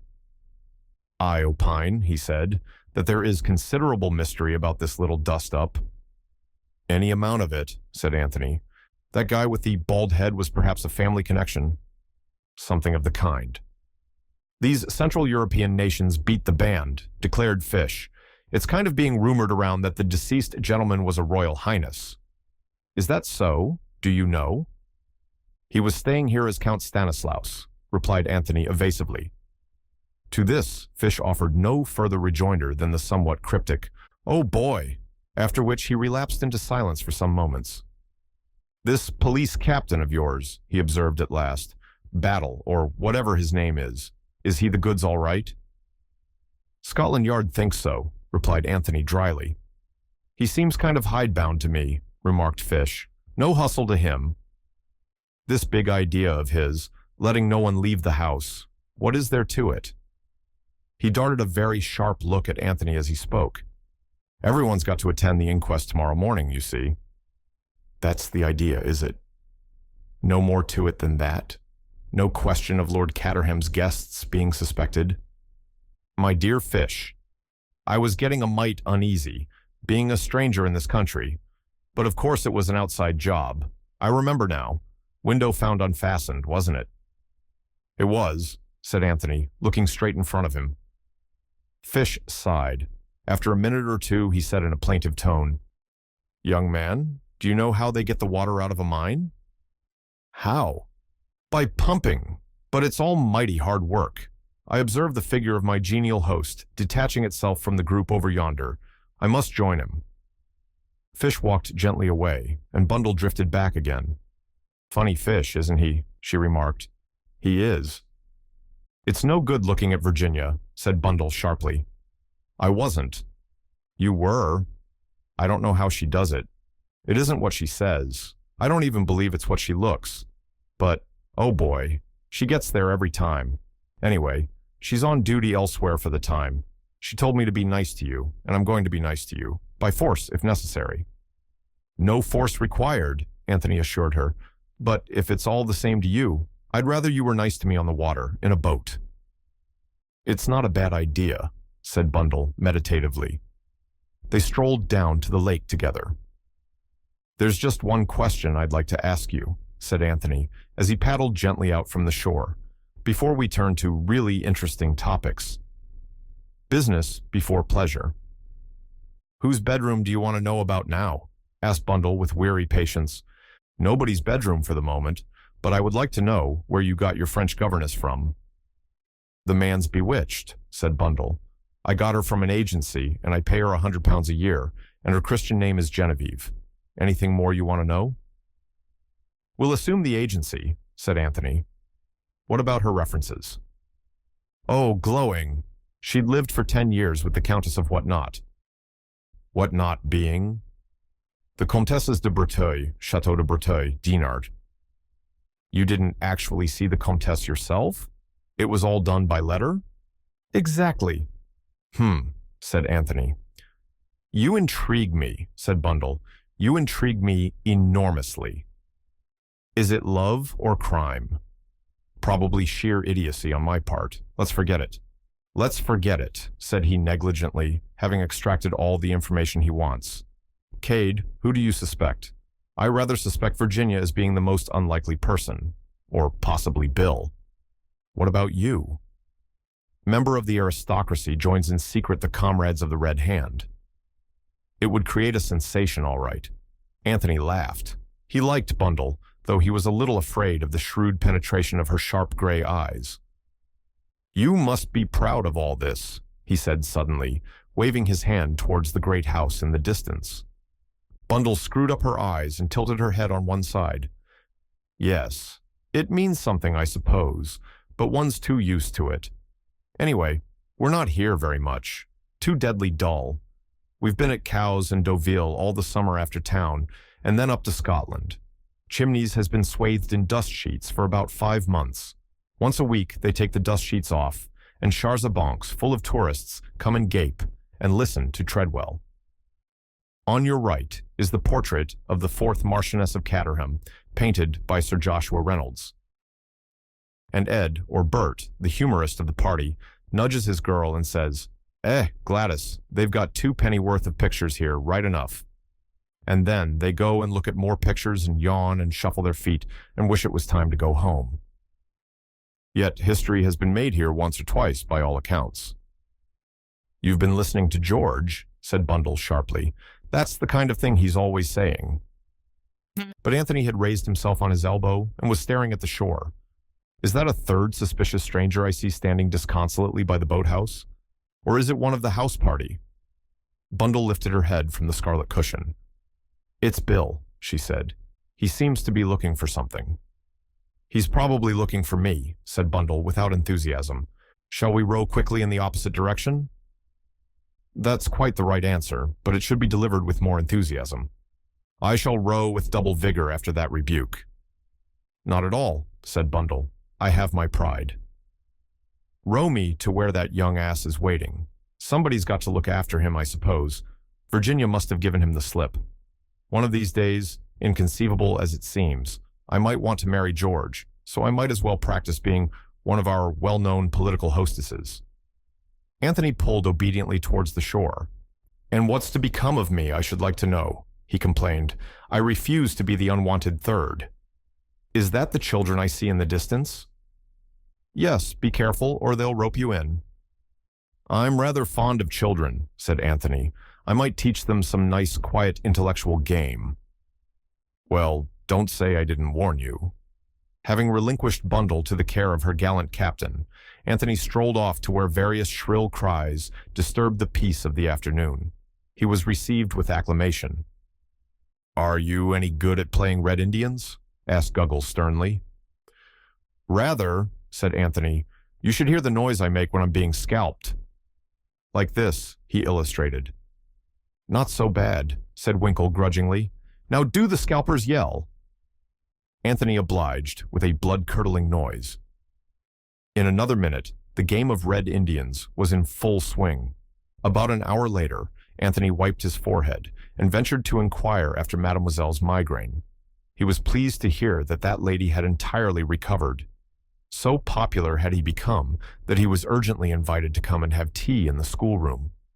"And then you can tell us about the man you saw hung," urged Guggle.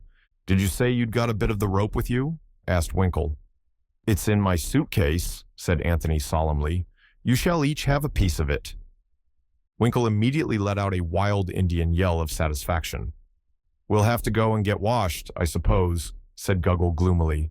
"You will come to tea, won't you?" "You won't forget?" Anthony swore solemnly that nothing should prevent his keeping the engagement. Satisfied, the youthful pair beat a retreat towards the house. Anthony stood for a minute looking after them, and as he did so, he became aware of a man leaving the other side of a little copse of trees and hurrying away across the park. He felt almost sure that it was the same black-bearded stranger he had encountered that morning. Whilst he was hesitating whether to go after him or not, the trees just ahead of him were parted, and Hiram Fish stepped out into the open. He stared slightly when he saw Anthony. "A peaceful afternoon, Fish?" inquired the latter. "I thank you, yes." Fish did not look as peaceful as usual, however. His face was flushed, and he was breathing hard as though he had been running. He drew out his watch and consulted it. "I guess," he said softly, "it's just about time for your British institution of afternoon tea." Closing his watch with a snap, Fish ambled gently away in the direction of the house. Anthony stood in a brown study and awoke with a start to the fact that Superintendent Battle was standing beside him. Not the faintest sound had heralded his approach, and he seemed literally to have materialized from space. "Where did you spring from?" asked Anthony irritably. With a slight jerk of his head, Battle indicated the little copse of trees behind them. "It seems a popular spot this afternoon," remarked Anthony. "You were very lost in thought, Cade." "I was indeed. Do you know what I was doing, Battle? I was trying to put 2 and 1 and 5 and 3 together so as to make 4, and it can't be done, Battle. It simply can't be done." "There's difficulties that way," agreed the detective, "but you're just the man I wanted to see." "Battle, I want to go away." "Can it be done?" True to his creed, Superintendent Battle showed neither emotion nor surprise. His reply was easy and matter-of-fact. "That depends, sir, as to where you want to go." "I'll tell you exactly, Battle. I'll lay my cards upon the table. I want to go to Dinard, to the chateau of Madame la Comtesse de Breteuil. Can it be done?" "When do you want to go, Cade?" "Say tomorrow after the inquest. I could be back here by Sunday evening." "I see," said the superintendent with peculiar solidity. "Well, what about it?" "I've no objection, provided you go where you say you're going and come straight back here." "You're a man in 1,000, Battle. Either you have taken an extraordinary fancy to me, or else you're extraordinarily deep." "Which is it?" Superintendent Battle smiled a little, but did not answer. "Well, well," said Anthony, "I expect you'll take your precautions. Discreet minions of the law will follow my suspicious footsteps. So be it, but I do wish I knew what it was all about." "I don't get you, Cade. The memoirs, what all the fuss is about, were they only memoirs, or have you got something up your sleeve?" Battle smiled again. "Take it like this. I'm doing you a favor because you've made a favorable impression on me, Cade. I'd like you to work in with me over this case. The amateur and the professional, they go well together. The one has the intimacy, so to speak, and the other the experience." "Well," said Anthony slowly, "I don't mind admitting that I've always wanted to try my hand at unraveling a murder mystery." "Any ideas about the case at all, Cade?" "Plenty of them," said Anthony, "but they're mostly questions." "As, for instance?" Who steps into the murdered Michael's shoes? It seems to me that that is important. A rather wry smile came over Superintendent Battle's face. I wondered if you'd think of that, sir. Prince Nicholas Obolovich is the next heir, first cousin of this gentleman. And where is he at the present moment? Asked Anthony, turning away to light a cigarette. Don't tell me you don't know, Battle, because I shan't believe you. We've reason to believe that he's in the United States. He was until quite lately at all events, raising money on his expectations. Anthony gave vent to a surprised whistle. I get you, said Anthony. Michael was backed by England, Nicholas by America. In both countries, a group of financiers are anxious to obtain the oil concessions. The Loyalist Party adopted Michael as their candidate. Now they'll have to look elsewhere. Gnashing of teeth on the part of Isaacstein and George Lomax. Rejoicings in Wall Street. Am I right? You're not far off, said Superintendent Battle. Said Anthony. I almost dare swear that I know what you were doing in that copse. The detective smiled but made no reply. International politics are very fascinating, said Anthony, but I fear I must leave you. I have an appointment in the schoolroom. He strode briskly away towards the house. Inquiries of the dignified Treadwell showed him the way to the schoolroom. He tapped on the door and entered, to be greeted by squeals of joy. Guggle and Winkle immediately rushed at him and bore him in triumph to be introduced to Mademoiselle. For the first time, Anthony felt a qualm. Mademoiselle Brune was a small, middle-aged woman with a sallow face, pepper and salt hair, and a budding mustache. As the notorious foreign adventuress, she did not fit into the picture at all. I believe, said Anthony to himself, I'm making the most utter fool of myself. Never mind, I must go through with it now. He was extremely pleasant to Mademoiselle, and she, on her part, was evidently delighted to have a good-looking young man invade her schoolroom. The meal was a great success, but that evening, alone in the charming bedchamber that had been allotted to him, Anthony shook his head several times. I'm wrong, he said to himself. For the second time, I'm wrong. Somehow or other, I can't get the hang of this thing. He stopped in his pacing of the floor. What the devil? Began Anthony. The door was being softly opened. In another minute, a man had slipped into the room and stood deferentially by the door.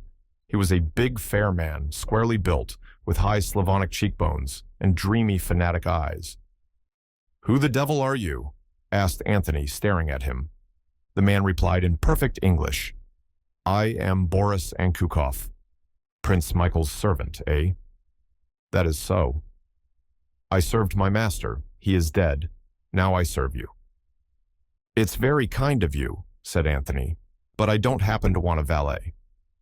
You are my master now. I will serve you faithfully. Yes, but, look here, I don't need a valet. I can't afford one. Boris Anchukov looked at him with a touch of scorn. I do not ask for money. I served my master. So will I serve you, to the death.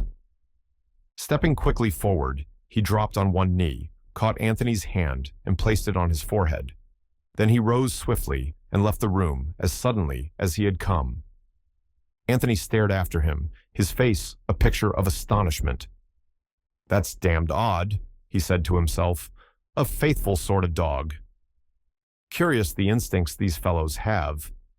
He rose and paced up and down. All the same, he muttered, it's awkward, damned awkward, just at present. The inquest took place on the following morning. It was extraordinarily unlike the inquests as pictured in sensational fiction. It satisfied even George Lomax in its rigid suppression of all interesting details. Superintendent Battle and the coroner, working together with the support of the chief constable, had reduced the proceedings to the lowest level of boredom. Immediately after the inquest, Anthony took an unostentatious departure. His departure was the one bright spot in the day for Bill Eversley. George Lomax, obsessed with the fear that something damaging to his department might leak out, had been exceedingly trying. Miss Oscar and Bill had been in constant attendance. Everything useful and interesting had been done by Miss Oscar. Bill's part had been to run to and fro with countless messages, to decode telegrams, and to listen by the hour to George repeating himself. It was a completely exhausted young man who retired to bed on Saturday night. He had had practically no chance to talk to Virginia all day, owing to George's exactions, and he felt injured and ill-used. Thank goodness that colonial fellow had taken himself off. He had monopolized far too much of Virginia's society anyway. And of course, if George Lomax went on making an ass of himself like this, his mind seething with resentment, Bill fell asleep.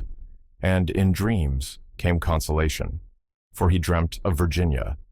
It was an heroic dream, a dream of burning timbers in which he played the part of the gallant rescuer. He brought down Virginia from the topmost story in his arms. She was unconscious. He laid her on the grass. Then he went off to find a packet of sandwiches. It was most important that he should find that packet of sandwiches. George had it, but instead of giving it up to Bill, he began to dictate telegrams. They were now in the vestry of a church, and any minute Virginia might arrive to be married to him. Horror! He was wearing pajamas. He must get home at once and find his proper clothes. He rushed out to the car. The car would not start. No petrol in the tank. He was getting desperate. And then a big general bus drew up, and Virginia got out of it on the arm of the bald-headed Baron. She was deliciously cool and exquisitely dressed in gray. She came over to him and shook him by the shoulders playfully. "Bill," she said. "Oh, Bill." She shook him harder. "Bill," she said, "wake up." "Oh, do wake up." Very dazed, Bill woke up. He was in his bedroom at Chimneys, but part of the dream was with him still. Virginia was leaning over him and was repeating the same words with variations. "Wake up, Bill." "Oh, do wake up." "Bill." "Hello," said Bill, sitting up in bed. "What's the matter?" Virginia gave a sigh of relief. "Thank goodness. I thought you'd never wake up. I've been shaking you and shaking you. Are you properly awake now?" "I think so," said Bill doubtfully. "You great lump," said Virginia. "The trouble I've had. My arms are aching." "These insults are uncalled for," said Bill with dignity. "Let me say, Virginia, that I consider your conduct most unbecoming. Not at all that of a pure young widow. Don't be an idiot, Bill. Things are happening." "What kind of things?" "Queer things." "In the council chamber. I thought I heard a door bang somewhere, and I came down to see, and then saw a light in the council chamber. I crept along the passage and peeped through the crack of the door. I couldn't see much, but what I could see was so extraordinary that I felt I must see more. And then, all of a sudden, I felt that I should like a nice, big, strong man with me, and you were the nicest and biggest and strongest man I could think of, so I came in and tried to wake you up quietly, but I've been ages doing it." "I see," said Bill. "And what do you want me to do now?" "Get up and tackle the burglars?" Virginia wrinkled her brows. "I'm not sure that they are burglars. Bill, it's very queer, but don't let's waste time talking. Get up." Bill slipped obediently out of bed. "Wait while I don a pair of boots, the big ones with nails in them. However big and strong I am, I'm not going to tackle hardened criminals with bare feet." "I like your pajamas, Bill," said Virginia dreamily. "Brightness without vulgarity." "While we're on the subject," remarked Bill, reaching for his second boot, "I like that thing, ummy-bob of yours. It's a pretty shade of green. What do you call it? It's not just a dressing gown, is it?" "It's a negligee," said Virginia. "I'm glad you've led such a pure life, Bill." "I haven't," said Bill indignantly. "You've just betrayed the fact. You're very nice, Bill, and I like you. I dare say that tomorrow morning, say about 10 o'clock, a good safe hour for not unduly exciting the emotions, I might even kiss you." "I always think these things are best carried out on the spur of the moment," suggested Bill. "We've other fish to fry," said Virginia. "If you don't want to put on a gas mask and a shirt of chainmail, shall we start?" "I'm ready," said Bill. He wriggled into a lurid silk dressing gown and picked up a poker. "The orthodox weapon," he observed. "Come on," said Virginia, "and don't make a noise." They crept out of the room and along the corridor, and then down the wide double staircase. Virginia frowned as they reached the bottom of it. "Those boots of yours aren't exactly domes of silence, are they, Bill?" "Nails will be nails," said Bill. "I'm doing my best." "You'll have to take them off," said Virginia firmly. Bill groaned. "You can carry them in your hand." "I want to see if you can make out what's going on in the council chamber." "Bill, it's awfully mysterious. Why should burglars take a man in armor to pieces?" "Well, I suppose they can't take him away whole very well. They disarticulate him and pack him neatly." Virginia shook her head, dissatisfied. "What should they want to steal a moldy old suit of armor for?" "Why, Chimneys is full of treasures that are much easier to take away." Bill shook his head. "How many of them are there?" he asked, taking a firmer grip of his poker. "I couldn't see properly." "You know what a keyhole is, and they only had a flashlight." "I expect they've gone by now," said Bill hopefully. He sat down on the bottom stair and drew off his boots. Then, holding them in his hand, he crept along the passage that led to the council chamber, Virginia close behind him. They halted outside the massive oak door. All was silent within, but suddenly Virginia pressed his arm and he nodded. A bright light had shone for a minute through the keyhole. Bill went down on his knees and applied his eye to the orifice. What he saw was confusing in the extreme.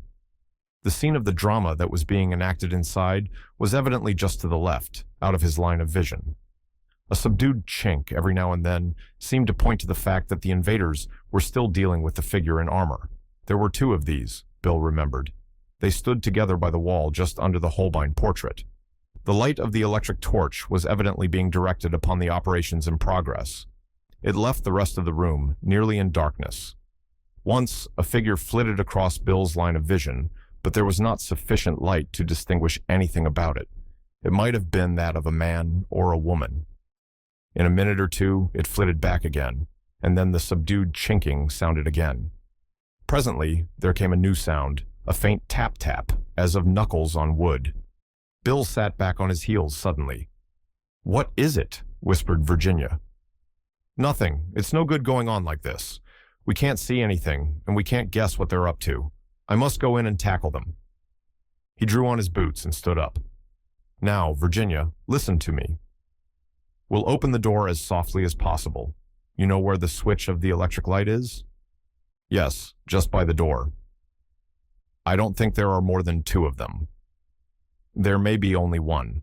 I want to get well into the room. Then, when I say go, I want you to switch on the lights. Do you understand?" "Perfectly. And don't scream or faint or anything. I won't let anyone hurt you." "My hero," murmured Virginia. Bill peered at her suspiciously through the darkness. He heard a faint sound, which might have been either a sob or a laugh. Then he grasped the poker firmly and rose to his feet. He felt that he was fully alive to the situation. Very softly, he turned the handle of the door. It yielded and swung gently inwards. Bill felt Virginia close beside him. Together they moved noiselessly into the room. At the farther end of the room, the torch was playing upon the Holbein picture. Silhouetted against it was the figure of a man, standing on a chair and gently tapping on the paneling. His back, of course, was to them, and he merely loomed up as a monstrous shadow. What more they might have seen cannot be told, for at that moment Bill's nails squeaked upon the parquet floor. The man swung round, directing the powerful torch full upon them, and almost dazzling them with the sudden glare. Bill did not hesitate. "Go!" he roared to Virginia, and sprang for his man, as she obediently pressed down the switch of the electric lights. The big chandelier should have been flooded with light, but instead, all that happened was the click of the switch. The room remained in darkness. Virginia heard Bill curse freely. The next minute, the air was filled with panting, scuffling sounds. The torch had fallen to the ground and extinguished itself in the fall.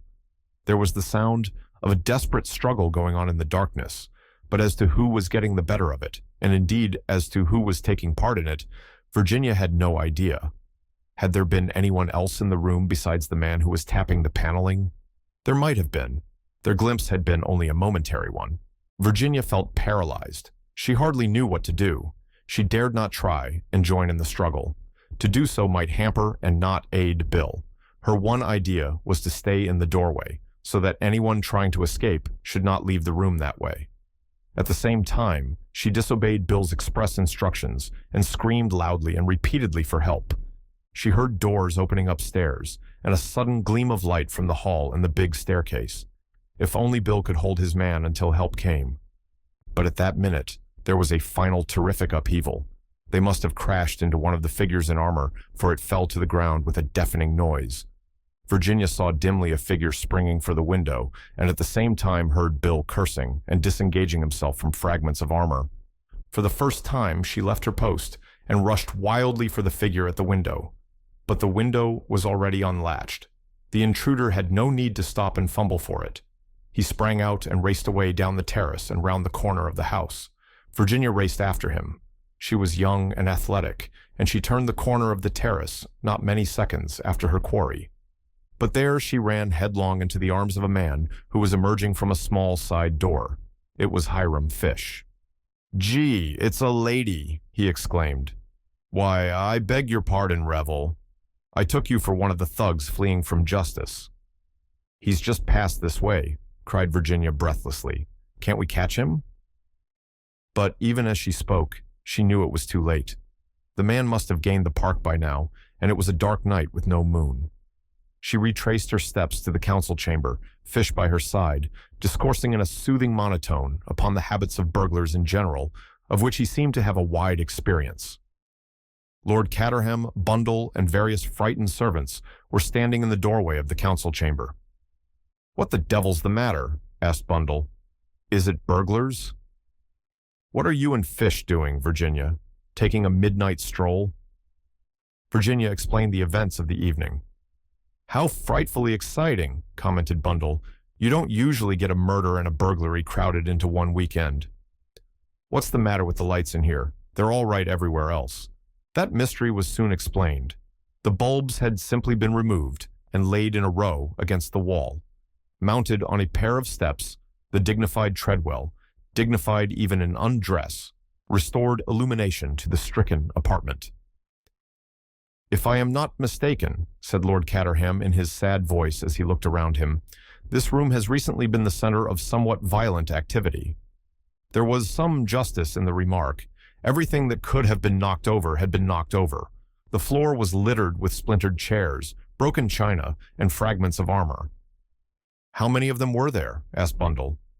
"It seems to have been a desperate fight." "Only one, I think," said Virginia. But even as she spoke, she hesitated a little. Certainly only one person, a man, had passed out through the window. But as she had rushed after him, she had had a vague impression of a rustle somewhere close at hand. If so, the second occupant of the room could have escaped through the door. Perhaps, though, the rustle had been an effect of her own imagination. Bill appeared suddenly at the window. He was out of breath and panting hard. "Damn the fellow!" he exclaimed wrathfully. "He's escaped." "I've been hunting all over the place. Not a sign of him." "Cheer up, Bill," said Virginia. "Better luck next time." "Well," said Lord Caterham, "what do you think we better do now?" "Go back to bed? I can't get hold of Badgeworthy at this time of night. Treadwell, you know the sort of thing that's necessary. Just see to it, will you?" "Very good, my lord." With a sigh of relief, Lord Caterham prepared to retreat. "That beggar, Isaacstein, sleeps soundly," he remarked, with a touch of envy. "You'd have thought all this row would have brought him down." He looked across at Fish. "You found time to dress, I see," he added. "I flung on a few articles of clothing, yes," admitted the American. "Very sensible of you," said Lord Caterham. "Damned chilly things, pajamas." He yawned. In a rather depressed mood, the house party retired to bed. The first person that Anthony saw as he alighted from his train on the following afternoon was Superintendent Battle. His face broke into a smile. "I've returned according to contract," he remarked. "Did you come down here to assure yourself of the fact?" Battle shook his head. "I wasn't worrying about that, Cade. I happened to be going to London, that's all." "You have such a trustful nature, Battle." "Do you think so, sir?" "No, I think you're deep. Very deep. Still waters, you know, and all that sort of thing. So, you're going to London?" "I am, Cade." "I wonder why." The detective did not reply. "You're so chatty," remarked Anthony. "That's what I like about you." A far-off twinkle showed in Battle's eyes. "What about your own little job, Cade?" he inquired. "How did that go off?" I've drawn blank, Battle. For the second time, I've been proved hopelessly wrong. Galling, isn't it? What was the idea, sir, if I may ask? I suspected the French governess, Battle. A. Upon the grounds of her being the most unlikely person, according to the canons of the best fiction. B. Because there was a light in her room on the night of the tragedy. That wasn't much to go upon. You are quite right. It was not. But I discovered that she had only been here a short time, and I also found a suspicious Frenchman spying round the place. You know all about him, I suppose. You mean the man who calls himself Chells, staying at the Cricketers? A traveler in silk. That's it, is it? What about him? What does Scotland Yard think? His actions have been suspicious, said Superintendent Battle expressionlessly. Very suspicious, I should say. Well, I put two and two together. French governess in the house, French stranger outside. I decided that they were in league together, and I hurried off to interview the lady with whom Mademoiselle Brun had lived for the last 10 years. I was fully prepared to find that she had never heard of any such person as Mademoiselle Brun. But I was wrong, Battle. Mademoiselle is the genuine article. Battle nodded. I must admit, said Anthony, that as soon as I spoke to her, I had an uneasy conviction that I was barking up the wrong tree. She seemed so absolutely the governess. Again, Battle nodded. All the same, Cade, you can't always go by that. Women especially can do a lot with makeup. I've seen quite a pretty girl with the color of her hair altered, a sallow complexion stain, slightly reddened eyelids, and, most efficacious of all, dowdy clothes, who would fail to be identified by 9 people out of 10 who had seen her in her former character. Men haven't got quite the same pull. You can do something with the eyebrows, and of course, different sets of false teeth alter the whole expression. But there are always the ears. There's an extraordinary lot of character in ears, Cade. Don't look so hard at mine, Battle, complained Anthony. You make me quite nervous. I'm not talking of false beard and grease paint, continued the superintendent. That's only for books. No, there are very few men who can escape identification and put it over on you. In fact, there's only one man I know who has a positive genius for impersonation. King Victor.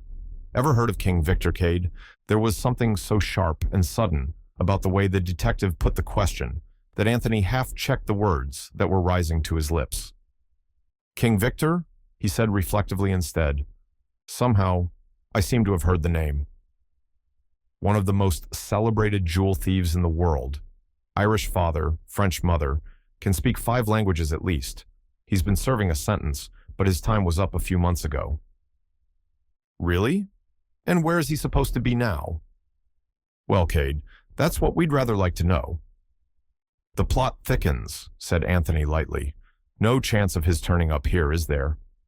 But I suppose he wouldn't be interested in political memoirs, only in jewels. There's no saying, said Superintendent Battle. For all we know, he may be here already. Disguised as the second footman? Splendid. You'll recognize him by his ears and cover yourself with glory. Quite fond of your little joke, aren't you, Cade? By the way, what do you think of that curious business at Staines? Staines, said Anthony. What's been happening at Staines? It was in Saturday's papers. I thought you might have seen about it. Man found by the roadside shot. A foreigner. It was in the papers again today, of course. I did see something about it, said Anthony carelessly. Not suicide, apparently. No, there was no weapon. As yet the man hasn't been identified. You seem very interested, said Anthony, smiling. No connection with Prince Michael's death, is there? His hand was quite steady. So were his eyes. Was it his fancy that Superintendent Battle was looking at him with peculiar intentness? Seems to be quite an epidemic of that sort of thing, said Battle. But, well, I dare say there's nothing in it. He turned away, beckoning to a porter as the London train came thundering in. Anthony drew a faint sigh of relief. He strolled across the park in an unusually thoughtful mood. He purposely chose to approach the house from the same direction as that from which he had come on the fateful Thursday night, and as he drew near to it, he looked up at the windows, cudgeling his brains to make sure of the one where he had seen the light. Was he quite sure that it was the second from the end? And, doing so, he made a discovery. There was an angle at the corner of the house in which was a window set farther back. Standing on one spot, you counted this window as the first, and the first one built out over the council chamber as the second. But move a few yards to the right, and the part built out over the council chamber appeared to be the end of the house. The first window was invisible, and the two windows of the rooms over the council chamber would have appeared the first and second from the end. Where exactly had he been standing when he had seen the light flash up? Anthony found the question very hard to determine. A matter of a yard or so made all the difference, but one point was made abundantly clear. It was quite possible that he had been mistaken in describing the light as occurring in the second room from the end. It might equally well have been the third. Now, who occupied the third room? Anthony was determined to find that out as soon as possible. Fortune favored him. In the hall, Treadwell had just set the massive silver urn in its place on the tea tray. Nobody else was there. "Hello, Treadwell," said Anthony. "I wanted to ask you something. Who has the third room from the end on the west side? Over the council chamber, I mean." Treadwell reflected for a minute or two. "That would be the American gentleman's room, sir." Fish. "Oh, is it? Thank you." "Not at all, sir." Treadwell prepared to depart, then paused. The desire to be the first to impart news makes even pontifical butlers human. "Perhaps you have heard, sir, of what occurred last night?" "Not a word," said Anthony. "What did occur last night?" "An attempt at robbery, sir." "Not really?" "Was anything taken?" "No, sir." The thieves were dismantling the suits of armor in the council chamber when they were surprised and forced to flee. Unfortunately, they got clear away. "That's very extraordinary," said Anthony. "The council chamber again. Did they break in that way?" "It is supposed, sir, that they forced the window."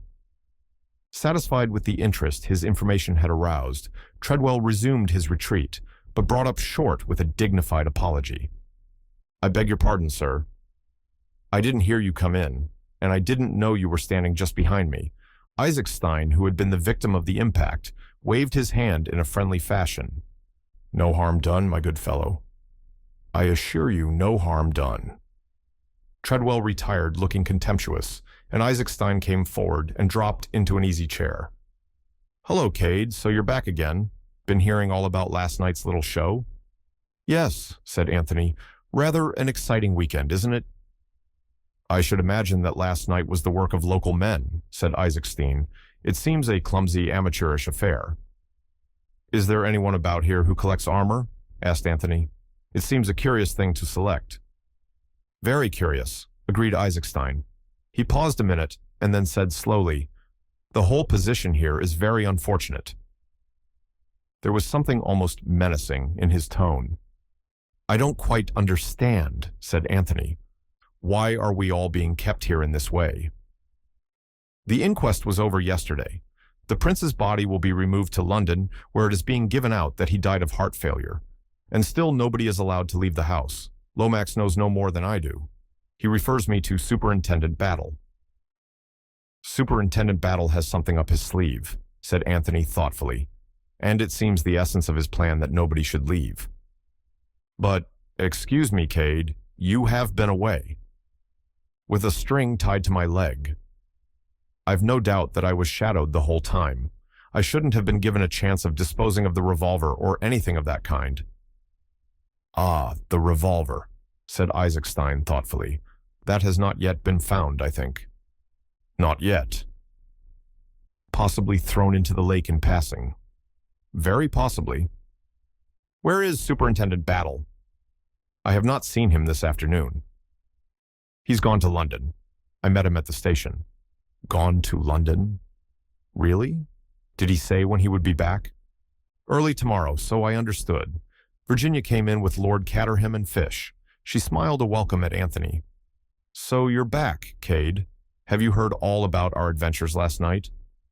"Why, truly, Cade," said Hiram Fish. "It was a night of strenuous excitement." "Did you hear that I mistook Revel for one of the thugs?" "And in the meantime," said Anthony, "the thug?" "Got clear away," said Fish mournfully. "Do pour out," said Lord Caterham to Virginia. "I don't know where Bundle is." Virginia officiated. Then she came and sat down near Anthony. "Come to the boathouse after tea," she said in a low voice. "Bill and I have got a lot to tell you." Then she joined lightly in the general conversation. The meeting at the boathouse was duly held. Virginia and Bill were bubbling over with their news. They agreed that a boat in the middle of the lake was the only safe place for confidential conversation. Having paddled out a sufficient distance, the full story of last night's adventure was related to Anthony. Bill looked a little sulky. He wished Virginia would not insist on bringing this colonial fellow into it. "It's very odd," said Anthony when the story was finished. "What do you make of it?" he asked Virginia. "I think they were looking for something," she returned promptly. "The burglar idea is absurd. They thought the something, whatever it was, might be concealed in the suits of armor, that's clear enough. But why tap the paneling? That looks more as though they were looking for a secret staircase, or something of that kind." "There's a priest's hole at Chimneys, I know," said Virginia, "and I believe there's a secret staircase as well. Lord Caterham would tell us all about it. What I want to know is, what can they have been looking for?" "It can't be the memoirs," said Anthony. "They're a great bulky package." "It must have been something small." "George knows, I expect," said Virginia. "I wonder whether I could get it out of him. All along I've felt there was something behind all this." "You say there was only one man," pursued Anthony, "but that there might possibly be another, as you thought you heard someone going towards the door, as you sprang to the window." "The sound was very slight," said Virginia. "It might have been just my imagination." "That's quite possible, but in case it wasn't your imagination, the second person must have been an inmate of the house. I wonder now." "What are you wondering at?" asked Virginia. "The thoroughness of Hiram Fish, who dresses himself completely when he hears screams for help downstairs." "There's something in that," agreed Virginia. "And then there's Isaacstein, who sleeps through it all." "That's suspicious, too. Surely he couldn't." "There's that fellow Boris," suggested Bill. "He looks an unmitigated ruffian. Michael's servant, I mean." "Chimneys is full of suspicious characters," said Virginia. "I dare say the others are just as suspicious of us. I wish Superintendent Battle hadn't gone to London. I think it's rather stupid of him. By the way, Cade, I've seen that peculiar-looking Frenchman about once or twice, spying round the park." "It's a mix-up," confessed Anthony. "I've been away on a wild goose chase. Made a thorough ass of myself. Look here, to me the whole question seems to resolve itself into this. Did the men find what they were looking for last night?" "Supposing they didn't?" said Virginia. "I'm pretty sure they didn't, as a matter of fact. Just this, I believe they'll come again. They know, or they soon will know, that Battle's in London. They'll take the risk and come again tonight." "Do you really think so?" "It's a chance. Now we three will form a little syndicate. Eversley and I will conceal ourselves with due precautions in the council chamber." "What about me?" interrupted Virginia. "Don't think you're going to leave me out of it." "Listen to me, Virginia," said Bill. "This is man's work. Don't be an idiot, Bill. I'm in on this. Don't you make any mistake about it. The syndicate will keep watch tonight." It was settled thus, and the details of the plan were laid. After the party had retired to bed, first one and then another of the syndicate crept down. They were all armed with powerful electric torches, and in the pocket of Anthony's coat lay a revolver. Anthony had said that he believed another attempt to resume the search would be made. Nevertheless, he did not expect that the attempt would be made from outside. He believed that Virginia had been correct in her guess that someone had passed her in the dark the night before, and as he stood in the shadow of an old oak dresser, it was towards the door, and not the window, that his eyes were directed. Virginia was crouching behind a figure in armor on the opposite wall, and Bill was by the window. The minutes passed at interminable length. 1 o'clock chimed, then the half-hour, then 2, then another half-hour. Anthony felt stiff and cramped. He was coming slowly to the conclusion that he had been wrong. No attempt would be made tonight. And then he stiffened suddenly, all his senses on the alert. He had heard a footstep on the terrace outside. Silence again, then a low scratching noise at the window. Suddenly it ceased, and the window swung open. A man stepped across the sill into the room. He stood quite still for a moment, peering round as though listening. After a minute or two, seemingly satisfied, he switched on a torch he carried and turned it rapidly round the room. Apparently, he saw nothing unusual. The three watchers held their breath. He went over to the same bit of paneled wall he had been examining the night before, and then a terrible knowledge smote Bill. He was going to sneeze. The wild race through the dew-laden park the night before had given him a chill. All day he had sneezed intermittently. A sneeze was due now, and nothing on earth would stop it. He adopted all the remedies he could think of. He pressed his upper lip, swallowed hard, threw back his head and looked at the ceiling. As a last resort, he held his nose and pinched it violently. It was of no avail. He sneezed. A stifled, checked, emasculated sneeze, but a startling sound in the deadly quiet of the room. The stranger sprang round, and in the same minute, Anthony acted. He flashed on his torch and jumped full for the stranger. In another minute, they were down on the floor together. "Lights!" shouted Anthony. Virginia was ready at the switch. The lights came on true and full tonight. Anthony was on top of his man. Bill leant down to give him a hand. "And now," said Anthony, "let's see who you are, my fine fellow." He rolled his victim over. It was the neat, dark-bearded stranger from the Cricketers. "Very nice indeed," said an approving voice. They all looked up, startled. The bulky form of Superintendent Battle was standing in the open doorway. "I thought you were in London, Superintendent Battle," said Anthony. Battle's eyes twinkled. "Did you, sir?" he said. "Well, I thought it would be a good thing if I was thought to be going."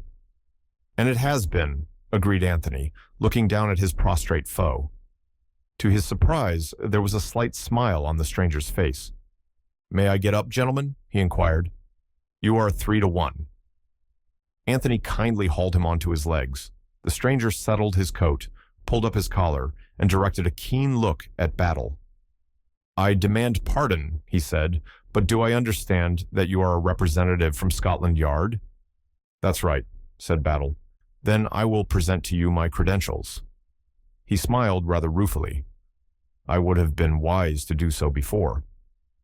He took some papers from his pocket and handed them to the Scotland Yard detective.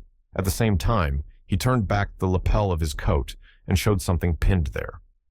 Battle gave an exclamation of astonishment. He looked through the papers and handed them back with a little bow. "I'm sorry you've been manhandled, monsieur," he said, "but you brought it on yourself, you know." He smiled, noting the astonished expression on the faces of the other. "This is a colleague we have been expecting for some time," he said, "Lemoine of the Sûreté in Paris." They all stared at the French detective, who smiled back at them. "But yes," he said, "it is true." There was a pause for a general readjusting of ideas. Then Virginia turned to Battle. "Do you know what I think, Superintendent Battle?" "What do you think, Revel?" "I think the time has come to enlighten us a little." "To enlighten you?" "I don't quite understand, Revel."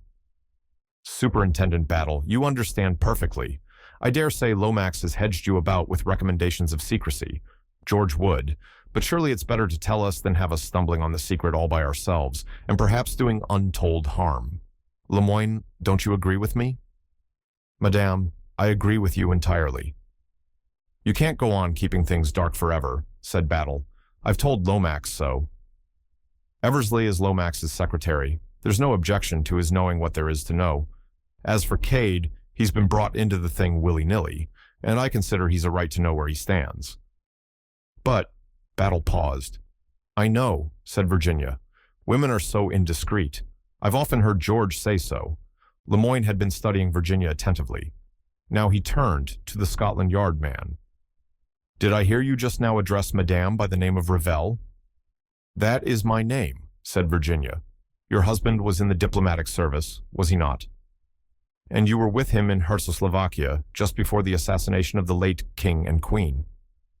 "Yes." Lemoine turned again.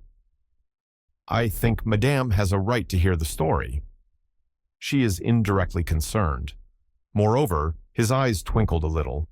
Madame's reputation for discretion stands very high in diplomatic circles. "I'm glad they give me a good character," said Virginia, laughing. "And I'm glad I'm not going to be left out of it. What about refreshments? Said Anthony. Where does the conference take place? Here? If you please, sir, said Battle. I've a fancy for not leaving this room until morning. You'll see why when you've heard the story. Then I'll go and forage, said Anthony. Bill went with him, and they returned with a tray of glasses, siphons, and other necessaries of life. The augmented syndicate established itself comfortably in the corner by the window, being grouped round a long oak table. It's understood, of course, said Battle, that anything that's said here is said in strict confidence. There must be no leakage. I've always felt it would come out one of these days. Gentlemen like Lomax, who want everything hushed up, take bigger risks than they think. The start of this business was just over 7 years ago. There was a lot of what they call reconstruction going on, especially in the Near East. There was a good deal going on in England, strictly on with that old gentleman, Count Stilptich, pulling the strings. All the Balkan states were interested parties, and there were a lot of royal personages in England just then. I'm not going into details, but something disappeared in a way that seemed incredible, unless you admitted two things: that the thief was a royal personage, and that at the same time it was the work of a high-class professional. Lemoyne here will tell you how that well might be. The Frenchman bowed courteously and took up the tale. It is possible that you in England may not even have heard of our famous and fantastic King Victor. What his real name is, no one knows, but he is a man of singular courage and daring, one who speaks 5 languages and is unequaled in the art of disguise. Though his father is known to have been either English or Irish, he himself has worked chiefly in Paris. It was there, nearly 8 years ago, that he was carrying out a daring series of robberies and living under the name of Captain O'Neill. A faint exclamation escaped Virginia. Lemoyne darted a keen glance at her. I think I understand what agitates Madame.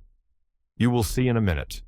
Now we of the Sûreté had our suspicions that this Captain O'Neill was none other than King Victor, but we could not obtain the necessary proof. There was also in Paris at the time a clever young actress, Angèle Maury, of the Folies Bergère. For some time, we had suspected that she was associated with the operations of King Victor, but again, no proof was forthcoming. About that time, Paris was preparing for the visit of the young King Nicholas IV of Czechoslovakia. At the Sûreté, we were given special instructions as to the course to be adopted to ensure the safety of His Majesty. In particular, we were warned to superintend the activities of a certain revolutionary organization which called itself the Comrades of the Red Hand. It is fairly certain now that the Comrades approached Angèle Maury and offered her a huge sum if she would aid them in their plans. Her part was to infatuate the young king and decoy him to some spot agreed upon with them. Angèle Maury accepted the bribe and promised to perform her part. But the young lady was cleverer and more ambitious than her employers suspected. She succeeded in captivating the king, who fell desperately in love with her and loaded her with jewels. It was then that she conceived the idea of being, not a king's mistress, but a queen. As everyone knows, she realized her ambition. She was introduced into Czechoslovakia as the Countess Varaga Popolevsky, an offshoot of the Romanovs, and became eventually Queen Varaga of Czechoslovakia. Not bad for a little Parisian actress. I have always heard that she played the part extremely well, but her triumph was not to be long-lived. The Comrades of the Red Hand, furious at her betrayal, twice attempted her life. Finally, they worked up the country to such a pitch that a revolution broke out in which both the king and queen perished. Their bodies, horribly mutilated and hardly recognizable, were recovered, attesting to the fury of the populace against the low-born foreign queen. Now, in all this, it seems certain that Queen Varaga still kept in with her confederate, King Victor. It is possible that the bold plan was his all along. What is known is that she continued to correspond with him in a secret code from the court of Czechoslovakia. For safety, the letters were written in English and signed with the name of an English lady then at the embassy. If any inquiry had been made and the lady in question had denied her signature, it is possible that she would not have been believed, for the letters were those of a guilty woman to her lover. It was your name she used, Revel. I know, said Virginia. Her color was coming and going unevenly. So, that is the truth of the letters. I have wondered and wondered. What a blackguardly trick, cried Bill indignantly. The letters were addressed to Captain O'Neill at his rooms in Paris, and their principal purpose may have light shed upon it by a curious fact which came to light later. After the assassination of the king and queen, many of the crown jewels which had fallen, of course, into the hands of the mob, found their way to Paris, and it was discovered that in 9 cases out of 10, the principal stones had been replaced by paste. And, mind you, there were some very famous stones among the jewels of Czechoslovakia. So, as a queen, Angèle Maury still practiced her former activities. You see now where we have arrived.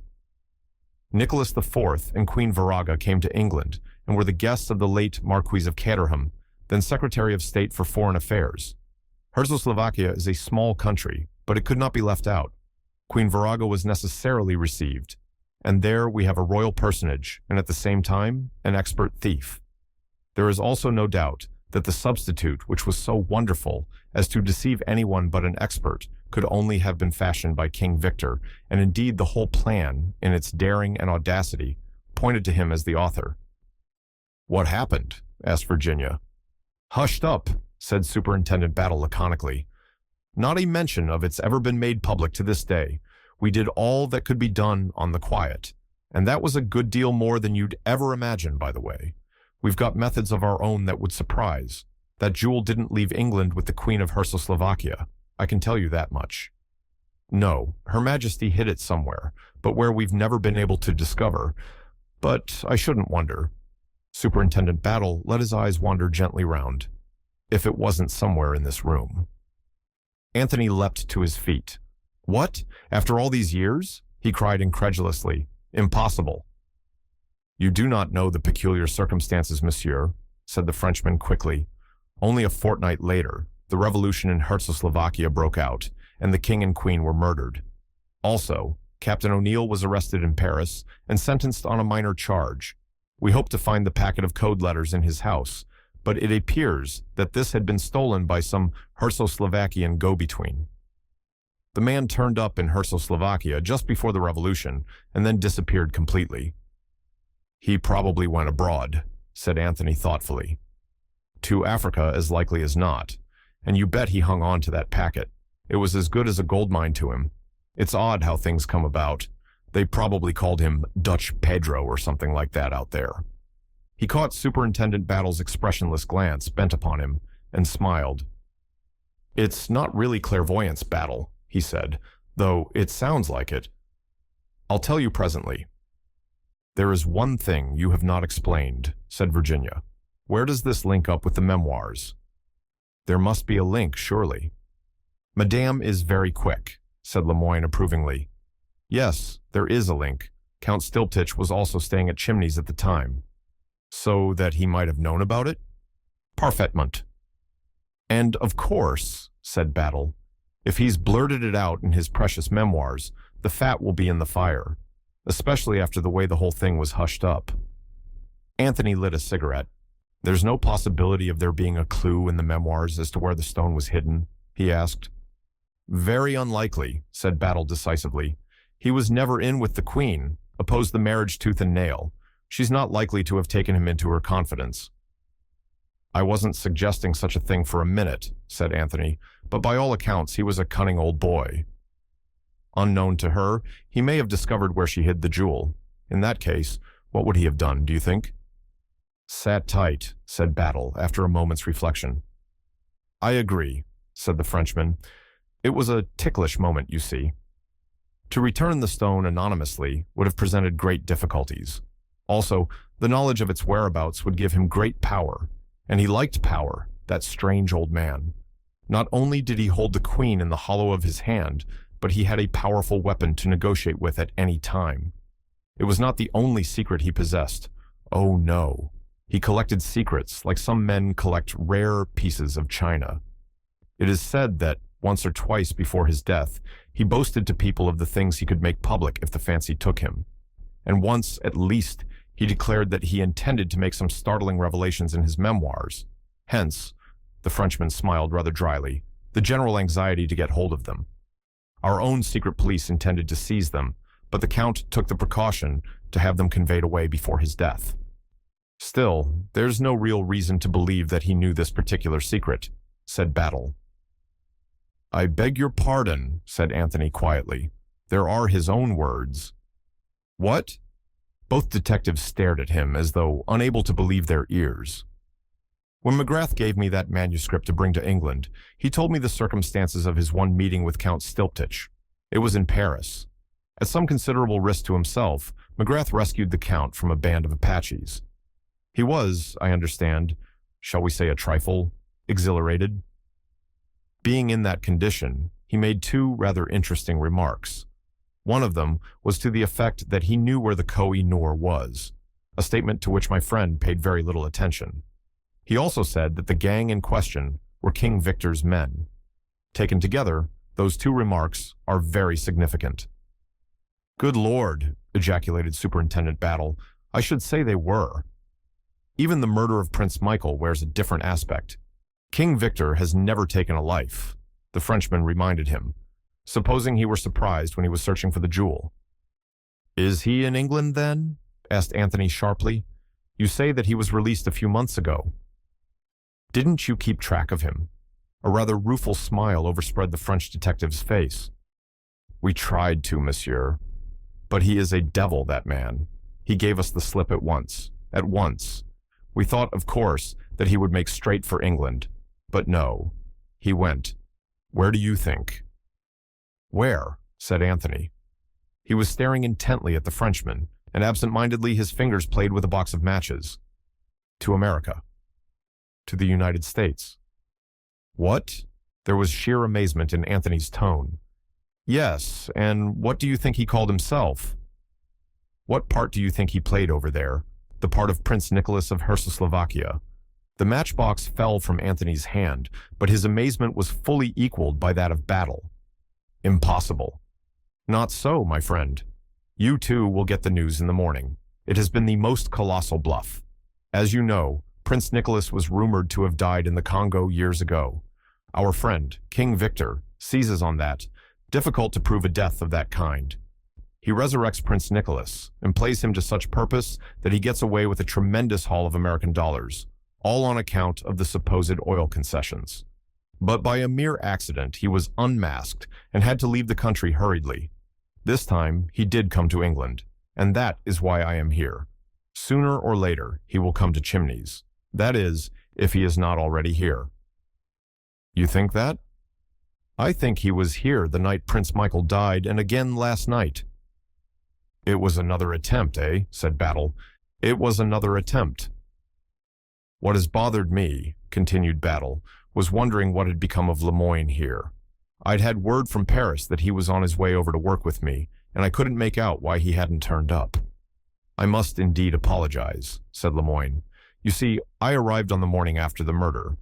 It occurred to me at once that it would be as well for me to study things from an unofficial standpoint without appearing officially as your colleague. I thought that great possibilities lay that way. I was, of course, aware that I was bound to be an object of suspicion, but that, in a way, furthered my plan since it would not put people I was after on their guard. I can assure you that I have seen a good deal that is interesting in the last 2 days. But look here, said Bill, what really did happen last night? I am afraid, said Lemoyne, that I gave you rather violent exercise. It was you I chased then? Yes. I will recount things to you. I came up here to watch, convinced that the secret had to do with this room, since the prince had been killed here. I stood outside on the terrace. Presently I became aware that someone was moving about in this room. I could see the flash of a torch now and again. I tried the middle window and found it unlatched. Whether the man had entered that way earlier, or whether he had left it so as a blind in case he was disturbed, I do not know. Very gently, I pushed it back and slipped inside the room. Step by step, I felt my way until I was in a spot where I could watch operations without likelihood of being discovered myself. The man himself I could not see clearly. His back was to me, of course, and he was silhouetted against the light of the torch so that his outline only could be seen. But his actions filled me with surprise. He took to pieces, first one and then the other, of those 2 suits of armor, examining each one piece by piece. When he had convinced himself that what he sought was not there, he began tapping the paneling of the wall under that picture. What he would have done next, I do not know. The interruption came. You burst in. He looked at Bill. Our well-meant interference was really rather a pity, said Virginia thoughtfully. In a sense, madame, it was. The man switched out his torch, and I, who had no wish as yet to be forced to reveal my identity, sprang for the window. I collided with the other 2 in the dark and fell headlong. I sprang up and out through the window. Eversley, taking me for his assailant, followed. I followed you first, said Virginia. Bill was only second in the race. And the other fellow had the sense to stay still and sneak out through the door. I wonder he didn't meet the rescuing crowd. That would present no difficulties, said Lemoyne. He would be a rescuer in advance of the rest, that was all. Do you really think this Arsène Lupin fellow is actually among the household now? Asked Bill, his eyes sparkling. Why not? Said Lemoyne. He could pass perfectly as a servant. For all we may know, he may be Boris Anchukov, the trusted servant of the late Prince Michael. He is an odd-looking bloke, agreed Bill, but Anthony was smiling. That's hardly worthy of you, Lemoyne, he said gently. The Frenchman smiled too. You've taken him on as your valet now, haven't you, Cade? Asked Superintendent Battle. Battle, I take off my hat to you. You know everything, but just as a matter of detail, he's taken me on, not I him. Why was that, I wonder, Cade? I don't know, said Anthony lightly. It's a curious taste, but perhaps he may have liked my face. Or he may think I murdered his master and wish to establish himself in a handy position for executing revenge upon me. He rose and went over to the windows, pulling the curtains. Daylight, he said with a slight yawn. There won't be any more excitements now. Lemoyne rose also. I will leave you, he said. We shall perhaps meet again later in the day. With a graceful bow to Virginia, he stepped out of the window. Bed, said Virginia, yawning. It's all been very exciting. Come on, Bill, go to bed like a good little boy. The breakfast table will see us not, I fear. Anthony stayed at the window looking after the retreating form of Lemoyne. You wouldn't think it, said Battle behind him, but that's supposed to be the cleverest detective in France. I don't know that I wouldn't, said Anthony thoughtfully. I rather think I would. Well, said Battle, he was right about the excitements of this night being over. By the way, do you remember my telling you about that man they'd found shot near Staines? Yes. Why? Nothing. They've identified him, that's all. It seems he was called Giuseppe Manelli. He was a waiter at the Blitz in London. Curious, isn't it? Anthony said nothing. He continued to stare out of the window. Superintendent Battle looked for some time at his motionless back. Well, good night, sir, he said at last, and moved to the door. Anthony stirred. Wait a minute, Battle. The superintendent halted obediently. Anthony left the window. He drew out a cigarette from his case and lighted it. Then, between 2 puffs of smoke, he said, You seem very interested in this business at Staines. I wouldn't go as far as that, sir. It's unusual, that's all. Do you think the man was shot where he was found, or do you think he was killed elsewhere and the body brought to that particular spot afterwards? I think he was shot somewhere else and the body brought there in a car. I think so too, said Anthony. Something in the emphasis of his tone made the detective look up sharply. Any ideas of your own, sir? Do you know who brought him there? Yes, said Anthony. I did. He was a little annoyed at the absolutely unruffled calm preserved by the other. I must say you take these shocks very well, Battle, he remarked. Never display emotion. That was a rule that was given to me once, and I've found it very useful. You live up to it, certainly, said Anthony. I can't say I've ever seen you ruffled. Well, do you want to hear the whole story? If you please, Cade. Anthony pulled up 2 of the chairs. Both men sat down, and Anthony recounted the events of the preceding Thursday night. Battle listened immovably. There was a far-off twinkle in his eyes as Anthony finished. You know, sir, he said, you'll get into trouble one of these days. Then, for the second time, I'm not to be taken into custody. We always like to give a man plenty of rope, said Superintendent Battle. Very delicately put, said Anthony, without unduly stressing the end of the proverb.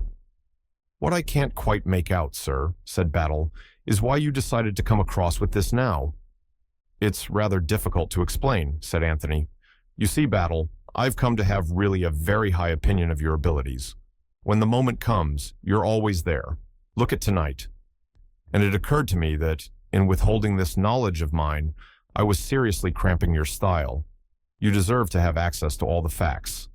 I've done what I could, and up to now, I've made a mess of things. Until tonight, I couldn't speak for Revel's sake.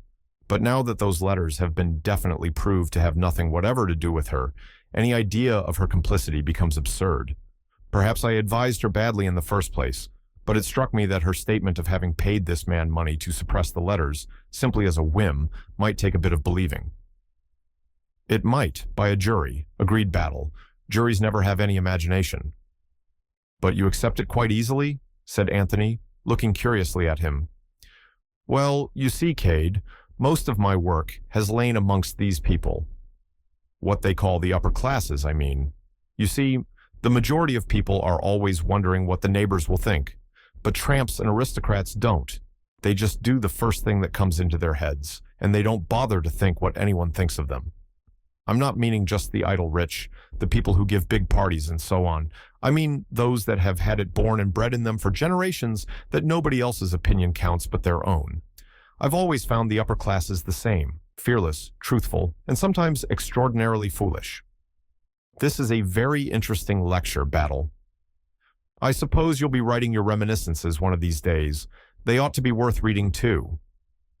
The detective acknowledged the suggestion with a smile, but said nothing. I'd rather like to ask you one question, continued Anthony. Did you connect me at all with the Staines affair? I fancied from your manner that you did. Quite right. I had a hunch that way, but nothing definite to go upon. Your manner was very good, if I may say so, Cade. You never overdid the carelessness. I'm glad of that, said Anthony. I've a feeling that ever since I met you, you've been laying little traps for me. On the whole, I've managed to avoid falling into them, but the strain has been acute. Battle smiled grimly. That's how you get a crook in the end, sir. Keep him on the run, to and fro, turning and twisting. Sooner or later his nerve goes, and you've got him. You're a cheerful fellow, Battle. When will you get me, I wonder? Plenty of rope, sir, quoted the superintendent. Plenty of rope. In the meantime, said Anthony, I am still the amateur assistant. That's it, Cade. Watson to your Sherlock, in fact? Detective stories are mostly bunkum, said Battle unemotionally. But they amuse people, he added as an afterthought, and they're useful sometimes. In what way? Asked Anthony curiously. They encourage the universal idea that the police are stupid. When we get an amateur crime such as a murder, that's very useful indeed. Anthony looked at him for some minutes in silence. Battle sat quite still, blinking now and then, with no expression whatsoever on his square, placid face. Presently he rose. Not much good going to bed now, he observed. As soon as he's up, I want to have a few words with his lordship. Anyone who wants to leave the house can do so now. At the same time, I should be much obliged to his lordship if he'll extend an informal invitation to his guests to stay on. You'll accept it, sir, if you please, and Revel also. Have you ever found the revolver? Asked Anthony suddenly. You mean the one Prince Michael was shot with? No, I haven't. Yet it must be in the house or grounds. I'll take a hint from you, Cade, and send some boys up bird's nesting. If I could get hold of the revolver, we might get forward a bit. That, and the bundle of letters. You say that a letter with the heading, Chimneys, was amongst them. Depend upon it, that was the last one written. The instructions for finding the diamond are written in code in that letter. What's your theory of the killing of Giuseppe? Asked Anthony. I should say he was a regular thief, and that he was got hold of, either by King Victor or by the comrades of the Red Hand, and employed by them. I shouldn't wonder at all if the comrades and King Victor aren't working together.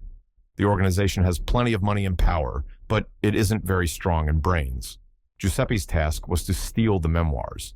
They couldn't have known that you had the letters. It's a very odd coincidence that you should have, by the way.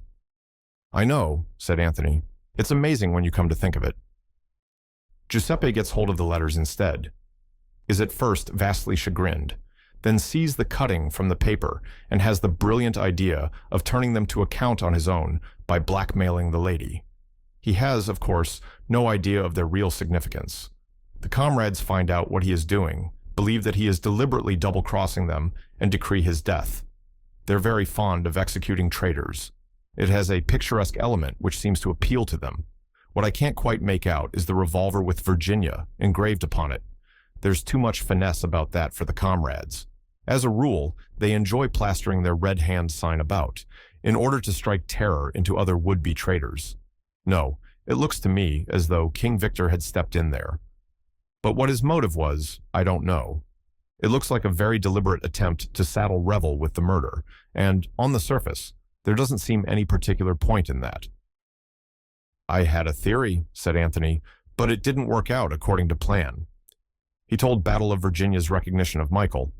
Battle nodded his head. Oh yes, no doubt as to his identity. By the way, that old Baron has a very high opinion of you. He speaks of you in most enthusiastic terms. That's very kind of him, said Anthony, especially as I've given him full warning that I mean to do my utmost to get hold of the missing memoirs before Wednesday next. You'll have a job to do that, said Battle. Yes, you think so? I suppose King Victor and have got the letters. Battle nodded.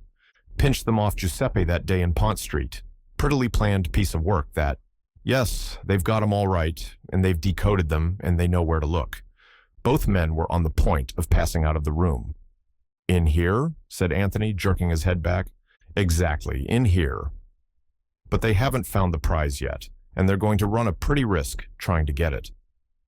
I suppose, said Anthony, that you've got a plan in that subtle head of yours? Battle returned no answer. He looked particularly stolid and unintelligent. Then, very slowly, he winked. Want my help? Asked Anthony. I do. And I shall want someone else's. Who is that? Revel's. You may not have noticed it, Cade, but she's a lady who has a particularly beguiling way with her. I've noticed it all right, said Anthony. He glanced at his watch. I'm inclined to agree with you about bed, Battle. A dip in the lake and a hearty breakfast will be far more to the point. He ran lightly upstairs to his bedroom. Whistling to himself, he discarded his evening clothes and picked up a dressing gown and a bath towel. Then suddenly, he stopped dead in front of the dressing table, staring at the object that reposed demurely in front of the looking-glass. For a moment, he could not believe his eyes. He took it up, examined it closely. Yes, there was no mistake. It was the bundle of letters signed Virginia Revel. They were intact. Not one was missing.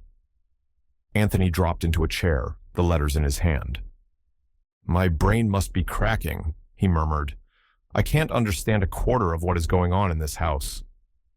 Why should the letters reappear like a damned conjuring trick? Who put them on my dressing table? Why? And to all these very pertinent questions, he could find no satisfactory reply. At 10 o'clock that morning, Lord Caterham and his daughter were breakfasting. Bundle was looking very thoughtful. Father, she said at last. Lord Caterham, absorbed in the Times, did not reply. Father, said Bundle again, more sharply. Lord Caterham, torn from his interested perusal of forthcoming sales of rare books, looked up absent-mindedly. Eh? He said. Did you speak? Yes. Who is it who's had breakfast? She nodded towards a place that had evidently been occupied. The rest were all expectant. Oh, what's his name? Fat Ikey? Bundle and her father had enough sympathy between them to comprehend each other's somewhat misleading observations. That's it. Did I see you talking to the detective this morning before breakfast? Lord Caterham sighed. Yes, he buttonholed me in the hall. I do think the hours before breakfast should be sacred. I shall have to go abroad. The strain on my nerves. Bundle interrupted unceremoniously. What did he say? Said everyone who wanted to could clear out. Well, said Bundle, that's all right. That's what you've been wanting. I know. But he didn't leave it at that. He went on to say that nevertheless, He wanted me to ask everyone to stay on. I don't understand, said Bundle, wrinkling her nose. So confusing and contradictory, complained Lord Caterham. And before breakfast, too. What did you say? Oh, I agreed, of course. It's never any good arguing with these people, especially before breakfast, continued Lord Caterham, reverting to his principal grievance. Who have you asked so far? Cade. He was up very early this morning. He's going to stop on. I don't mind that. I can't quite make the fellow out, but I like him. I like him very much. So does Virginia, said Bundle, drawing a pattern on the table with her fork. Eh? And so do I, but that doesn't seem to matter. And I asked Isaacstein, continued Lord Caterham. Well? But fortunately, he's got to go back to town. Don't forget to order the car for the 10:40, by the way. All right. Now, if I can only get rid of Fish, too, continued Lord Caterham, his spirits rising. I thought you liked talking to him about your moldy old books. So I do. So I did, rather. But it gets monotonous when one finds that one is always doing all the talking. Fish is very interested, but he never volunteers any statements of his own. It's better than doing all the listening, said Bundle, like one does with George Lomax. Lord Caterham shuddered at the remembrance. George is all very well on platforms, said Bundle. I've clapped him myself, though of course I know all the time that he's talking balderdash. And anyway, I'm a socialist. I know, my dear, I know, said Lord Caterham hastily. It's all right, said Bundle. I'm not going to bring politics into the house. That's what George does, public speaking in private life. It ought to be abolished by Act of Parliament. Quite so, said Lord Caterham. What about Virginia? Asked Bundle. Is she to be asked to stop on? Battle said everybody, says he firmly. Have you asked her to be my stepma yet? I don't think it would be any good, said Lord Caterham mournfully, although she did call me a darling last night. But that's the worst of these attractive young women with affectionate dispositions. They'll say anything, and they mean absolutely nothing by it. No, agreed Bundle. It would have been much more hopeful if she'd thrown a boot at you or tried to bite you. You modern young people seem to have such unpleasant ideas about lovemaking, said Lord Caterham plaintively.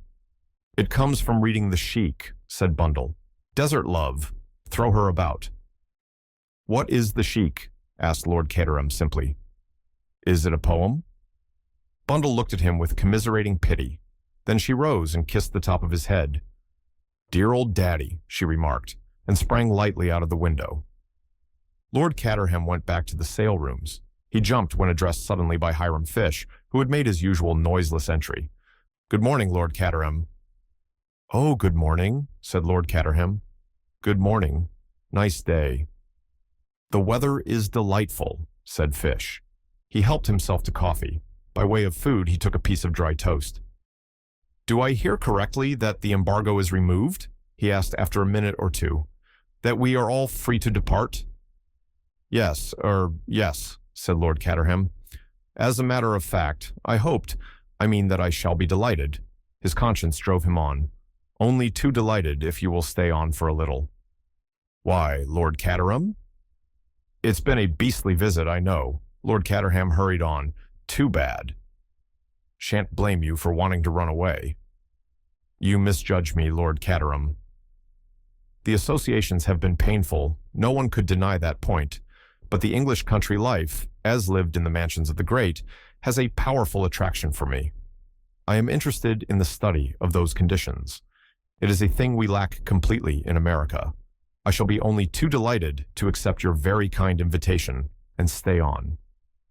Oh, well, said Lord Caterham, that's that. Absolutely delighted, my dear fellow, absolutely delighted. Spurring himself on to a false geniality of manner, Lord Caterham murmured something about having to see his bailiff and escaped from the room. In the hall, he saw Virginia just descending the staircase. Shall I take you into breakfast? Asked Lord Caterham tenderly. I've had it in bed, thank you. I was frightfully sleepy this morning. She yawned. Had a bad night, perhaps? Not exactly a bad night. From one point of view, decidedly a good night. Oh, Lord Caterham, She slipped her hand inside his arm and gave it a squeeze. I am enjoying myself. You were a darling to ask me down. You'll stop on for a bit then, won't you? Battle is lifting the embargo, but I want you to stay particularly. So does Bundle. Of course I'll stay. It's sweet of you to ask me. Ah, said Lord Caterham. He sighed. What is your secret sorrow? Asked Virginia. Has anyone bitten you? That's just it, said Lord Caterham mournfully. Virginia looked puzzled. You don't feel, by any chance, that you want to throw a boot at me? No, I can see you don't. Oh, well, it's of no consequence. Lord Caterham drifted sadly away, and Virginia passed out through a side door into the garden. She stood there for a moment, breathing in the crisp October air, which was infinitely refreshing to one in her slightly jaded state. She started a little to find Superintendent Battle at her elbow. The man seemed to have an extraordinary knack of appearing out of space, without the least warning.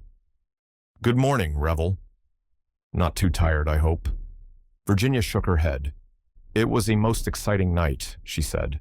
Well worth the loss of a little sleep. The only thing is, today seems a little dull after it. There's a nice shady place down under that cedar tree, remarked the superintendent. Shall I take a chair down to it for you? If you think it's the best thing for me to do, said Virginia solemnly. You're very quick, Revel. Yes, it's quite true. I do want a word with you. He picked up a long wicker chair and carried it down the lawn. Virginia followed him with a cushion under her arm. Very dangerous place, that terrace, remarked the detective. That is, if you want to have a private conversation. I'm getting excited again, Superintendent Battle. Oh, it's nothing important. He took out a big watch and glanced at it. 10:30. I'm starting for Wyvern Abbey in 10 minutes to report to Lomax. Plenty of time. I only wanted to know if you could tell me a little more about Cade. About Cade? Virginia was startled. Yes, where you first met him, and how long you've known him and so forth. Battle's manner was easy and pleasant enough. He even refrained from looking at her, and the fact that he did so made her vaguely uneasy. It's more difficult than you think, she said at last. He did me a great service once. Battle interrupted her. Before you go any further, Revel, I'd just like to say something. Last night, after you and Eversley had gone to bed, Cade told me all about the letters and the man who was killed in your house. He did? Gasped Virginia. Yes, and very wisely, too. It clears up a lot of misunderstanding. There's only one thing he didn't tell me, how long he had known you. Now, I've a little idea of my own about that. You shall tell me if I'm right or wrong. I think that the day he came to your house in Pont Street was the first time you had ever seen him. Ah, I see I'm right. It was so. Virginia said nothing. For the first time, she felt afraid of this stolid man with the expressionless face. She understood what Anthony had meant when he said there were no flies on Superintendent Battle. Has he ever told you anything about his life? The detective continued. Before he was in South Africa, I mean. Canada? Or before that, the Sudan? Or about his boyhood? Virginia merely shook her head. And yet, I'd bet he's got something worth telling. You can't mistake the face of a man who's led a life of daring and adventure. He could tell you some interesting tales if he cared to. If you want to know about his past life, why don't you cable to that friend of his, McGrath? Virginia asked. Oh, we have. But it seems he's up country somewhere. Still, there's no doubt Cade was in Bulawayo when he said he was. But I wondered what he'd been doing before he came to South Africa. He'd only had that job with Castles about a month. He took out his watch again. I must be off. The car will be waiting. Virginia watched him retreat to the house, but she did not move from her chair. She hoped that Anthony might appear and join her. Instead came Bill Eversley, with a prodigious yawn. Thank God, I've got a chance to speak to you at last, Virginia, he complained. Well, speak to me very gently, Bill darling, or I shall burst into tears. Has someone been bullying you? Not exactly bullying me. Getting inside my mind and turning it inside out. I feel as though I'd been jumped on by an elephant. Not Battle? Yes, Battle. He's a terrible man, really. Well, never mind Battle. I say, Virginia, I do love you so awfully. Not this morning, Bill. I'm not strong enough. Anyway, I've always told you the best people don't propose before lunch. Good Lord, said Bill. I could propose to you before breakfast. Virginia shuddered. Bill, be sensible and intelligent for a minute. I want to ask your advice. If you'd once make up your mind to it and say you'd marry me, you'd feel miles better, I'm sure. Happier, you know, and more settled down. Listen to me, Bill. Proposing to me is your idée fixe. All men propose when they're bored and can't think of anything to say. Remember my age and my widowed state, and go and make love to a pure young girl. My darling Virginia, oh blast, here's that French idiot bearing down on us. It was indeed Lemoyne, black-bearded and correct of demeanor as ever. Good morning, madame. You are not fatigued, I trust. Not in the least. That is excellent. Good morning, Eversley. How would it be if we promenaded ourselves a little, the three of us, suggested the Frenchman. How about it, Bill, said Virginia. Oh, all right, said the unwilling young gentleman by her side. He heaved himself up from the grass, and the three of them walked slowly along, Virginia between the two men. She was sensible at once of a strange undercurrent of excitement in the Frenchman, though she had no clue as to what caused it. Soon, with her usual skill, she was putting him at his ease, asking him questions, listening to his answers, and gradually drawing him out. Presently, he was telling them anecdotes of the famous King Victor. He talked well, albeit with a certain bitterness, as he described the various ways in which the Detective Bureau had been outwitted. But all the time, despite the real absorption of Lemoyne in his own narrative, Virginia had a feeling that he had some other object in view. Moreover, she judged that Lemoyne, under cover of his story, was deliberately striking out his own course across the park. They were not just strolling idly. He was deliberately guiding them in a certain direction. Suddenly, he broke off his story and looked round. They were standing just where the drive intersected the park, before turning an abrupt corner by a clump of trees. Lemoyne was staring at a vehicle approaching them from the direction of the house. Virginia's eyes followed his. It's the luggage cart, she said, taking Isaac Stein's luggage and his valet to the station. Is that so? Said Lemoyne. He glanced down at his own watch and started. 1,000 pardons. I have been longer here than I meant. Such charming company. Is it possible, do you think, that I might have a lift to the village? He stepped out onto the drive and signaled with his arm. The luggage cart stopped, and after a word or two of explanation, Lemoyne climbed in behind. He raised his hat politely to Virginia and drove off. The other two stood and watched the cart disappearing with puzzled expressions. Just as the cart swung round the bend, a suitcase fell off into the drive. The cart went on. Come on, said Virginia to Bill. We're going to see something interesting. That suitcase was thrown out. Nobody's noticed it, said Bill. They ran down the drive towards the fallen piece of luggage. Just as they reached it, Lemoyne came round the corner of the bend on foot. He was hot from walking fast. I was obliged to descend, he said pleasantly. I found that I had left something behind. This? Said Bill, indicating the suitcase.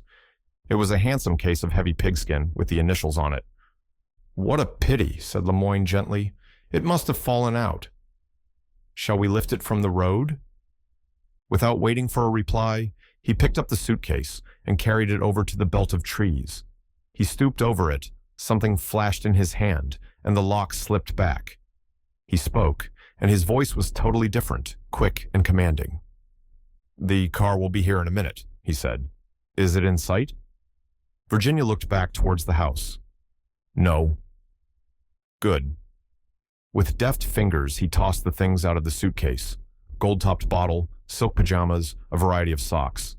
Suddenly, his whole figure stiffened. He caught up what appeared to be a bundle of silk underwear and unrolled it rapidly. A slight exclamation broke from Bill. In the center of the bundle was a heavy revolver.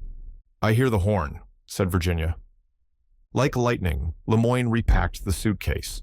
The revolver he wrapped in a silk handkerchief of his own and slipped into his pocket. He snapped the locks of the suitcase and turned quickly to Bill. Take it. Madame will be with you. Stop the car and explain that it fell off the luggage cart. Do not mention me. Bill stepped quickly down to the drive just as the big Lanchester limousine with Isaacstein inside it came round the corner.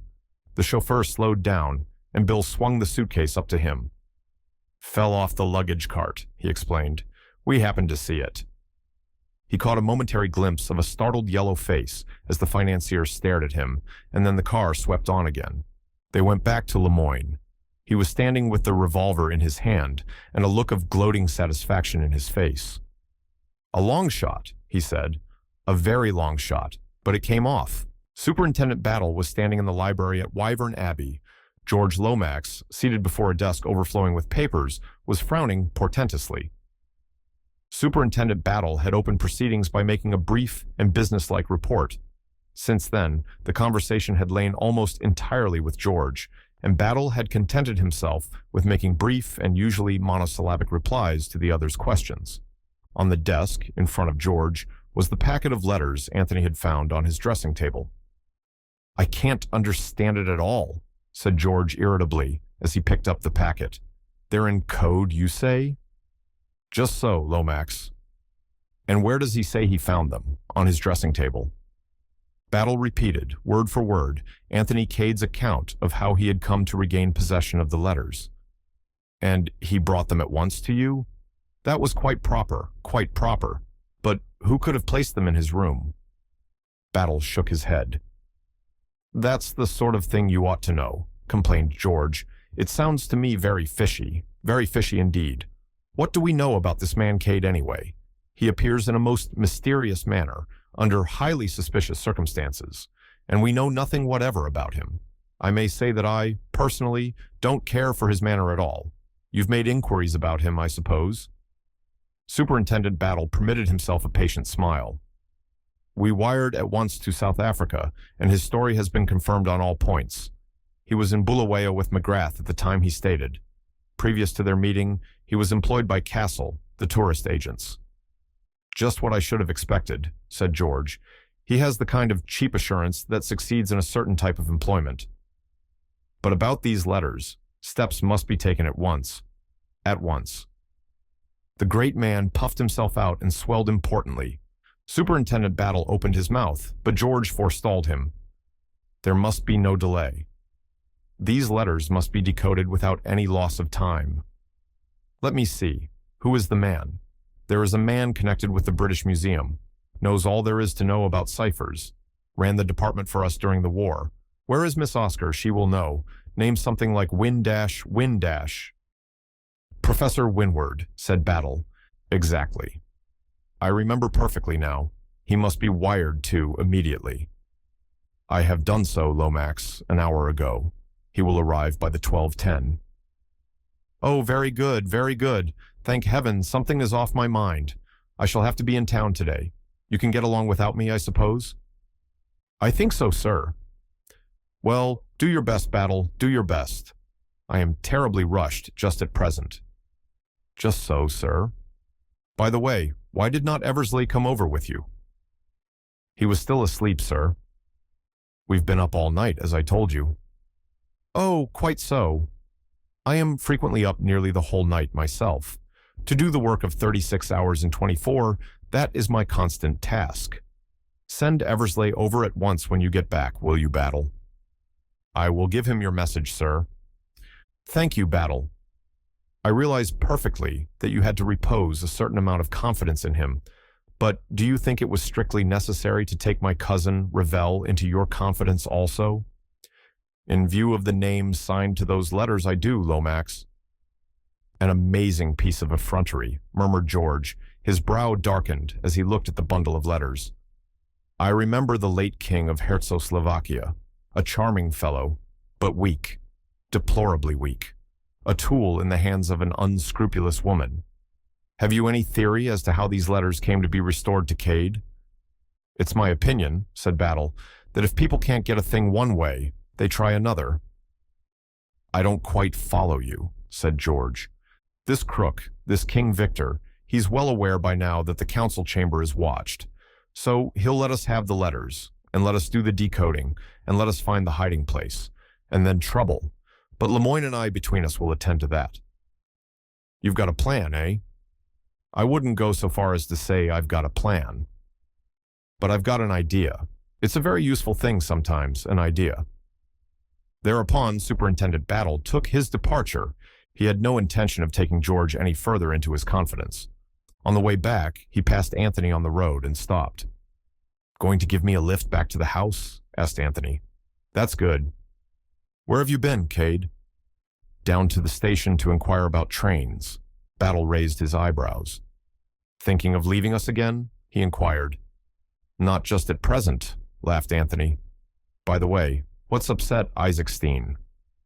"He arrived in the car just as I left, and he looked as though something had given him a nasty jolt." "Isaacstein?" "Yes." "I can't say, I'm sure. I fancy it would take a good deal to jolt him." "So do I," agreed Anthony.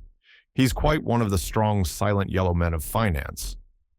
Suddenly, Battle leant forward and touched the chauffeur on the shoulder. "Stop, will you? And wait for me here." He jumped out of the car, much to Anthony's surprise.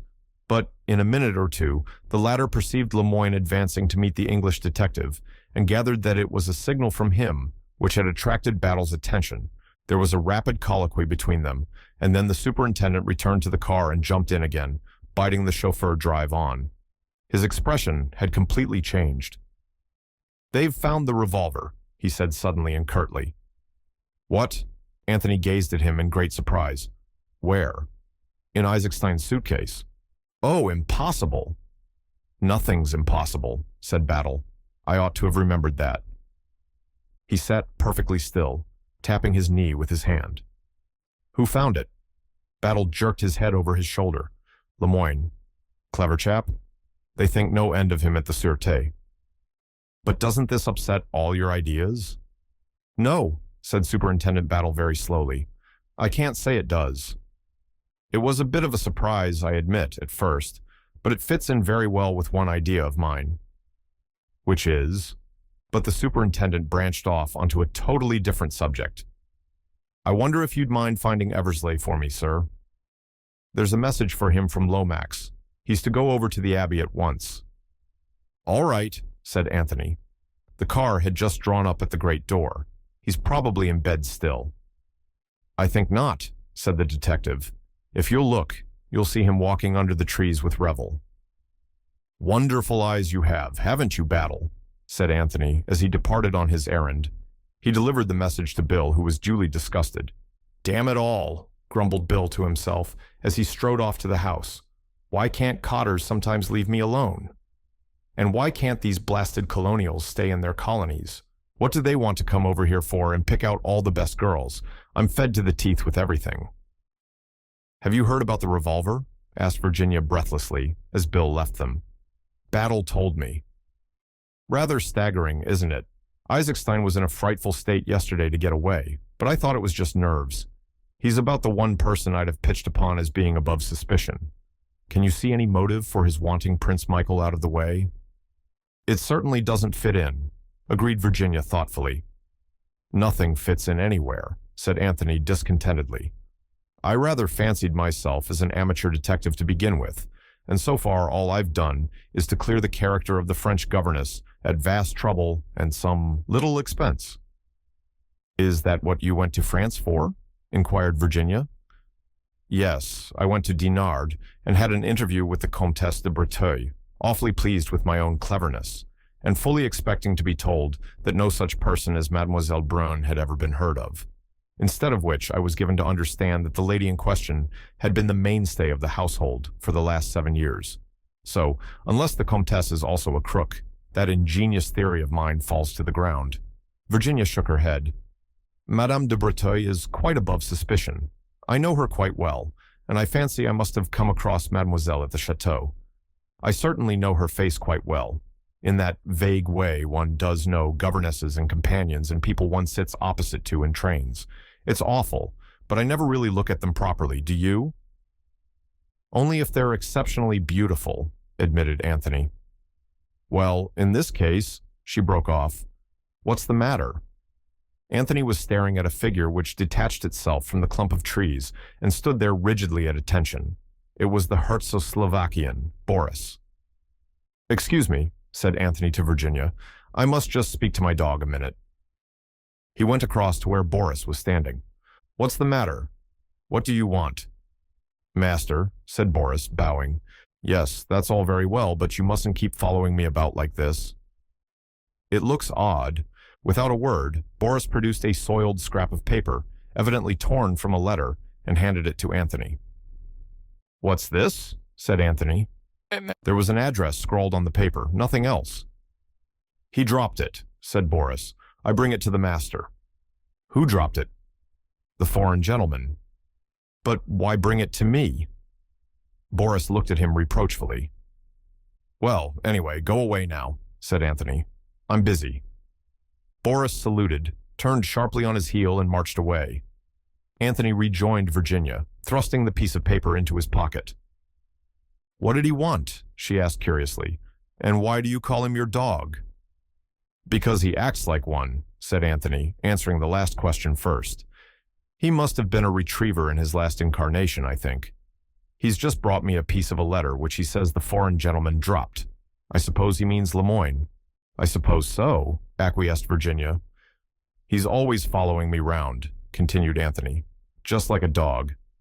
Says next to nothing, just looks at me with his big round eyes. I can't make him out." "Perhaps he meant Isaacstein," suggested Virginia. "Isaacstein looks foreign enough, heaven knows."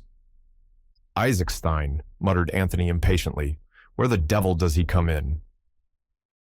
"Are you ever sorry that you've mixed yourself up in all this?" asked Virginia suddenly. "Sorry? Good Lord, no, I love it. I've spent most of my life looking for trouble, you know. Perhaps this time I've got a little more than I bargained for." "But you're well out of the wood now," said Virginia, a little surprised by the unusual gravity of his tone. "Not quite." They strolled on for a minute or two in silence. "There are some people," said Anthony, breaking the silence, "who don't conform to the signals. An ordinary, well-regulated locomotive slows down or pulls up when it sees the red light hoisted against it. Perhaps I was born colorblind. When I see the red signal, I can't help forging ahead. And in the end, you know, that spells disaster. Bound to. And quite right, really. That sort of thing is bad for traffic generally." He still spoke very seriously. "I suppose," said Virginia, "that you have taken a good many risks in your life?" "Pretty nearly everyone there is, except marriage." "That's rather cynical." "It wasn't meant to be. Marriage, the kind of marriage I mean, would be the biggest adventure of the lot." "I like that," said Virginia, flushing eagerly. "There's only one kind of woman I'd want to marry, the kind who is worlds removed from my type of life. What would we do about it? Is she to lead my life, or am I to lead hers?" "If she loved you, sentimentality, Revel." "You know it is. Love isn't a drug that you take to blind you to your surroundings. You can make it that, yes, but it's a pity. Love can be a lot more than that. What do you think the king and his beggar maid thought of married life after they'd been married a year or two? Didn't she regret her rags and her bare feet and her carefree life? You bet she did. Would it have been any good renouncing his crown for her sake? Not a bit of good either. He'd have made a damned bad beggar, I'm sure, and no woman respects a man when he's doing a thing thoroughly badly." "Have you fallen in love with a beggar maid, Cade?" inquired Virginia softly. "It's the other way about with me, but the principle's the same." "And there's no way out?" asked Virginia. "There's always a way out," said Anthony gloomily. "I've a theory that one can always get anything one wants if one will pay the price. And do you know what the price is 9 times out of 10? Compromise. A beastly thing, compromise, but it steals upon you as you near middle age. It's stealing upon me now. To get the woman I want, I'd even take up regular work." Virginia laughed. "I was brought up to a trade, you know," continued Anthony. "And you abandoned it?" "Yes." "Why?" "A matter of principle." "Oh." "You're a very unusual woman," said Anthony suddenly, turning and looking at her. "Why?" "You can refrain from asking questions." "You mean that I haven't asked you what your trade was?" "Just that." Again they walked on in silence. They were nearing the house now, passing close by the scented sweetness of the rose garden. You understand well enough, I dare say, said Anthony, breaking the silence. You know when a man's in love with you. I don't suppose you care a hang for me, or for anyone else, but, by God, I'd like to make you care. Do you think you could? Asked Virginia in a low voice. Probably not, but I'd have a damned good try. Are you sorry you ever met me? She said suddenly. Lord Number. It's the red signal again. When I first saw you, that day in Pont Street, I knew I was up against something that was going to hurt like fun. Your face did that to me, just your face. There's magic in you from head to foot. Some women are like that, but I've never known a woman who had so much of it as you have. You'll marry someone respectable and prosperous, I suppose, and I shall return to my disreputable life. But I'll kiss you once before I go. I swear I will. You can't do it now, said Virginia softly. Superintendent Battle is watching us out of the library window. Anthony looked at her. You're rather a devil, Virginia, he said dispassionately, but rather a dear, too. Then he waved his hand airily to Superintendent Battle. Caught any criminals this morning, Battle? Not as yet, Cade. That sounds hopeful. Battle, with an agility surprising in so stolid a man, vaulted out of the library window and joined them on the terrace. I've got Professor Winward down here, he announced in a whisper. Just this minute arrived. He's decoding the letters now. Would you like to see him at work? His tone suggested that of the showman speaking of some pet exhibit. Receiving a reply in the affirmative, he led them up to the window and invited them to peep inside. Seated at a table, the letters spread out in front of him, and writing busily on a big sheet of paper was a small red-haired man of middle age. He grunted irritably to himself as he wrote, and every now and then rubbed his nose violently until its hue almost rivaled that of his hair. Presently he looked up. That you, Battle? What you want me down here to unravel this tomfoolery for? A child in arms could do it. A baby of 2 could do it on its head. Call this thing a cipher? It leaps to the eye, man. I'm glad of that, Professor, said Battle mildly, but we're not all so clever as you are, you know. It doesn't need cleverness, snapped the professor. It's routine work. Do you want the whole bundle done? It's a long business, you know, requires diligent application and close attention, and absolutely no intelligence. I've done the one dated Chimneys, which you said was important. I might as well take the rest back to London and hand him over to one of my assistants. I really can't afford the time myself. I've come away now from a real teaser, and I want to get back to it. His eyes glistened a little. Very well, Professor, assented Battle. I'm sorry we're such small fry. I'll explain to Lomax. It's just this one letter that all the hurry is about. Lord Caterham is expecting you to stay for lunch, I believe. Never have lunch, said the professor. Bad habit, lunch. A banana and a water biscuit is all any sane and healthy man should need in the middle of the day. He seized his overcoat, which lay across the back of a chair. Battle went round to the front of the house, and a few minutes later, Anthony and Virginia heard the sound of a car driving away. Battle rejoined them, carrying in his hand the half-sheet of paper which the professor had given him. He's always like that, said Battle, referring to the departed professor, in the very deuce of a hurry. Clever man, though. Well, here's the kernel of Her Majesty's letter. Care to have a look at it? Virginia stretched out a hand, and Anthony read it over her shoulder. It had been, he remembered, a long epistle, breathing mingled passion and despair. The genius of Professor Winward had transformed it into an essentially businesslike communication. Operations carried out successfully, but double-crossed us. Has removed stone from hiding place. Not in his room. I have searched. Found following memorandum, which I think refers to it. Richmond 7, straight 8, left 3 right, said Anthony. Style Ptitch, of course. Cunning old dog. He changed the hiding place. Richmond, said Virginia thoughtfully. Is the diamond concealed somewhere at Richmond, I wonder? It's a favorite spot for royalties, agreed Anthony. Battle shook his head. I still think it's a reference to something in this house. I know, cried Virginia suddenly. Both men turned to look at her. The Holbein portrait in the council chamber. They were tapping on the wall just below it, and it's a portrait of the Earl of Richmond. You've got it, said Battle, and slapped his leg. He spoke with an animation quite unwanted. That's the starting point, the picture, and the crooks know no more than we do what the figures refer to. Those two men in armor stand directly underneath the picture, and their first idea was that the diamond was hidden in one of them.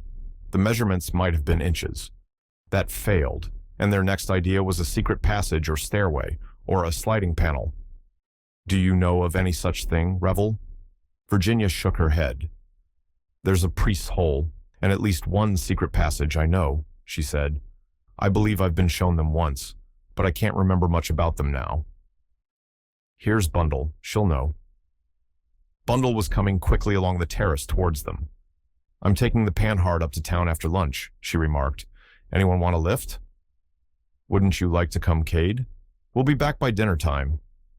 No thanks, said Anthony. I'm quite happy and busy down here. The man fears me, said Bundle. Either my driving or my fatal fascination. Which is it? The latter, said Anthony. Every time. Bundle, dear, said Virginia, is there any secret passage leading out of the council chamber? Rather, but it's only a moldy one, supposed to lead from Chimneys to Wyvern Abbey. So it did in the old days, but it's all blocked up now. You can only get along it for about 100 yards from this end. The one upstairs in the White Gallery is ever so much more amusing, and the priest's hole isn't half bad. We're not regarding them from an artistic standpoint, explained Virginia. It's business. How do you get into the council chamber one? Hinged panel. I'll show you after lunch if you like. Thank you, said Superintendent Battle. Shall we say at 2:30? Bundle looked at him with lifted eyebrows. Crook stuff, she inquired. Treadwell appeared on the terrace. Luncheon is served, my lady, he announced. At 2:30, a little party met together in the council chamber. Bundle, Virginia, Superintendent Battle, Lemoyne, and Anthony Cade. No good waiting until we can get hold of Lomax, said Battle. This is the kind of business one wants to get on with quickly. If you've got any idea that Prince Michael was murdered by someone who got in this way, you're wrong, said Bundle. It can't be done. The other ends blocked completely. There is no question of that, milady, said Lemoyne quickly. It is quite a different search that we make. Looking for something, are you? Asked Bundle quickly. Not the historic whatnot by any chance? Lemoyne looked puzzled. Explain yourself, Bundle, said Virginia encouragingly. You can when you try. The thing-ummy-bob, said Bundle. The historic diamond of purple princes that was pinched in the Dark Ages before I grew to years of discretion. Who told you this, Lady Eileen? Asked Battle. I've always known. One of the footmen told me when I was 12 years old.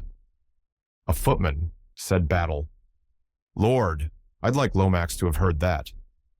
Is it one of George's closely guarded secrets? Asked Bundle. How perfectly screaming. I never really thought it was true. George always was an ass. He must know that servants always know everything. She went across to the Holbein portrait, touched a spring concealed somewhere at the side of it, and immediately, with a creaking noise, a section of the paneling swung inward, revealing a dark opening. Entrez, messieurs et mesdames, said Bundle dramatically. Walk up, dearies. Best show of the season, and only a tanner. Both Lemoyne and Battle were provided with torches. They entered the dark aperture first, the others close on their heels. Air's nice and fresh, remarked Battle. Must be ventilated somehow. He walked on ahead. The floor was of rough, uneven stone, but the walls were bricked.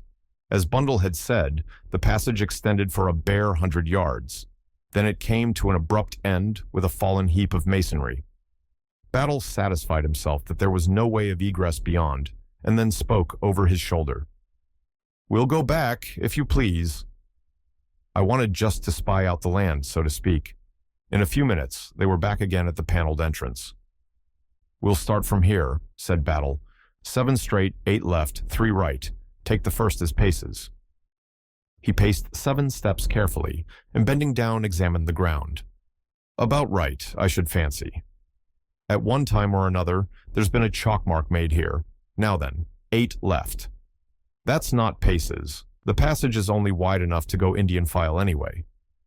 Say it in bricks, suggested Anthony. Quite right, Cade. 8 bricks from the bottom or the top on the left-hand side. Try from the bottom first. It's easier. He counted up 8 bricks. Now 3 to the right of that. 1, 2, 3. Hello. Hello, what's this? I shall scream in a minute, said Bundle. I know I shall. What is it? Superintendent Battle was working at the brick with the point of his knife. His practiced eye had quickly seen that this particular brick was different from the rest.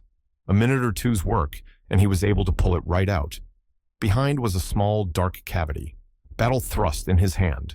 Everyone waited in breathless expectancy. Battle drew out his hand again.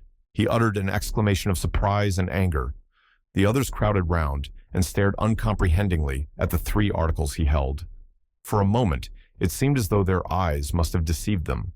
A card of small pearl buttons, a square of coarse knitting, and a piece of paper on which were inscribed a row of capital E's. Well, said Battle, I'm danged. What's the meaning of this? Mon Dieu, muttered the Frenchman. Ça, c'est un peu trop fort. But what does it mean? Cried Virginia, bewildered. Mean, said Anthony. There's only one thing it can mean. The late Count Stilptich must have had a sense of humor. This is an example of that humor. I may say that I don't consider it particularly funny myself. Do you mind explaining your meaning a little more clearly, sir? Said Superintendent Battle. Certainly. This was the Count's little joke. He must have suspected that his memorandum had been read. When the crooks came to recover the jewel, they were to find instead this extremely clever conundrum. It's the sort of thing you pin onto yourself at book teas when people have to guess what you are. It has a meaning, then? I should say, undoubtedly.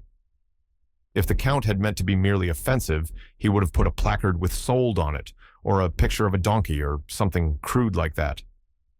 A bit of knitting, some capital E's, and a lot of buttons, muttered Battle discontentedly.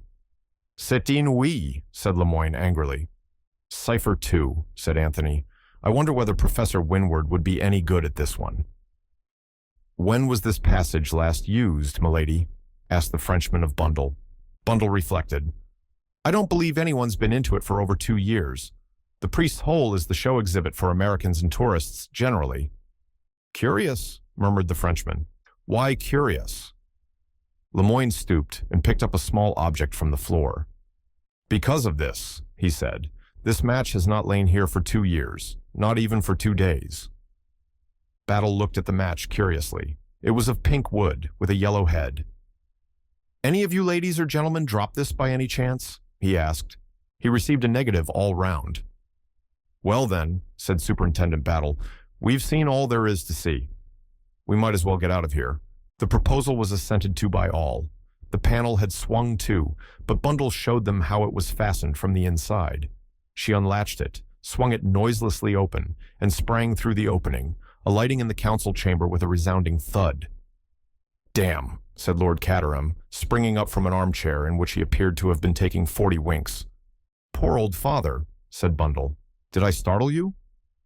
I can't think, said Lord Caterham, why nobody nowadays ever sits still after a meal. It's a lost art. God knows Chimneys is big enough, but even here, there doesn't seem to be a single room where I can be sure of a little peace. Good Lord, how many of you are there? Reminds me of the pantomimes I used to go to as a boy when hordes of demons used to pop up out of trapdoors. Demon 7, said Virginia, approaching him and patting him on the head. Don't be cross. We're just exploring secret passages, that's all. There seems to be a positive boom in secret passages today, grumbled Lord Caterham, not yet completely mollified. I've had to show that fellow Fish round them all this morning. When was that? Asked Battle quickly. Just before lunch. It seems he'd heard of the one in here. I showed him that, and then took him up to the White Gallery, and we finished up with the Priest's Hole. But his enthusiasm was waning by that time. He looked bored to death. But I made him go through with it. Lord Caterham chuckled at the remembrance. Anthony put a hand on Lemoyne's arm. Come outside, he said softly. I want to speak to you. The 2 men went out together through the window. When they had gone a sufficient distance from the house, Anthony drew from his pocket the scrap of paper that Boris had given him that morning. Look here, he said. Did you drop this? Lemoyne took it and examined it with some interest. No, he said. I have never seen it before. Why? Quite sure. Absolutely sure, monsieur. That's very odd. He repeated to Lemoyne what Boris had said. The other listened with close attention. No, I did not drop it. You say he found it in that clump of trees? Well, I assumed so, but he did not actually say so. It is just possible that it might have fluttered out of Isaacstein's suitcase, questioned Boris again. He handed the paper back to Anthony. After a minute or two, he said, What exactly do you know of this man Boris? Anthony shrugged his shoulders. I understood he was the late Prince Michael's trusted servant. It may be so, but make it your business to find out. Ask someone who knows, such as the Baron Lolopretschil. Perhaps this man was engaged, but a few weeks ago. For myself, I have believed him honest. But who knows? King Victor is quite capable of making himself into a trusted servant at a moment's notice. Do you really think? Lemoyne interrupted him. I will be quite frank. With me, King Victor is an obsession. I see him everywhere. At this moment, even I ask myself, this man who is talking to me, this Cade, is he perhaps King Victor? Good Lord, said Anthony, you have got it badly. What do I care for the diamond? For the discovery of the murderer of Prince Michael, I leave those affairs to my colleague of Scotland Yard, whose business it is. Me, I am in England for one purpose, and one purpose only, to capture King Victor, and to capture him red-handed. Nothing else matters. Think you'll do it? Asked Anthony, lighting a cigarette. How should I know? Said Lemoyne with sudden despondency. Said Anthony. They had regained the terrace. Superintendent Battle was standing near the French window in a wooden attitude. Look at poor old Battle, said Anthony. Let's go and cheer him up. He paused a minute and said, You know, you're an odd fish in some ways, Lemoyne. In what ways, Cade? Well, said Anthony, in your place, I should have been inclined to note down that address that I showed you. It may be of no importance, quite conceivably. On the other hand, it might be very important indeed. Lemoyne looked at him for a minute or two steadily. Then, with a slight smile, he drew back the cuff of his left coat sleeve. Penciled on the white shirt cuff beneath were the words, Hurstmere, Langley Road, Dover. I apologize, said Anthony, and I retire worsted. He joined Superintendent Battle. You look very pensive, Battle, he remarked. I've got a lot to think about, Cade. Yes, I expect you have. Things aren't dovetailing. They're not dovetailing at all. Very trying, sympathized Anthony. Never mind, Battle. If the worst comes to the worst, you can always arrest me. You've got my guilty footprints to fall back upon, remember? But the superintendent did not smile. Got any enemies here that you know of, Cade? He asked. I've an idea that the third footman doesn't like me, replied Anthony lightly. He does his best to forget to hand me the choicest vegetables. Why? I've been getting anonymous letters, said Superintendent Battle. Or rather, an anonymous letter, I should say. About me? Without answering, Battle took a folded sheet of cheap notepaper from his pocket and handed it to Anthony. Scrawled on it in an illiterate handwriting were the words, Look out for Cade. He isn't what he seems. Anthony handed it back with a light laugh. That's all? Cheer up, Battle. I'm really a king in disguise, you know. He went into the house, whistling lightly as he walked along. But as he entered his bedroom and shut the door behind him, his face changed. It grew set and stern. He sat down on the edge of the bed and stared moodily at the floor. Things are getting serious, said Anthony to himself.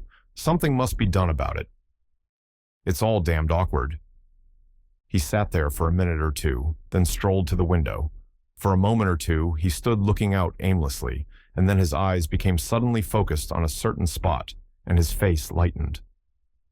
Of course, he said, the rose garden. That's it, the rose garden. He hurried downstairs again and out into the garden by a side door. He approached the rose garden by a circuitous route. It had a little gate at either end. He entered by the far one and walked up to the sundial, which was on a raised hillock in the exact center of the garden. Just as Anthony reached it, he stopped dead and stared at another occupant of the rose garden who seemed equally surprised to see him. I didn't know that you were interested in roses, Fish, said Anthony gently. Sir, said Fish, I am considerably interested in roses. They looked at each other warily, as antagonists seek to measure their opponent's strength. So am I, said Anthony. Is that so? In fact, I dote upon roses, said Anthony airily. A very slight smile hovered upon Fish's lips, and at the same time, Anthony also smiled. The tension seemed to relax. Look at this beauty now, said Fish, stooping to point out a particularly fine bloom. Madame Abel Châtenay, I presume it to be. Yes, I am right. This white rose, before the war, was known as Frau Karl Drusky. They have, I believe, renamed it. Oversensitive, perhaps, but truly patriotic. The La France is always popular. Do you care for red roses at all, Cade? A bright scarlet rose now. Fish's slow, drawling voice was interrupted. Bundle was leaning out of a first-floor window. Care for a spin to town, Fish? I'm just off. Thank you, Lady Eileen, but I am very happy here. Sure you won't change your mind, Cade? Anthony laughed and shook his head. Bundle disappeared. Sleep is more in my line, said Anthony with a wide yawn. A good after-luncheon nap. He took out a cigarette. You haven't got a match, have you? Fish handed him a matchbox. Anthony helped himself and handed back the box with a word of thanks. Roses, said Anthony, are all very well. But I don't feel particularly horticultural this afternoon. With a disarming smile, he nodded cheerfully. A thundering noise sounded from just outside the house. Pretty powerful engine she's got in that car of hers, remarked Anthony. There, off she goes. They had a view of the car speeding down the long drive. Anthony yawned again and strolled towards the house. He passed in through the door. Once inside, he seemed as though changed to quicksilver. He raced across the hall, out through one of the windows on the farther side, and across the park. Bundle, he knew, had to make a big detour by the lodge gates and through the village. He ran desperately. It was a race against time. He reached the park wall just as he heard the car outside. He swung himself up and dropped into the road. Hi, cried Anthony. In her astonishment, Bundle swerved half across the road. She managed to pull up without accident. Anthony ran after the car, opened the door, and jumped in beside Bundle. I'm coming to London with you, he said. I meant to all along. Extraordinary person, said Bundle. What's that you've got in your hand? Only a match, said Anthony. He regarded it thoughtfully. It was pink, with a yellow head. He threw away his unlighted cigarette and put the match carefully into his pocket. You don't mind, I suppose, said Bundle after a minute or two, if I drive rather fast. I started later than I meant to do. It had seemed to Anthony that they were proceeding at a terrific speed already, but he soon saw that that was nothing compared to what Bundle could get out of the Panhard if she tried. Some people, said Bundle as she slowed down momentarily to pass through a village, are terrified of my driving. Poor old father, for instance. Nothing would induce him to come up with me in this old bus. Privately, Anthony thought Lord Caterham was entirely justified. Driving with Bundle was not a sport to be indulged in by nervous middle-aged gentlemen. But you don't seem nervous a bit, continued Bundle approvingly, as she swept round a corner on two wheels. I'm in pretty good training, you see, explained Anthony gravely. Also, he added as an afterthought, I'm rather in a hurry myself. Shall I speed her up a bit more? Asked Bundle kindly. Good Lord, no, said Anthony hastily. We're averaging about 50 as it is. I'm burning with curiosity to know the reason of this sudden departure, said Bundle, after executing a fanfare upon the klaxon which must temporarily have deafened the neighborhood. But I suppose I mustn't ask. You're not escaping from justice, are you? I'm not quite sure, said Anthony. I shall know soon. That Scotland Yard man isn't as much of a rabbit as I thought, said Bundle thoughtfully. Battle's a good man, agreed Anthony. You ought to have been in diplomacy, remarked Bundle. You don't part with much information, do you? I was under the impression that I babbled. Oh, boy, you're not eloping with Mademoiselle Brone by any chance? Not guilty, said Anthony with fervor. There was a pause of some minutes, during which Bundle caught up and passed 3 other cars. Then she asked suddenly, How long have you known Virginia? That's a difficult question to answer, said Anthony with perfect truth. I haven't actually met her very often, and yet I seem to have known her a long time. Bundle nodded. Virginia's got brains, she remarked abruptly. She's always talking nonsense, but she's got brains all right. She was frightfully good out in Czechoslovakia, I believe. If Tim Revel had lived, he'd have had a fine career, and mostly owing to Virginia. She worked for him tooth and nail. She did everything in the world she could for him, and I know why too. Because she cared for him? Anthony sat looking very straight ahead of him. No, because she didn't. Don't you see? She didn't love him. She never loved him, and so she did everything on earth she could to make up. That's Virginia all over, but don't you make any mistake about it. Virginia was never in love with Tim Revel. You seem very positive, said Anthony, turning to look at her. Bundle's little hands were clenched on the steering wheel, and her chin was stuck out in a determined manner. I know a thing or two. I was only a kid at the time of her marriage, but I heard one or two things, and knowing Virginia, I can put them together easily enough. Tim Revel was bowled over by Virginia. He was Irish, you know, and most attractive, with a genius for expressing himself well. Virginia was quite young, 18. She couldn't go anywhere without seeing Tim in a state of picturesque misery, vowing he'd shoot himself or take to drink if she didn't marry him. Girls believe these things, or used to. We've advanced a lot in the last 8 years. Virginia was carried away by the feelings she thought she'd inspired. She married him, and she was an angel to him always. She wouldn't have been half as much of an angel if she'd loved him. There's a lot of the devil in Virginia. But I can tell you one thing. She enjoys her freedom, and anyone will have a hard time persuading her to give it up. I wonder why you tell me all this, said Anthony slowly. It's interesting to know about people, isn't it? Some people, that is. I've wanted to know, he acknowledged, and you'd never have heard from Virginia. But you can trust me for an inside tip from the stables. Virginia's a darling, even women like her because she isn't a bit of a cat. And anyway, Bundle ended somewhat obscurely, one must be a sport, mustn't one? Oh, certainly, Anthony agreed. But he was still puzzled. He had no idea what had prompted Bundle to give him so much information unasked. That he was glad of it, he did not deny. Here are the trams, said Bundle with a sigh. Now, I suppose I shall have to drive carefully. It might be as well, agreed Anthony. His ideas and Bundle's on the subject of careful driving hardly coincided. Leaving indignant suburbs behind them, they finally emerged into Oxford Street. Not bad going, eh? Said Bundle, glancing at her wristwatch. Anthony assented fervently. Where do you want to be dropped? Anywhere. Which way are you going? Knightsbridge Way. All right, drop me at Hyde Park Corner. Goodbye, said Bundle as she drew up at the place indicated. What about the return journey? I'll find my own way back, thanks very much. I have scared him, remarked Bundle. I shouldn't recommend driving with you as a tonic for nervous old ladies, but personally I've enjoyed it. The last time I was in equal danger was when I was charged by a herd of wild elephants. I think you're extremely rude, remarked Bundle. We've not even had one bump today. I'm sorry if you've been holding yourself in on my account, retorted Anthony. I don't think men are really very brave, said Bundle. That's a nasty one, said Anthony. I retire, humiliated.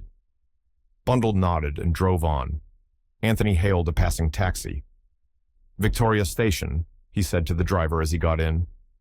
When he got to Victoria, he paid off the taxi and inquired for the next train to Dover. Unfortunately, he had just missed one. Resigning himself to a wait of something over an hour, Anthony paced up and down, his brows knit.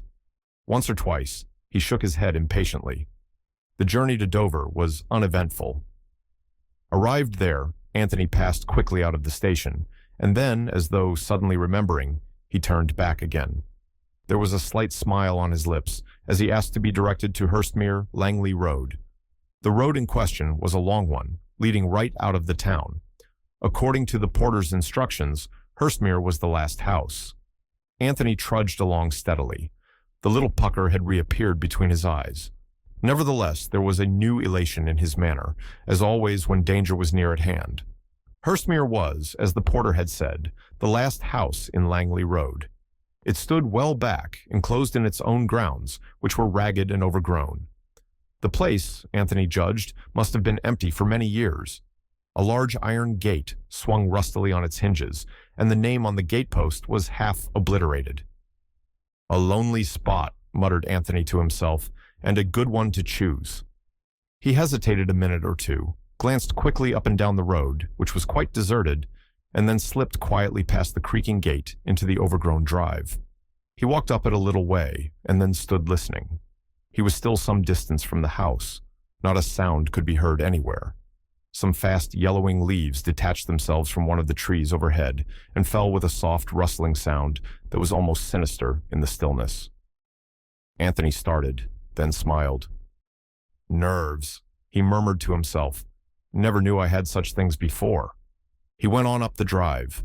Presently, as the drive curved, he slipped into the shrubbery and so continued his way unseen from the house. Suddenly, he stood still, peering out through the leaves. Some distance away, a dog was barking, but it was a sound nearer at hand that had attracted Anthony's attention. His keen hearing had not been mistaken. A man came rapidly round the corner of the house, a short, square, thick-set man, foreign in appearance. He did not pause, but walked steadily on, circling the house and disappearing again. Anthony nodded to himself. "Sentry," he murmured. "They do the thing quite well."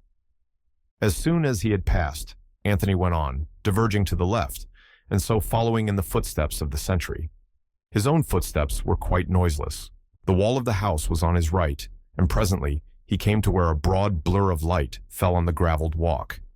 The sound of several men talking together was clearly audible. "My God, what double-dyed idiots," murmured Anthony to himself. "It would serve them right to be given a fright." He stole up to the window, stooping a little so that he should not be seen. Presently he lifted his head very carefully to the level of the sill and looked in. Half a dozen men were sprawling round a table. 4 of them were big, thick-set men, with high cheekbones and eyes set in Magyar slanting fashion. The other 2 were rat-like little men with quick gestures. The language that was being spoken was French, but the 4 big men spoke it with uncertainty and a hoarse, guttural intonation. "The boss?" growled one of these. "When will he be here?" One of the smaller men shrugged his shoulders. "Any time now." "About time, too," growled the first man. "I have never seen him, this boss of yours, but oh, what great and glorious work might we not have accomplished in these days of idle waiting." "Fool," said the other little man bitingly. "Getting nabbed by the police is all the great and glorious work you and your precious lot would have been likely to accomplish. A lot of blundering guerrillas." "Aha!" roared another big, thick-set fellow. "You insult the comrades? I will soon set the sign of the red hand round your throat."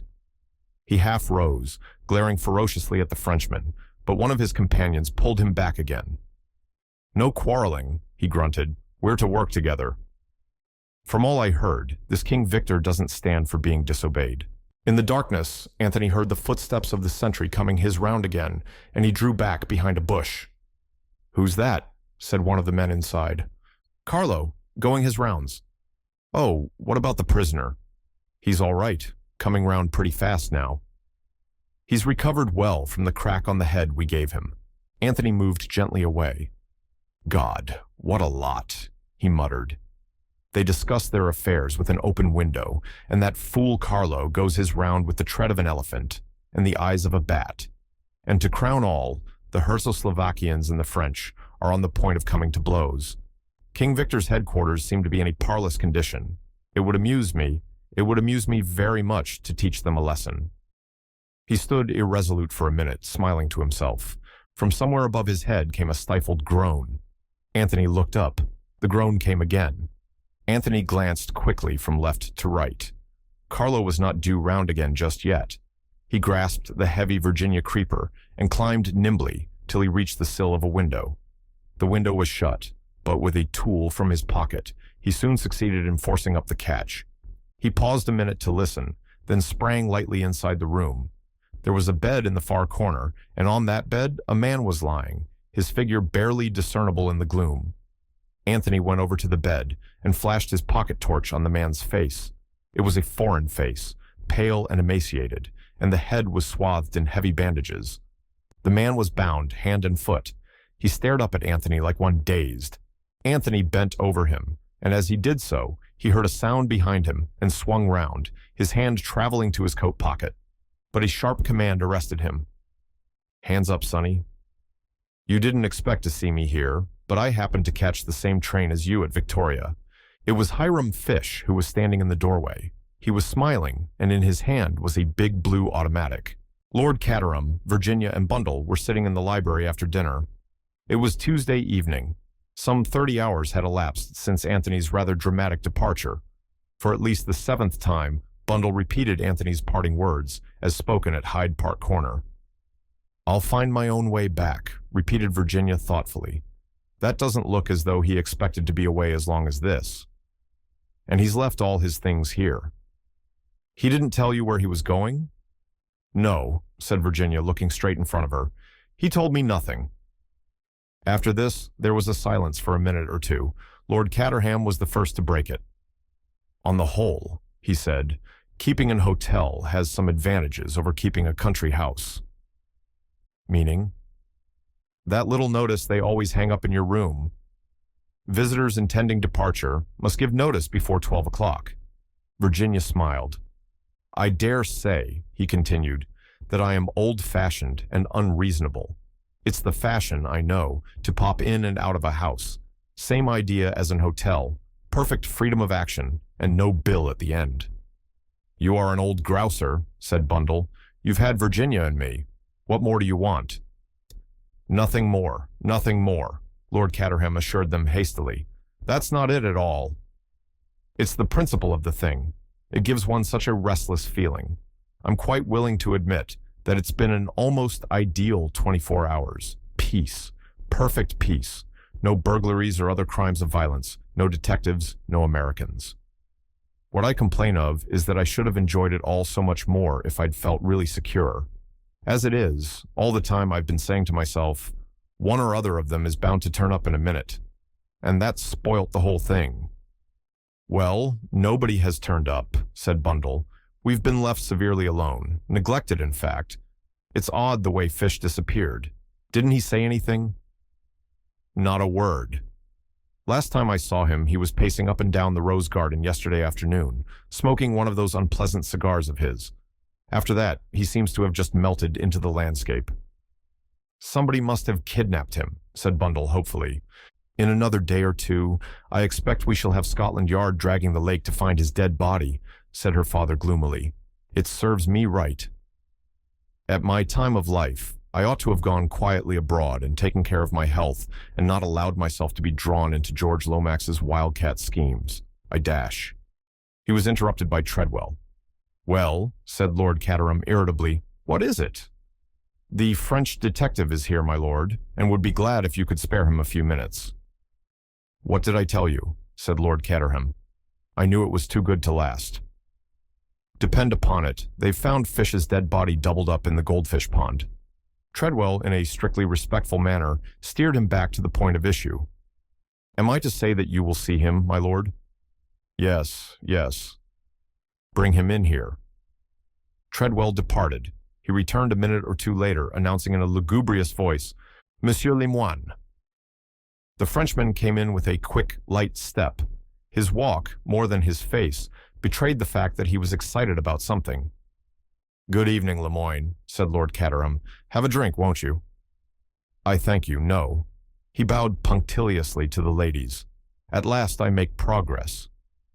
As things are, I felt that you should be acquainted with the discoveries, the very grave discoveries that I have made in the course of the last 24 hours.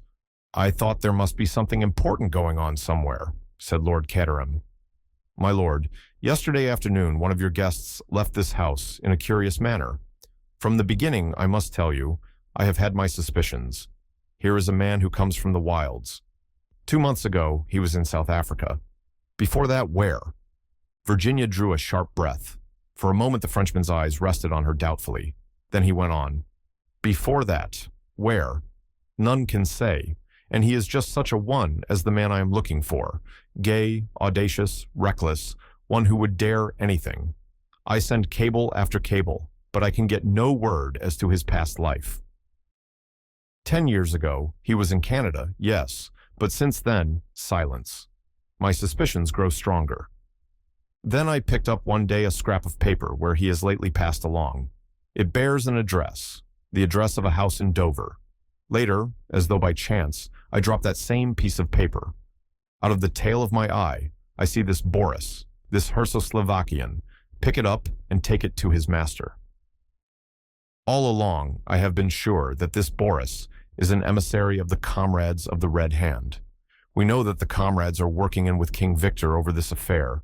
If Boris recognized his chief in Anthony Cade, would he not do just what he has done, transferred his allegiance? Why should he attach himself otherwise to an insignificant stranger? It was suspicious, I tell you, very suspicious. But almost I am disarmed, for Anthony Cade brings this same paper to me at once and asks me if I have dropped it. As I say, almost I am disarmed, but not quite, for it may mean that he is innocent, or it may mean that he is very, very clever. I deny, of course, that it is mine, or that I dropped it. But in the meantime, I have set inquiries on foot. Only today I have news. The house at Dover has been precipitately abandoned, but up till yesterday afternoon it was occupied by a body of foreigners. Not a doubt, but that it was King Victor's headquarters. Now, see the significance of these points. Yesterday afternoon, Cade clears out from here precipitately. Ever since he dropped that paper, he must know that the game is up. He reaches Dover, and immediately the gang is disbanded. What the next move will be, I do not know. What is quite certain is that Anthony Cade will not return here. But knowing King Victor, as I do, I am certain that he will not abandon the game without having one more try for the jewel. And that is when I shall get him. Virginia stood up suddenly.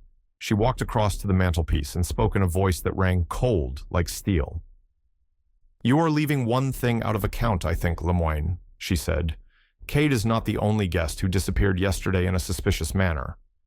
"You mean, Madame? That all you have said applies equally well to another person." "What about Hiram Fish?" "Oh, Fish. Yes, Fish. Did you not tell us that first night that King Victor had lately come to England from America?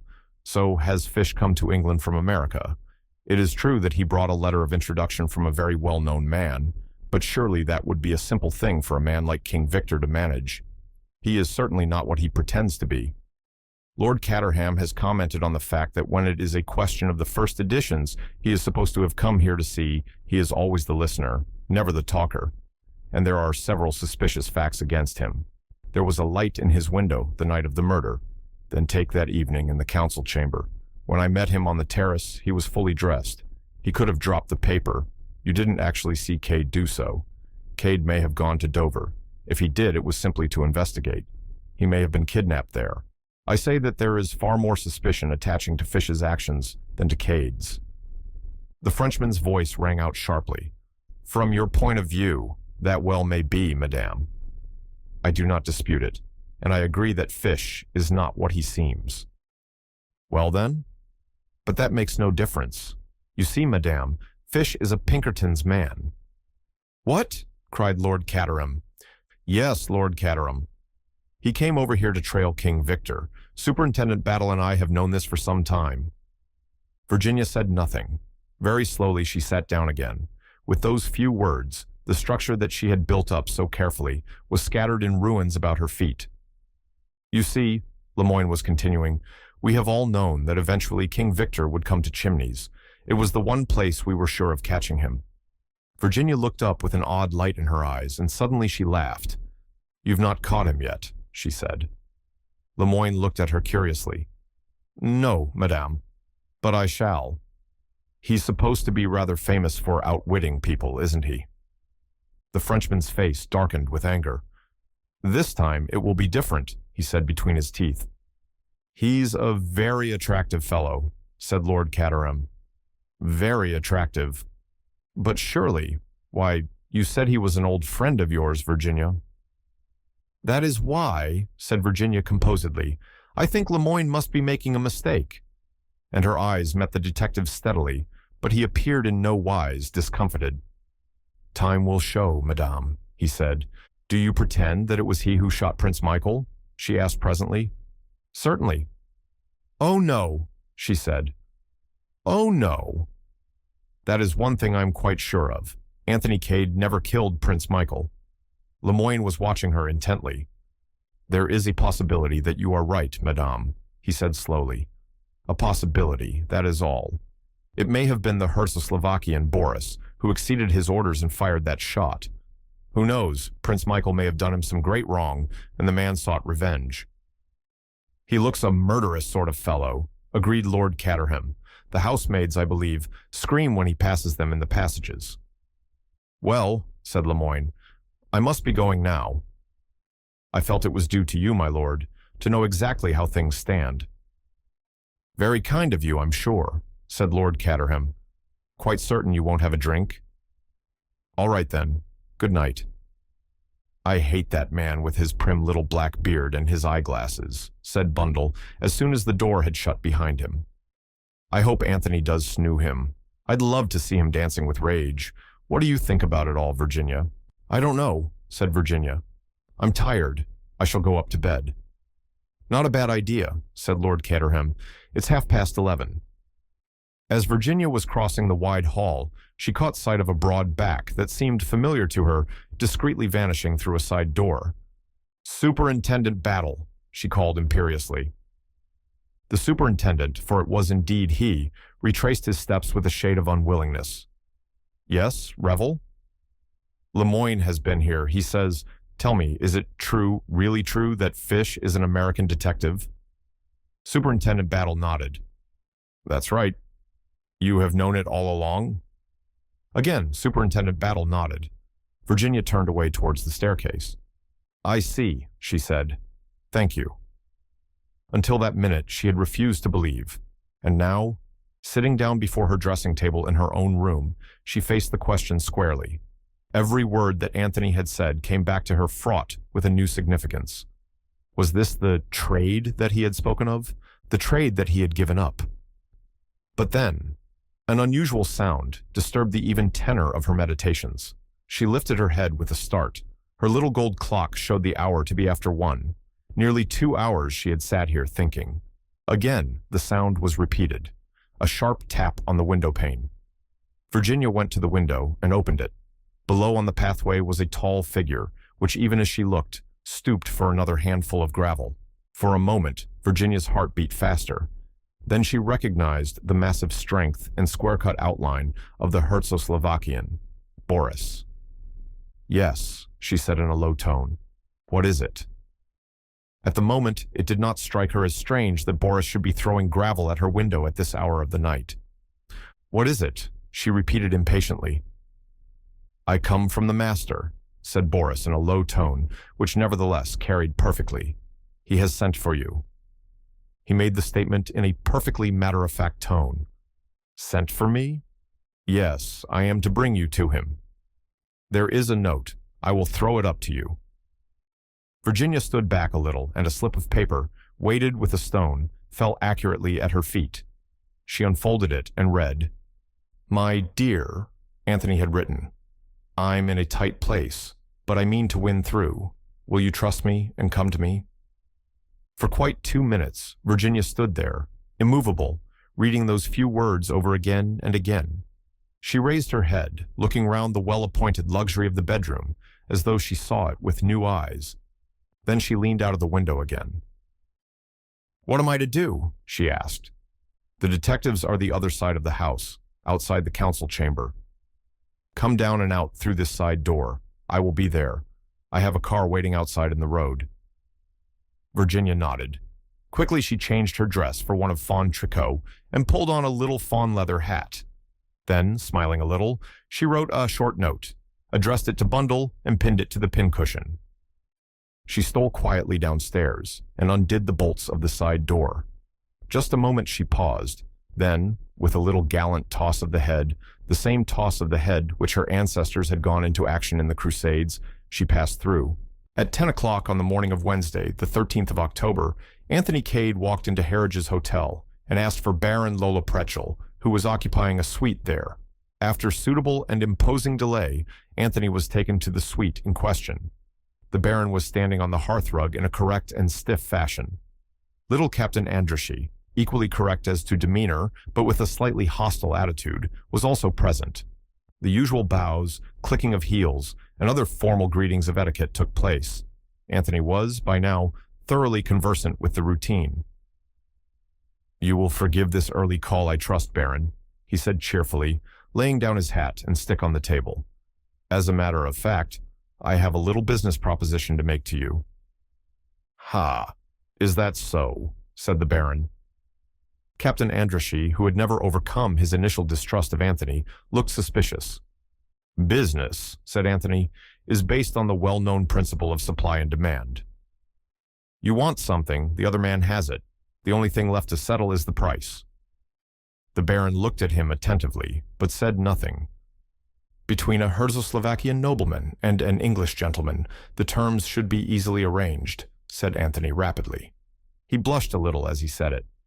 Such words do not rise easily to an Englishman's lips, but he had observed on previous occasions the enormous effect of such phraseology upon the Baron's mentality. True enough, the charm worked. "That is so," said the Baron approvingly, nodding his head. "That is entirely so." Even Captain Andrashy appeared to unbend a little and nodded his head also. "Very good," said Anthony. "I won't beat about the bush anymore." "What is that, you say?" interrupted the Baron. "To beat about the bush? I do not comprehend." "A mere figure of speech, Baron. To speak in plain English, you want the goods, we have them. The ship is all very well, but it lacks a figurehead. By the ship, I mean the loyalist party of Herzoslovakia. At the present minute, you lack the principal plank of your political program. You are minus a prince. Now, only supposing, that I could supply you with a prince." The Baron stared. "I do not comprehend you in the least," he declared. "Sir," said Captain Andrashy, twirling his mustache fiercely, "you are insulting." "Not at all," said Anthony. "I'm trying to be helpful. Supply and demand, you understand. It's all perfectly fair and square. No prince is supplied unless genuine. See trademark. If we come to terms, you'll find it's quite all right. I'm offering you the real genuine article, out of the bottom drawer." "Not in the least," the Baron declared again. "Do I comprehend you?" "It doesn't really matter," said Anthony kindly. "I just want you to get used to the idea. To put it vulgarly, I've got something up my sleeve. Just get hold of this. You want a prince. Under certain conditions, I will undertake to supply you with one." The Baron and Andrashy stared at him. Anthony took up his hat and stick again and prepared to depart. "Just think it over. Now, Baron, there is one thing further. You must come down to Chimneys this evening, Captain Andrashy also. Several very curious things are likely to happen there. Shall we make an appointment? Say in the council chamber at 9 o'clock. Thank you, gentlemen. I may rely upon you to be there." The Baron took a step forward and looked searchingly in Anthony's face. "Cade," he said, not without dignity, "it is not, I hope, that you wish to make fun of me." Anthony returned his gaze steadily. "Baron," he said, and there was a curious note in his voice. "When this evening is over, I think you will be the first to admit that there is more earnest than jest about this business." Bowing to both the men, he left the room. His next call was in the city, where he sent in his card to Hermann Isaacstein. After some delay, Anthony was received by a pale and exquisitely dressed underling with an engaging manner and a military title. "You wanted to see Isaacstein, didn't you?" said the young man. "I'm afraid he's most awfully busy this morning. Board meetings and all that sort of thing, you know. Is it anything that I can do?" "I must see him personally," said Anthony, and added carelessly, "I've just come up from Chimneys." The young man was slightly staggered by the mention of Chimneys. "Oh," he said doubtfully. "Well, I'll see." "Tell him it's important," said Anthony. "Message from Lord Caterham?" suggested the young man. "Something of the kind," said Anthony, "but it's imperative that I should see Isaacstein at once." 2 minutes later, Anthony was conducted into a sumptuous inner sanctum, where he was principally impressed by the immense size and roomy depths of the leather-covered armchairs. Isaacstein rose to greet him. You must forgive my looking you up like this, said Anthony. I know that you're a busy man, and I'm not going to waste more of your time than I can help. It's just a little matter of business that I want to put before you. Isaac Stein looked at him attentively for a minute or two out of his beady black eyes. Have a cigar, he said unexpectedly, holding out an open box. Thank you, said Anthony. I don't mind if I do. He helped himself. It's about this Herzo-Slovakian business, continued Anthony, as he accepted a match. He noted the momentary flickering of the other's steady gaze. The murder of Prince Michael must have rather upset the apple cart. Isaac Stein raised one eyebrow, murmured, interrogatively, and transferred his gaze to the ceiling. Oil, said Anthony, thoughtfully surveying the polished surface of the desk. Wonderful thing, oil. He felt the slight start the financier gave. Do you mind coming to the point, Cade? Not at all. I imagine, Isaac Stein, that if those oil concessions are granted to another company, you won't be exactly pleased about it. What's the proposition? Asked the other, looking straight at him. A suitable claimant to the throne, full of pro-British sympathies. Where have you got him? That's my business. Isaac Stein acknowledged the retort by a slight smile. His glance had grown hard and keen. The genuine article? I can't stand for any funny business. The absolute genuine article. Straight? Straight. I'll take your word for it. You don't seem to take much convincing, said Anthony, looking curiously at him. Herman Isaac Stein smiled. I shouldn't be where I am now if I hadn't learnt to know whether a man is speaking the truth or not, he replied simply. What terms do you want? The same loan on the same conditions that you offered to Prince Michael. What about yourself? For the moment, nothing, except that I want you to come down to Chimneys tonight. No, said Isaac Stein with some decision. I can't do that. Why? Dining out, rather an important dinner. All the same, I'm afraid you'll have to cut it out, for your own sake. What do you mean? Anthony looked at him for a full minute before he said slowly, Do you know that they found the revolver, the one Michael was shot with? Do you know where they found it? In your suitcase. What? Isaac Stein almost leapt from his chair. His face was frenzied. What are you saying? What do you mean? I'll tell you. Very obligingly, Anthony narrated the occurrences in connection with the finding of the revolver. As he spoke, the other's face assumed a grayish tinge of absolute terror. But it's false, he screamed out as Anthony finished. I never put it there. I know nothing about it. It is a plot. Don't excite yourself, said Anthony soothingly. If that's the case, you'll easily be able to prove it. Prove it? How can I prove it? If I were you, said Anthony gently, I'd come to Chimneys tonight. Isaac Stein looked at him doubtfully. You advise it? Anthony leant forward and whispered to him. The financier fell back in amazement, staring at him. You actually mean... Come and see, said Anthony. The clock in the council chamber struck 9. Well, said Lord Caterham with a deep sigh, here they all are, just like little Bo Peep's flock, back again and wagging their tails behind them. He looked sadly round the room. Organ grinder complete with monkey, he murmured, fixing the Baron with his eye. Nosy Parker of Throgmorton Street. I think you're rather unkind to the Baron, protested Bundle, to whom these confidences were being poured out. He told me that he considered you the perfect example of English hospitality amongst the haute noblesse. I dare say, said Lord Caterham, he's always saying things like that. It makes him most fatiguing to talk to, but I can tell you, I'm not nearly as much of the hospitable English gentleman as I was. As soon as I can, I shall let Chimneys to an enterprising American, and go and live in an hotel. There, if anyone worries you, you can just ask for your bill and go. Cheer up, said Bundle. We seem to have lost fish for good. I always found him rather amusing, said Lord Caterham, who was in a contradictory temper. It's that precious young man of yours who has let me in for this. Why should I have this board meeting called in my house? Why doesn't he rent the Larches or Elmhurst or some nice villa residence like that at Streatham and hold his company meetings there? Wrong atmosphere, said Bundle. No one is going to play any tricks on us, I hope, said her father nervously. I don't trust that French fellow, Lemoyne. The French police are up to all sorts of dodges. Put India rubber bands around your arm and then reconstruct the crime and make you jump, and it's registered on a thermometer. I know that when they call out, "Who killed Prince Michael?" I shall register 122, or something perfectly frightful, and they'll haul me off to jail at once. The door opened, and Treadwell announced, "George Lomax, Eversley."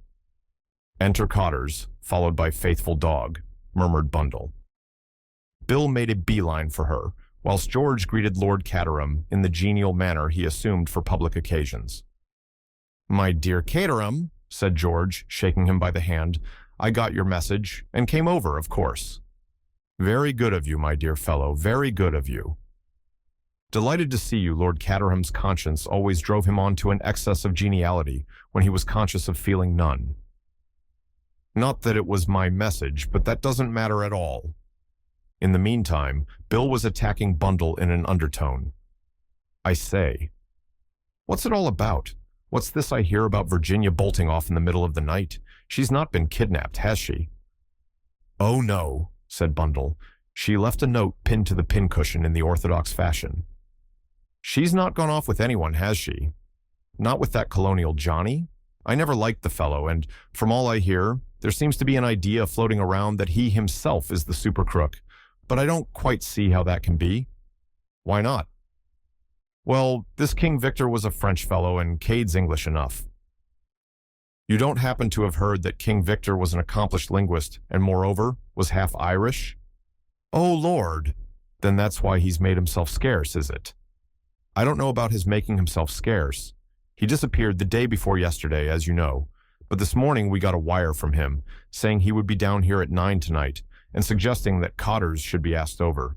All these other people have turned up as well, asked by Cade." "It is a gathering," said Bill, looking round. "One French detective by window, one English ditto by fireplace. Strong foreign element. The stars and stripes don't seem to be represented?" Bundle shook her head. "Fish has disappeared into the blue. Virginia's not here either. But everyone else is assembled. And I have a feeling in my bones, Bill, that we are drawing very near to the moment when somebody says, 'James, the footman, and everything is revealed.' We're only waiting now for Anthony Cade to arrive." "He'll never show up," said Bill. "Then why call this company meeting, as Father calls it?" "Ah, there's some deep idea behind that.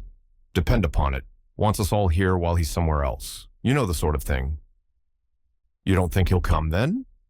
"No fear. Run his head into the lion's mouth? Why, the room's bristling with detectives and high officials." "You don't know much about King Victor, if you think that would deter him." "By all accounts, it's the kind of situation he loves above all, and he always manages to come out on top." Eversley shook his head doubtfully. "That would take some doing with the dice loaded against him. He'll never—" The door opened again, and Treadwell announced, "Cade." Anthony came straight across to his host. "Lord Caterham," he said, "I'm giving you a frightful lot of trouble, and I'm awfully sorry about it. But I really do think that tonight we'll see the clearing up of the mystery." Lord Caterham looked mollified. He had always had a secret liking for Anthony. "No trouble at all," he said heartily. "It's very kind of you," said Anthony. "We're all here, I see. Then I can get on with the good work." "I don't understand," said George Lomax weightily. "I don't understand in the least. This is all very irregular. Cade has no standing whatever. The position is a very difficult and delicate one. I am strongly of the opinion." George's flood of eloquence was arrested. Moving unobtrusively to the great man's side, Superintendent Battle whispered a few words in his ear. George looked perplexed and baffled. "Very well, if you say so," he remarked grudgingly, then added in a louder tone, "I'm sure we are all willing to listen to what Cade has to say." Anthony ignored the palpable condescension of the other's tone. "It's just a little idea of mine, that's all," he said cheerfully. "Probably all of you know that we got hold of a certain message in cipher the other day. There was a reference to Richmond and some numbers." He paused. "Well, we had a shot at solving it, and we failed.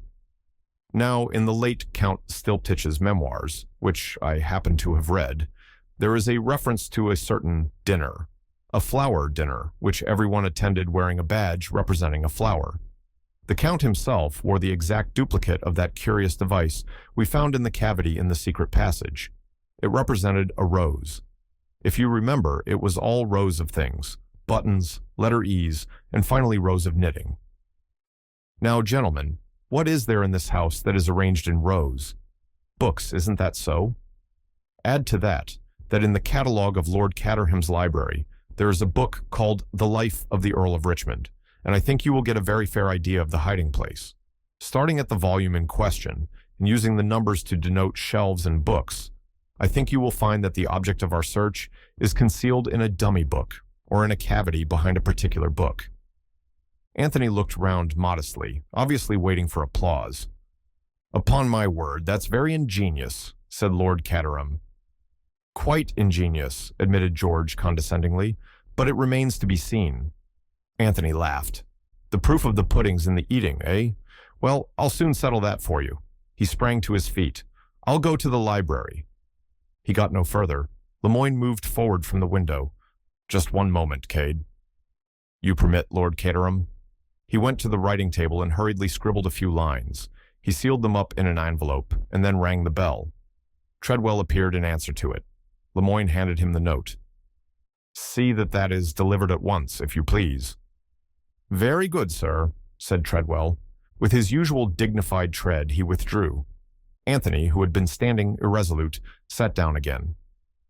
"What's the big idea, Lemoyne?" he asked gently. There was a sudden sense of strain in the atmosphere. "If the jewel is where you say it is, well, it has been there for over 7 years. A quarter of an hour more does not matter." "Go on," said Anthony. "That wasn't all you wanted to say?" "No, it was not. At this juncture, it is unwise to permit any one person to leave the room, especially if that person has rather questionable antecedents."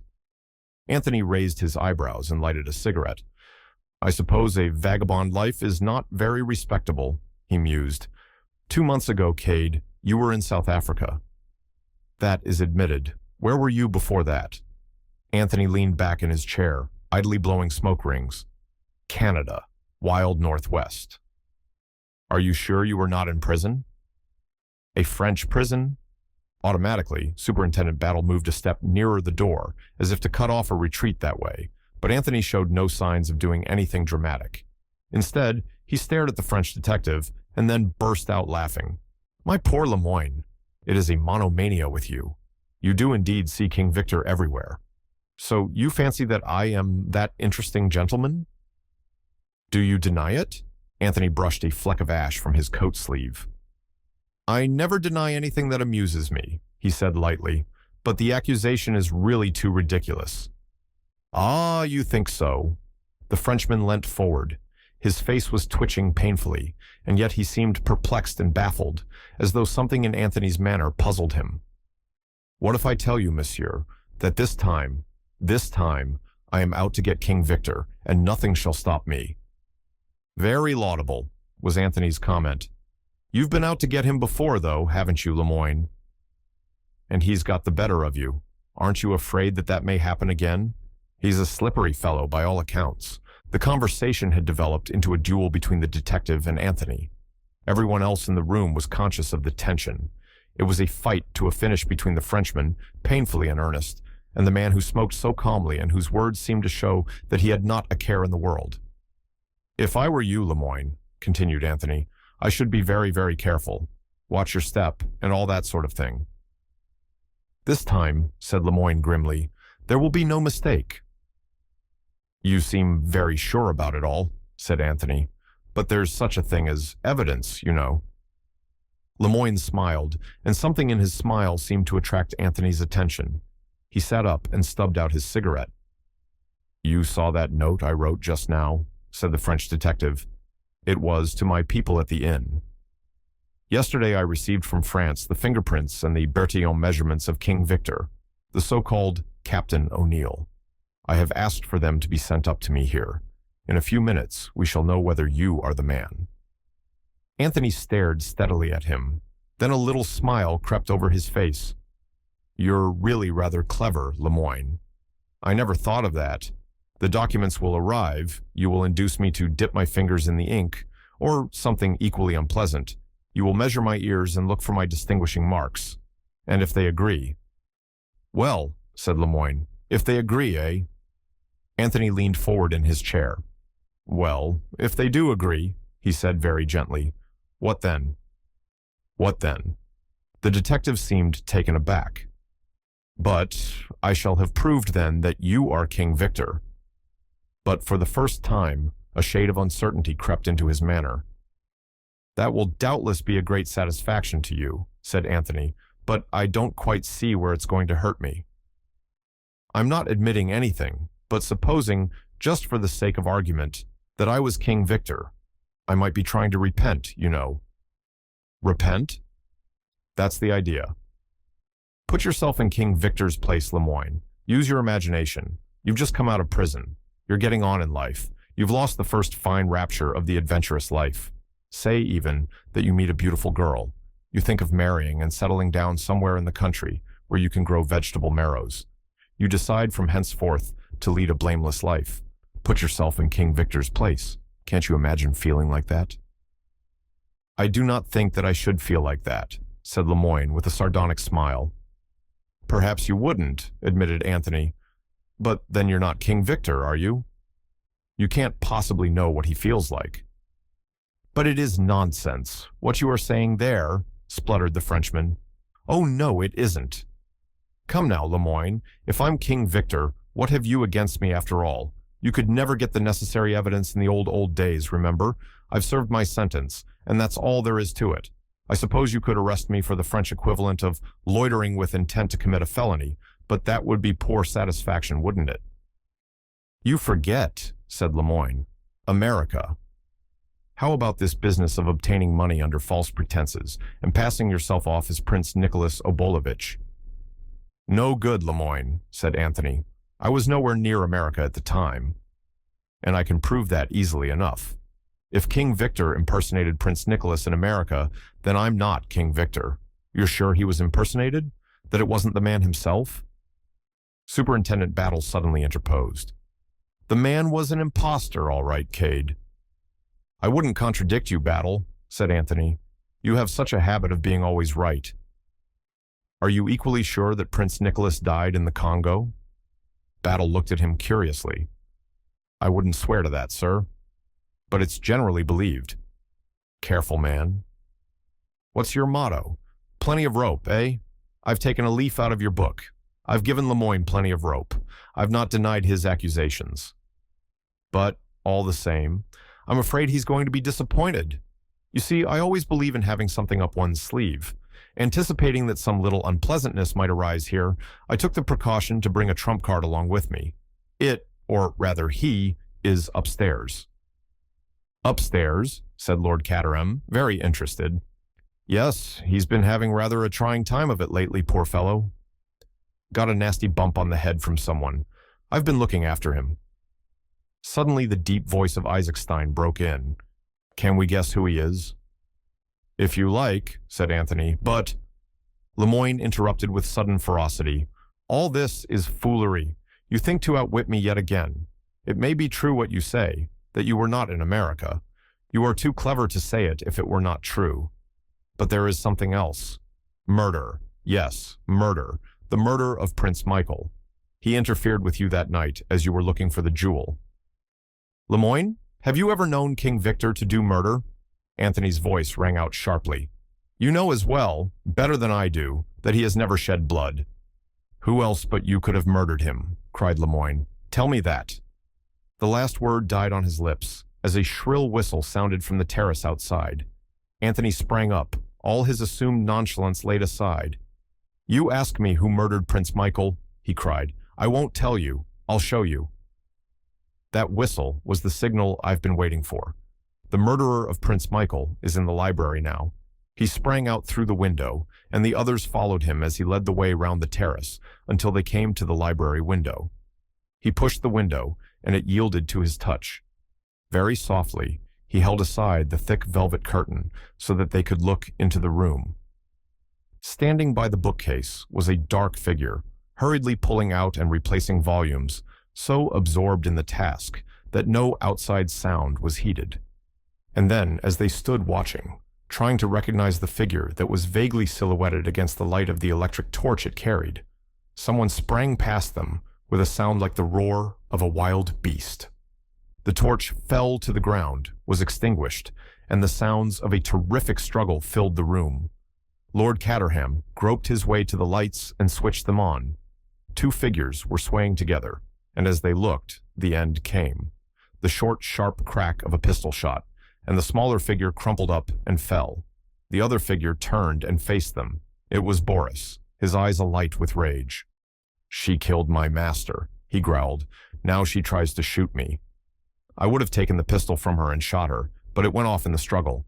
Michael directed it. "The evil woman is dead." "A woman!" cried George Lomax. They drew nearer. On the floor, the pistol still clasped in her hand, and an expression of deadly malignity on her face, lay Mademoiselle Brun. "I suspected her from the first," explained Anthony. "There was a light in her room on the night of the murder." Afterwards, I wavered. I made inquiries about her in Brittany, and came back satisfied that she was what she represented herself to be. I was a fool. Because the Comtesse de Breteuil had employed a Mademoiselle Brun and spoke highly of her, it never occurred to me that the real Mademoiselle Brun might have been kidnapped on her way to her new post, and that it might be a substitute taking her place. Instead, I shifted my suspicions to Fish. It was not until he had followed me to Dover and we had had a mutual explanation that I began to see clearly. Once I knew that he was a Pinkerton's man, trailing King Victor, my suspicions swung back again to their original object. The thing that worried me most was that Revel had definitely recognized the woman. Then I remembered that it was only after I'd mentioned her being Madame de Breteuil's governess, and all she had said was that that accounted for the fact that the woman's face was familiar to her. Superintendent Battle will tell you that a deliberate plot was formed to keep Revel from coming to Chimneys, nothing more nor less than a dead body, in fact. And though the murder was the work of the comrades of the Red Hand, punishing supposed treachery on the part of the victim, the staging of it, and the absence of the comrade's sign manual, pointed to some abler intelligence directing operations. From the first, I suspected some connection with Czechoslovakia. Revel was the only member of the house party who had been to the country.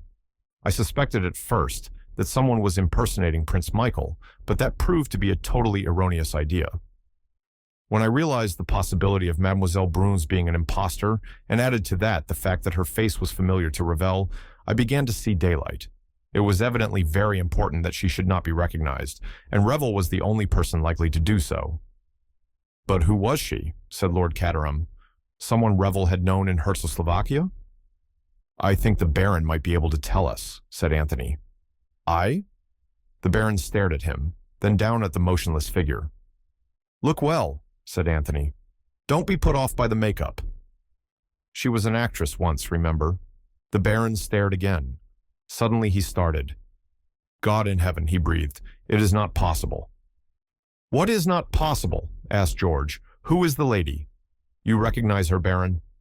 "No, no, it is not possible." The Baron continued to mutter. "She was killed. They were both killed, on the steps of the palace. Her body was recovered." "Mutilated and unrecognizable," Anthony reminded him. "She managed to put up a bluff. I think she escaped to America and has spent a good many years lying low in deadly terror of the comrades of the Red Hand.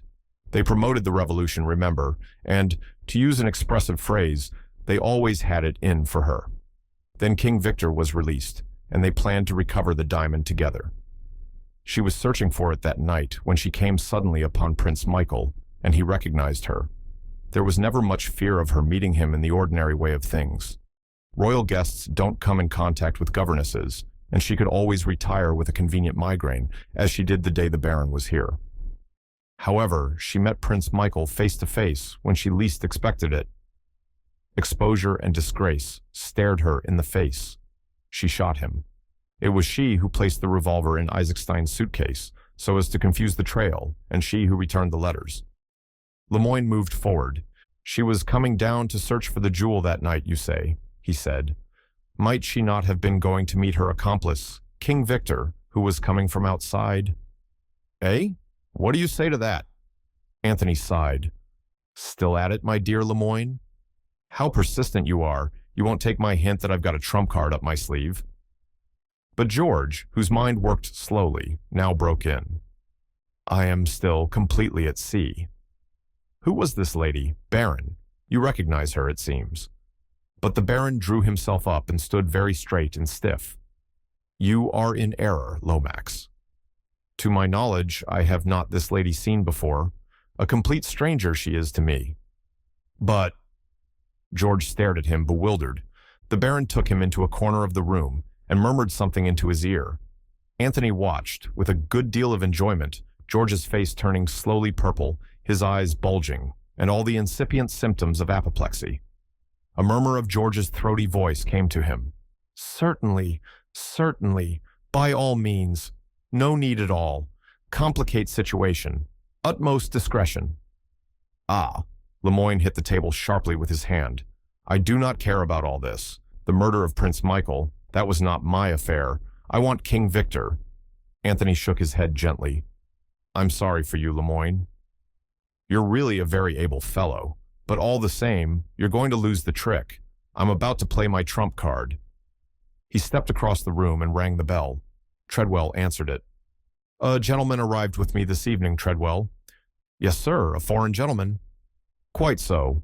Will you kindly ask him to join us here as soon as possible? Yes, sir. Treadwell withdrew. Entry of the trump card, the mysterious Monsieur X, remarked Anthony. Who is he? Can anyone guess? Putting two and two together, said Herman Isaacstein. What with your mysterious hints this morning and your attitude this afternoon, I should say there was no doubt about it. Somehow or other you've managed to get hold of Prince Nicholas of Czechoslovakia. You think the same, Baron? I do. Unless yet another impostor you have put forward. But that I will not believe. With me, your dealings most honorable have been. Thank you, Baron. I shan't forget those words. So you are all agreed? His eyes swept round the circle of waiting faces. Only Lemoyne did not respond, but kept his eyes fixed sullenly on the table.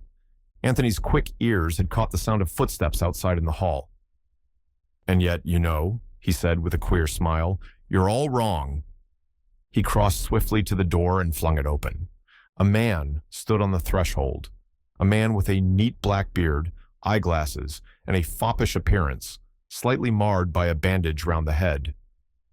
Allow me to present you to the real Monsieur Lemoyne of the Sûreté. There was a rush and a scuffle, and then the nasal tones of Hiram Fish rose bland and reassuring from the window. No, you don't, Sonny. Not this way. I have been stationed here this whole evening for the particular purpose of preventing your escape. You will observe that I have you covered well and good with this gun of mine. I came over to get you, and I've got you. But you sure are some lad. You owe us an explanation, I think, Cade, said Herman Isaacstein, somewhat later in the evening. There's nothing much to explain, said Anthony modestly. I went to Dover, and Fish followed me under the impression that I was King Victor. We found a mysterious stranger imprisoned there, and as soon as we heard his story, we knew where we were. The same idea again, you see. The real man kidnapped, and the false one, in this case, King Victor himself, takes his place. But it seems that Battle here always thought there was something fishy about his French colleague, and wired to Paris for his fingerprints and other means of identification. Ah, cried the Baron, the fingerprints. The Bertillon measurements that scoundrel talked about. It was a clever idea, said Anthony. I admired it so much that I felt forced to play up. Besides, my doing so puzzled the false Lemoyne enormously. You see, as soon as I had given the tip about the rose and where the jewel really was, he was keen to pass on the news to his accomplice, and at the same time to keep us all in that room. The note was really to Mademoiselle Brun. He told Treadwell to deliver it at once, and Treadwell did so by taking it upstairs to the schoolroom. Lemoyne accused me of being King Victor, by that means creating a diversion and preventing anyone from leaving the room. By the time all that had been cleared up and we adjourned to the library to look for the stone, he flattered himself that the stone would be no longer there to find. George cleared his throat. I must say, Cade, he said pompously, that I consider your action in that matter highly reprehensible. If the slightest hitch had occurred in your plans, one of our national possessions, might have disappeared beyond the hope of recovery. It was foolhardy, Cade, reprehensibly foolhardy. "I guess you haven't tumbled to the little idea, Lomax," said the drawling voice of Fish. "That historic diamond was never behind the books in the library." "Never? Not on your life." "You see," explained Anthony, "that little device of Count Stilptich's stood for what it had originally stood for, a rose. When that dawned upon me on Monday afternoon, I went straight to the rose garden. Fish had already tumbled to the same idea. If, standing with your back to the sundial, you take 7 paces straight forward, then 8 to the left and 3 to the right, you come to some bushes of a bright red rose called Richmond. The house has been ransacked to find the hiding place, but nobody has thought of digging in the garden. I suggest a little digging party tomorrow morning." Then the story about the books in the library. "An invention of mine to trap the lady." Fish kept watch on the terrace and whistled when the psychological moment had arrived. "I may say that Fish and I established martial law at the Dover House and prevented the comrades from communicating with the false Lemoyne. He sent them an order to clear out, and word was conveyed to him that this had been done. So he went happily ahead with his plans for denouncing me." "Well, well," said Lord Caterham cheerfully, "everything seems to have been cleared up most satisfactorily." "Everything but one thing," said Isaacstein. "What is that?" The great financier looked steadily at Anthony. "What did you get me down here for?" "Just to assist at a dramatic scene as an interested onlooker." Anthony shook his head. "No, Isaacstein. You are a busy man whose time is money. Why did you come down here originally?" "To negotiate a loan." "With whom?" "Prince Michael of Czechoslovakia." "Exactly. Prince Michael is dead. Are you prepared to offer the same loan on the same terms to his cousin Nicholas?" "Can you produce him? I thought he was killed in the Congo." "He was killed, all right. I killed him." "Oh no, I'm not a murderer. When I say I killed him, I mean that I spread the report of his death. I promised you a prince, Isaacstein. Will I do?" "You?" "Yes, I'm the man. Nicholas Sergius Alexander Ferdinand Obolovich.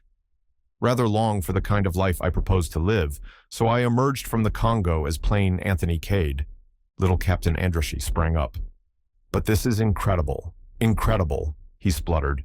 "Have a care, sir, what you say." "I can give you plenty of proofs," said Anthony quietly. "I think I shall be able to convince the Baron here." The Baron lifted his hand. "Your proofs I will examine, yes, but of them for me there is no need. Your word alone sufficient for me is. Besides, your English mother you much resemble. All along have I said, 'This young man on one side or the other most highly born is.'" "You have always trusted my word, Baron," said Anthony. "I can assure you that in the days to come I shall not forget." Then he looked over at Superintendent Battle, whose face had remained perfectly expressionless. "You can understand," said Anthony with a smile, "that my position has been extremely precarious. Of all those in the house, I might be supposed to have the best reason for wishing Michael Obolovich out of the way, since I was the next heir to the throne. I've been extraordinarily afraid of Battle all along. I always felt that he suspected me, but that he was held up by lack of motive." "I never believed for a minute that you'd shot him, sir," said Superintendent Battle. "We've got a feeling in such matters. But I knew that you were afraid of something, and you puzzled me. If I'd known sooner who you really were, I dare say I'd have yielded to the evidence and arrested you. I'm glad I managed to keep one guilty secret from you. You wormed everything else out of me all right.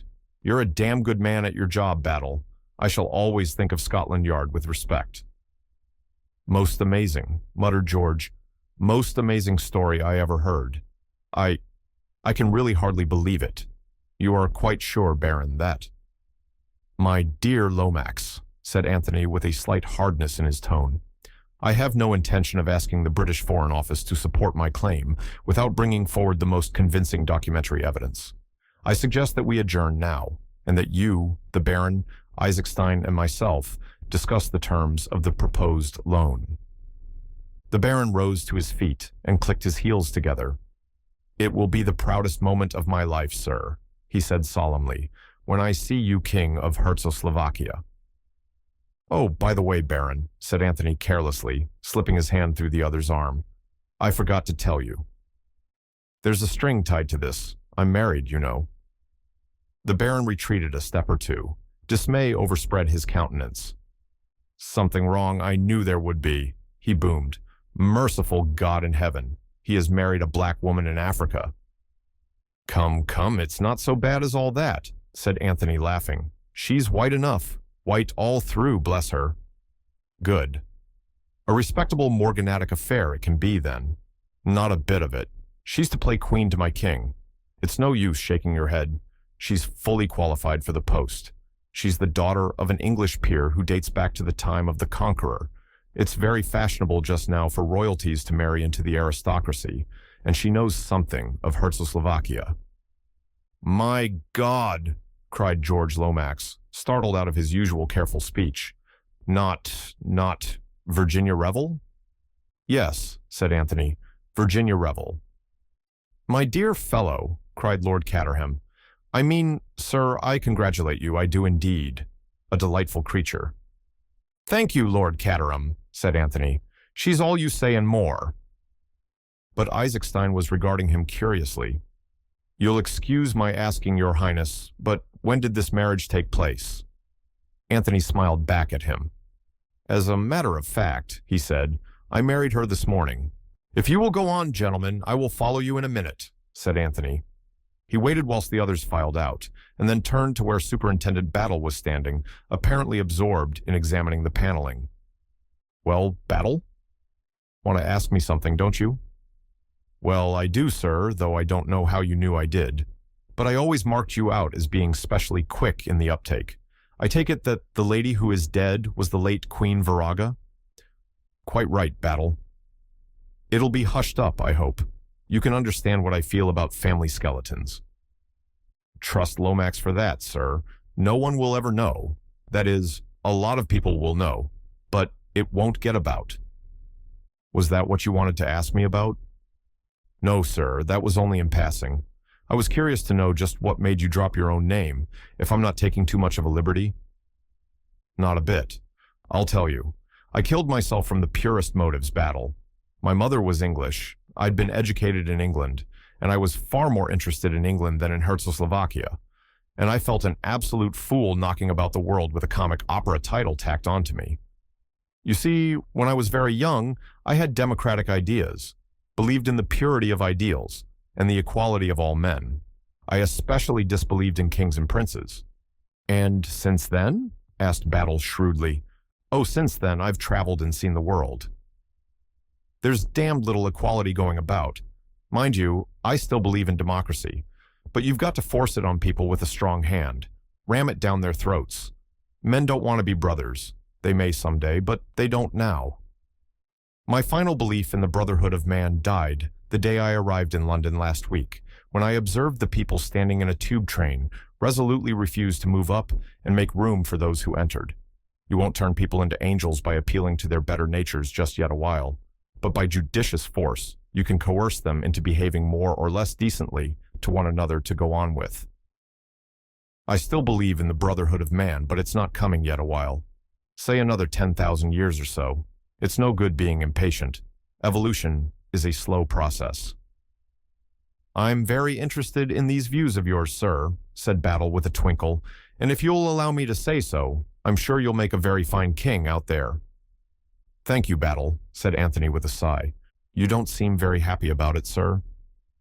Oh, I don't know. I dare say it will be rather fun, but it's tying oneself down to regular work. I've always avoided that before. But you consider it your duty, I suppose, sir. Good Lord, no. What an idea. It's a woman. It's always a woman, Battle. I'd do more than be a king for her sake.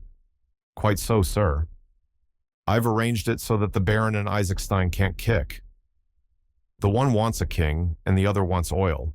They'll both get what they want, and I've got, oh, Lord Battle, have you ever been in love? I am much attached to Battle, sir. Much attached to, oh, you don't know what I'm talking about. It's entirely different. Excuse me, sir. That man of yours is waiting outside the window. Boris? So he is. He's a wonderful fellow. It's a mercy that pistol went off in the struggle and killed the lady. Otherwise, Boris would have wrung her neck, as sure as fate, and then you would have wanted to hang him. His attachment to the Obolovich dynasty is remarkable. The queer thing was that as soon as Michael was dead, he attached himself to me, and yet he couldn't possibly have known who I really was. Instinct, said Battle, like a dog. Very awkward instinct, I thought it at the time. I was afraid it might give the show away to you. I suppose I'd better see what he wants. He went out through the window. Superintendent Battle, left alone, looked after him for a minute, then apparently addressed the paneling. He'll do, said Superintendent Battle. Outside, Boris explained himself. Master, said he, and led the way along the terrace. Anthony followed him, wondering what was forward. Presently Boris stopped and pointed with his forefinger. It was moonlight, and in front of them was a stone seat on which sat two figures.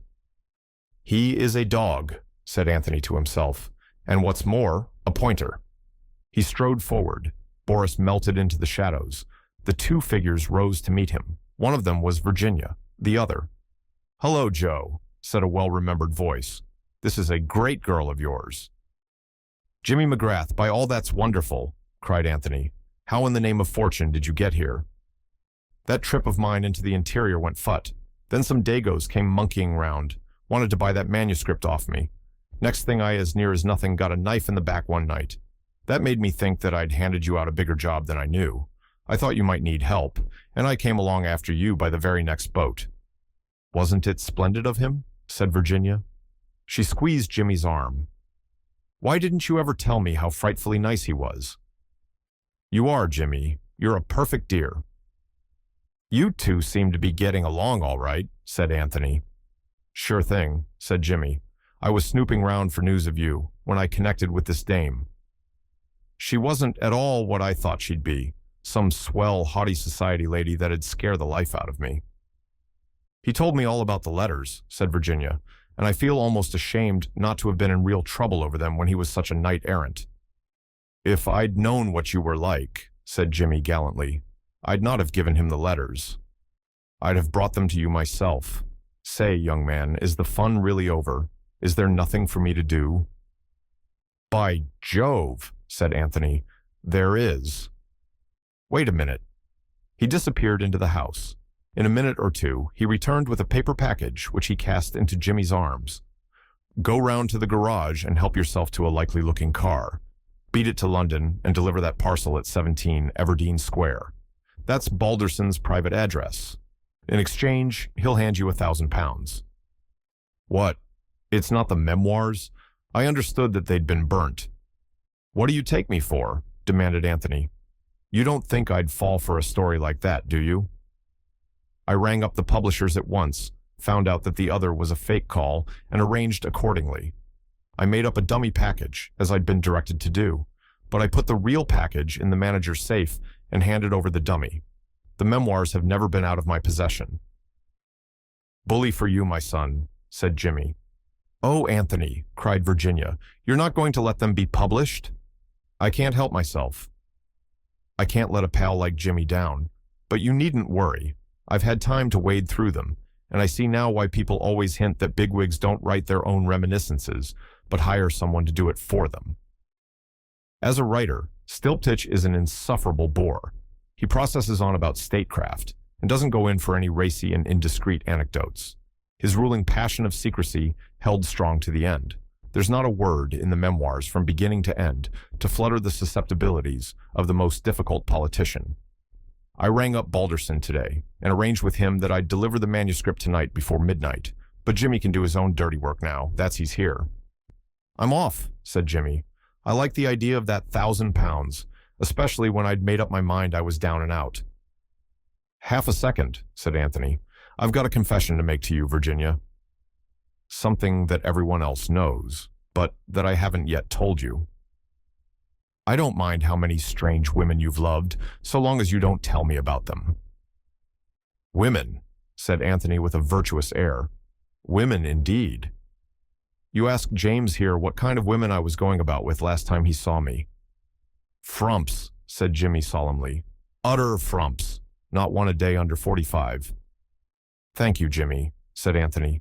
You're a true friend. No, it's much worse than that. I've deceived you as to my real name. Is it very dreadful? Said Virginia with interest. It isn't something silly like Pobbles, is it? Fancy being called Pobbles. You are always thinking the worst of me. I admit that I did once think you were King Victor, but only for about a minute and a half. By the way, Jimmy, I've got a job for you. Gold prospecting in the rocky fastnesses of Czechoslovakia. Is there gold there? Asked Jimmy eagerly. Sure to be, said Anthony. It's a wonderful country. So you're taking my advice and going there? Yes, said Anthony. Your advice was worth more than you knew. Now for the confession. I wasn't changed at nurse or anything romantic like that, but nevertheless, I am really Prince Nicholas Obolovich of Czechoslovakia. Oh, Anthony, cried Virginia, how perfectly screaming. And I have married you. What are we going to do about it? We'll go to Czechoslovakia and pretend to be kings and queens. Jimmy McGrath once said that the average life of a king or queen out there is under 4 years. I hope you don't mind. Mind? Cried Virginia. I shall love it. Isn't she great? Murmured Jimmy. Then discreetly he faded into the night. A few minutes later, the sound of a car was heard. Nothing like letting a man do his own dirty work, said Anthony with satisfaction. Besides, I didn't know how else to get rid of him. Since we were married, I've not had 1 minute alone with you. We'll have a lot of fun, said Virginia, teaching the brigands not to be brigands, and the assassins not to assassinate, and generally improving the moral tone of the country. I like to hear these pure ideals, said Anthony. It makes me feel my sacrifice has not been in vain. Rot, said Virginia calmly. You'll enjoy being a king. It's in your blood, you know. You were brought up to the trade of royalty, and you've got a natural aptitude for it, just like plumbers have a natural bent for plumbing. I never think they have, said Anthony, but damn it all, don't let's waste time talking about plumbers. Do you know that at this very minute I'm supposed to be deep in conference with Isaac Stein and Old Lollipop? They want to talk about oil. Oil, my God. They can just await my kingly pleasure. Virginia, do you remember my telling you once that I'd have a damned good try to make you care for me? I remember, said Virginia softly, but Superintendent Battle was looking out of the window. Well, he isn't now, said Anthony.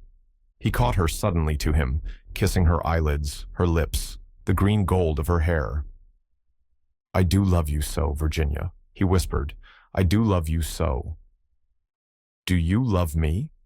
He looked down at her, sure of the answer. Her head rested against his shoulder, and very low, in a sweet, shaken voice, she answered, Not a bit. You little devil, cried Anthony, kissing her again. Now I know for certain that I shall love you until I die. Scene, Chimneys 11. Thursday morning, Johnson, the police constable, with his coat off, digging. Something in the nature of a funeral feeling seems to be in the air. The friends and relations stand round the grave that Johnson is digging. George Lomax has the air of the principal beneficiary under the will of the deceased. Superintendent Battle, with his immovable face, seems pleased that the funeral arrangements have gone so nicely. As the undertaker, it reflects credit upon him. Lord Caterham has that solemn and shocked look which Englishmen assume when a religious ceremony is in progress. Fish does not fit into the picture so well. He is not sufficiently grave. Johnson bends to his task. Suddenly he straightens up. A little stir of excitement passes round. That'll do, Sonny, says Fish. We shall do nicely now. One perceives at once that he is really the family physician. Johnson retires. Fish, with due solemnity, stoops over the excavation. The surgeon is about to operate. He brings out a small canvas package. With much ceremony, he hands it to Superintendent Battle. The latter, in his turn, hands it to George Lomax. The etiquette of the situation has now been fully complied with. George Lomax unwraps the package, slits up the oil silk inside it, burrows into further wrapping. For a moment, he holds something on the palm of his hand, then quickly shrouds it once more in cotton wool. He clears his throat. At this auspicious minute, he begins, with the clear delivery of the practiced speaker. Lord Caterham beats a precipitate retreat. On the terrace, he finds his daughter. Bundle, is that car of yours in order? Yes, why? Then take me up to town in it immediately. I'm going abroad at once today. But, father. Don't argue with me, Bundle.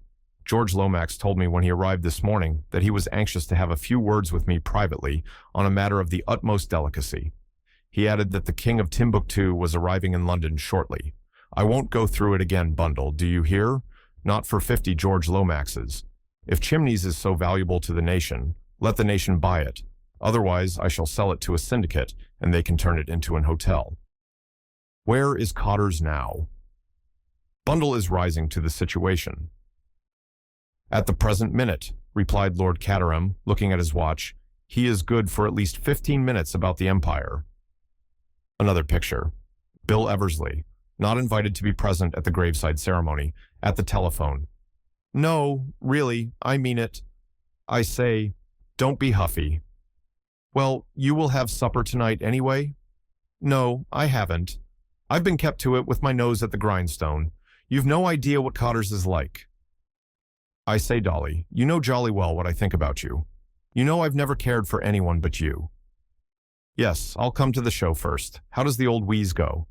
And the little girl tries, hooks and eyes. Unearthly sounds. Eversley trying to hum the refrain in question. And now George's peroration draws to a close. The lasting peace and prosperity of the British Empire. I guess, said Hiram Fish, sotto voce to himself and the world at large, that this has been a great little old week.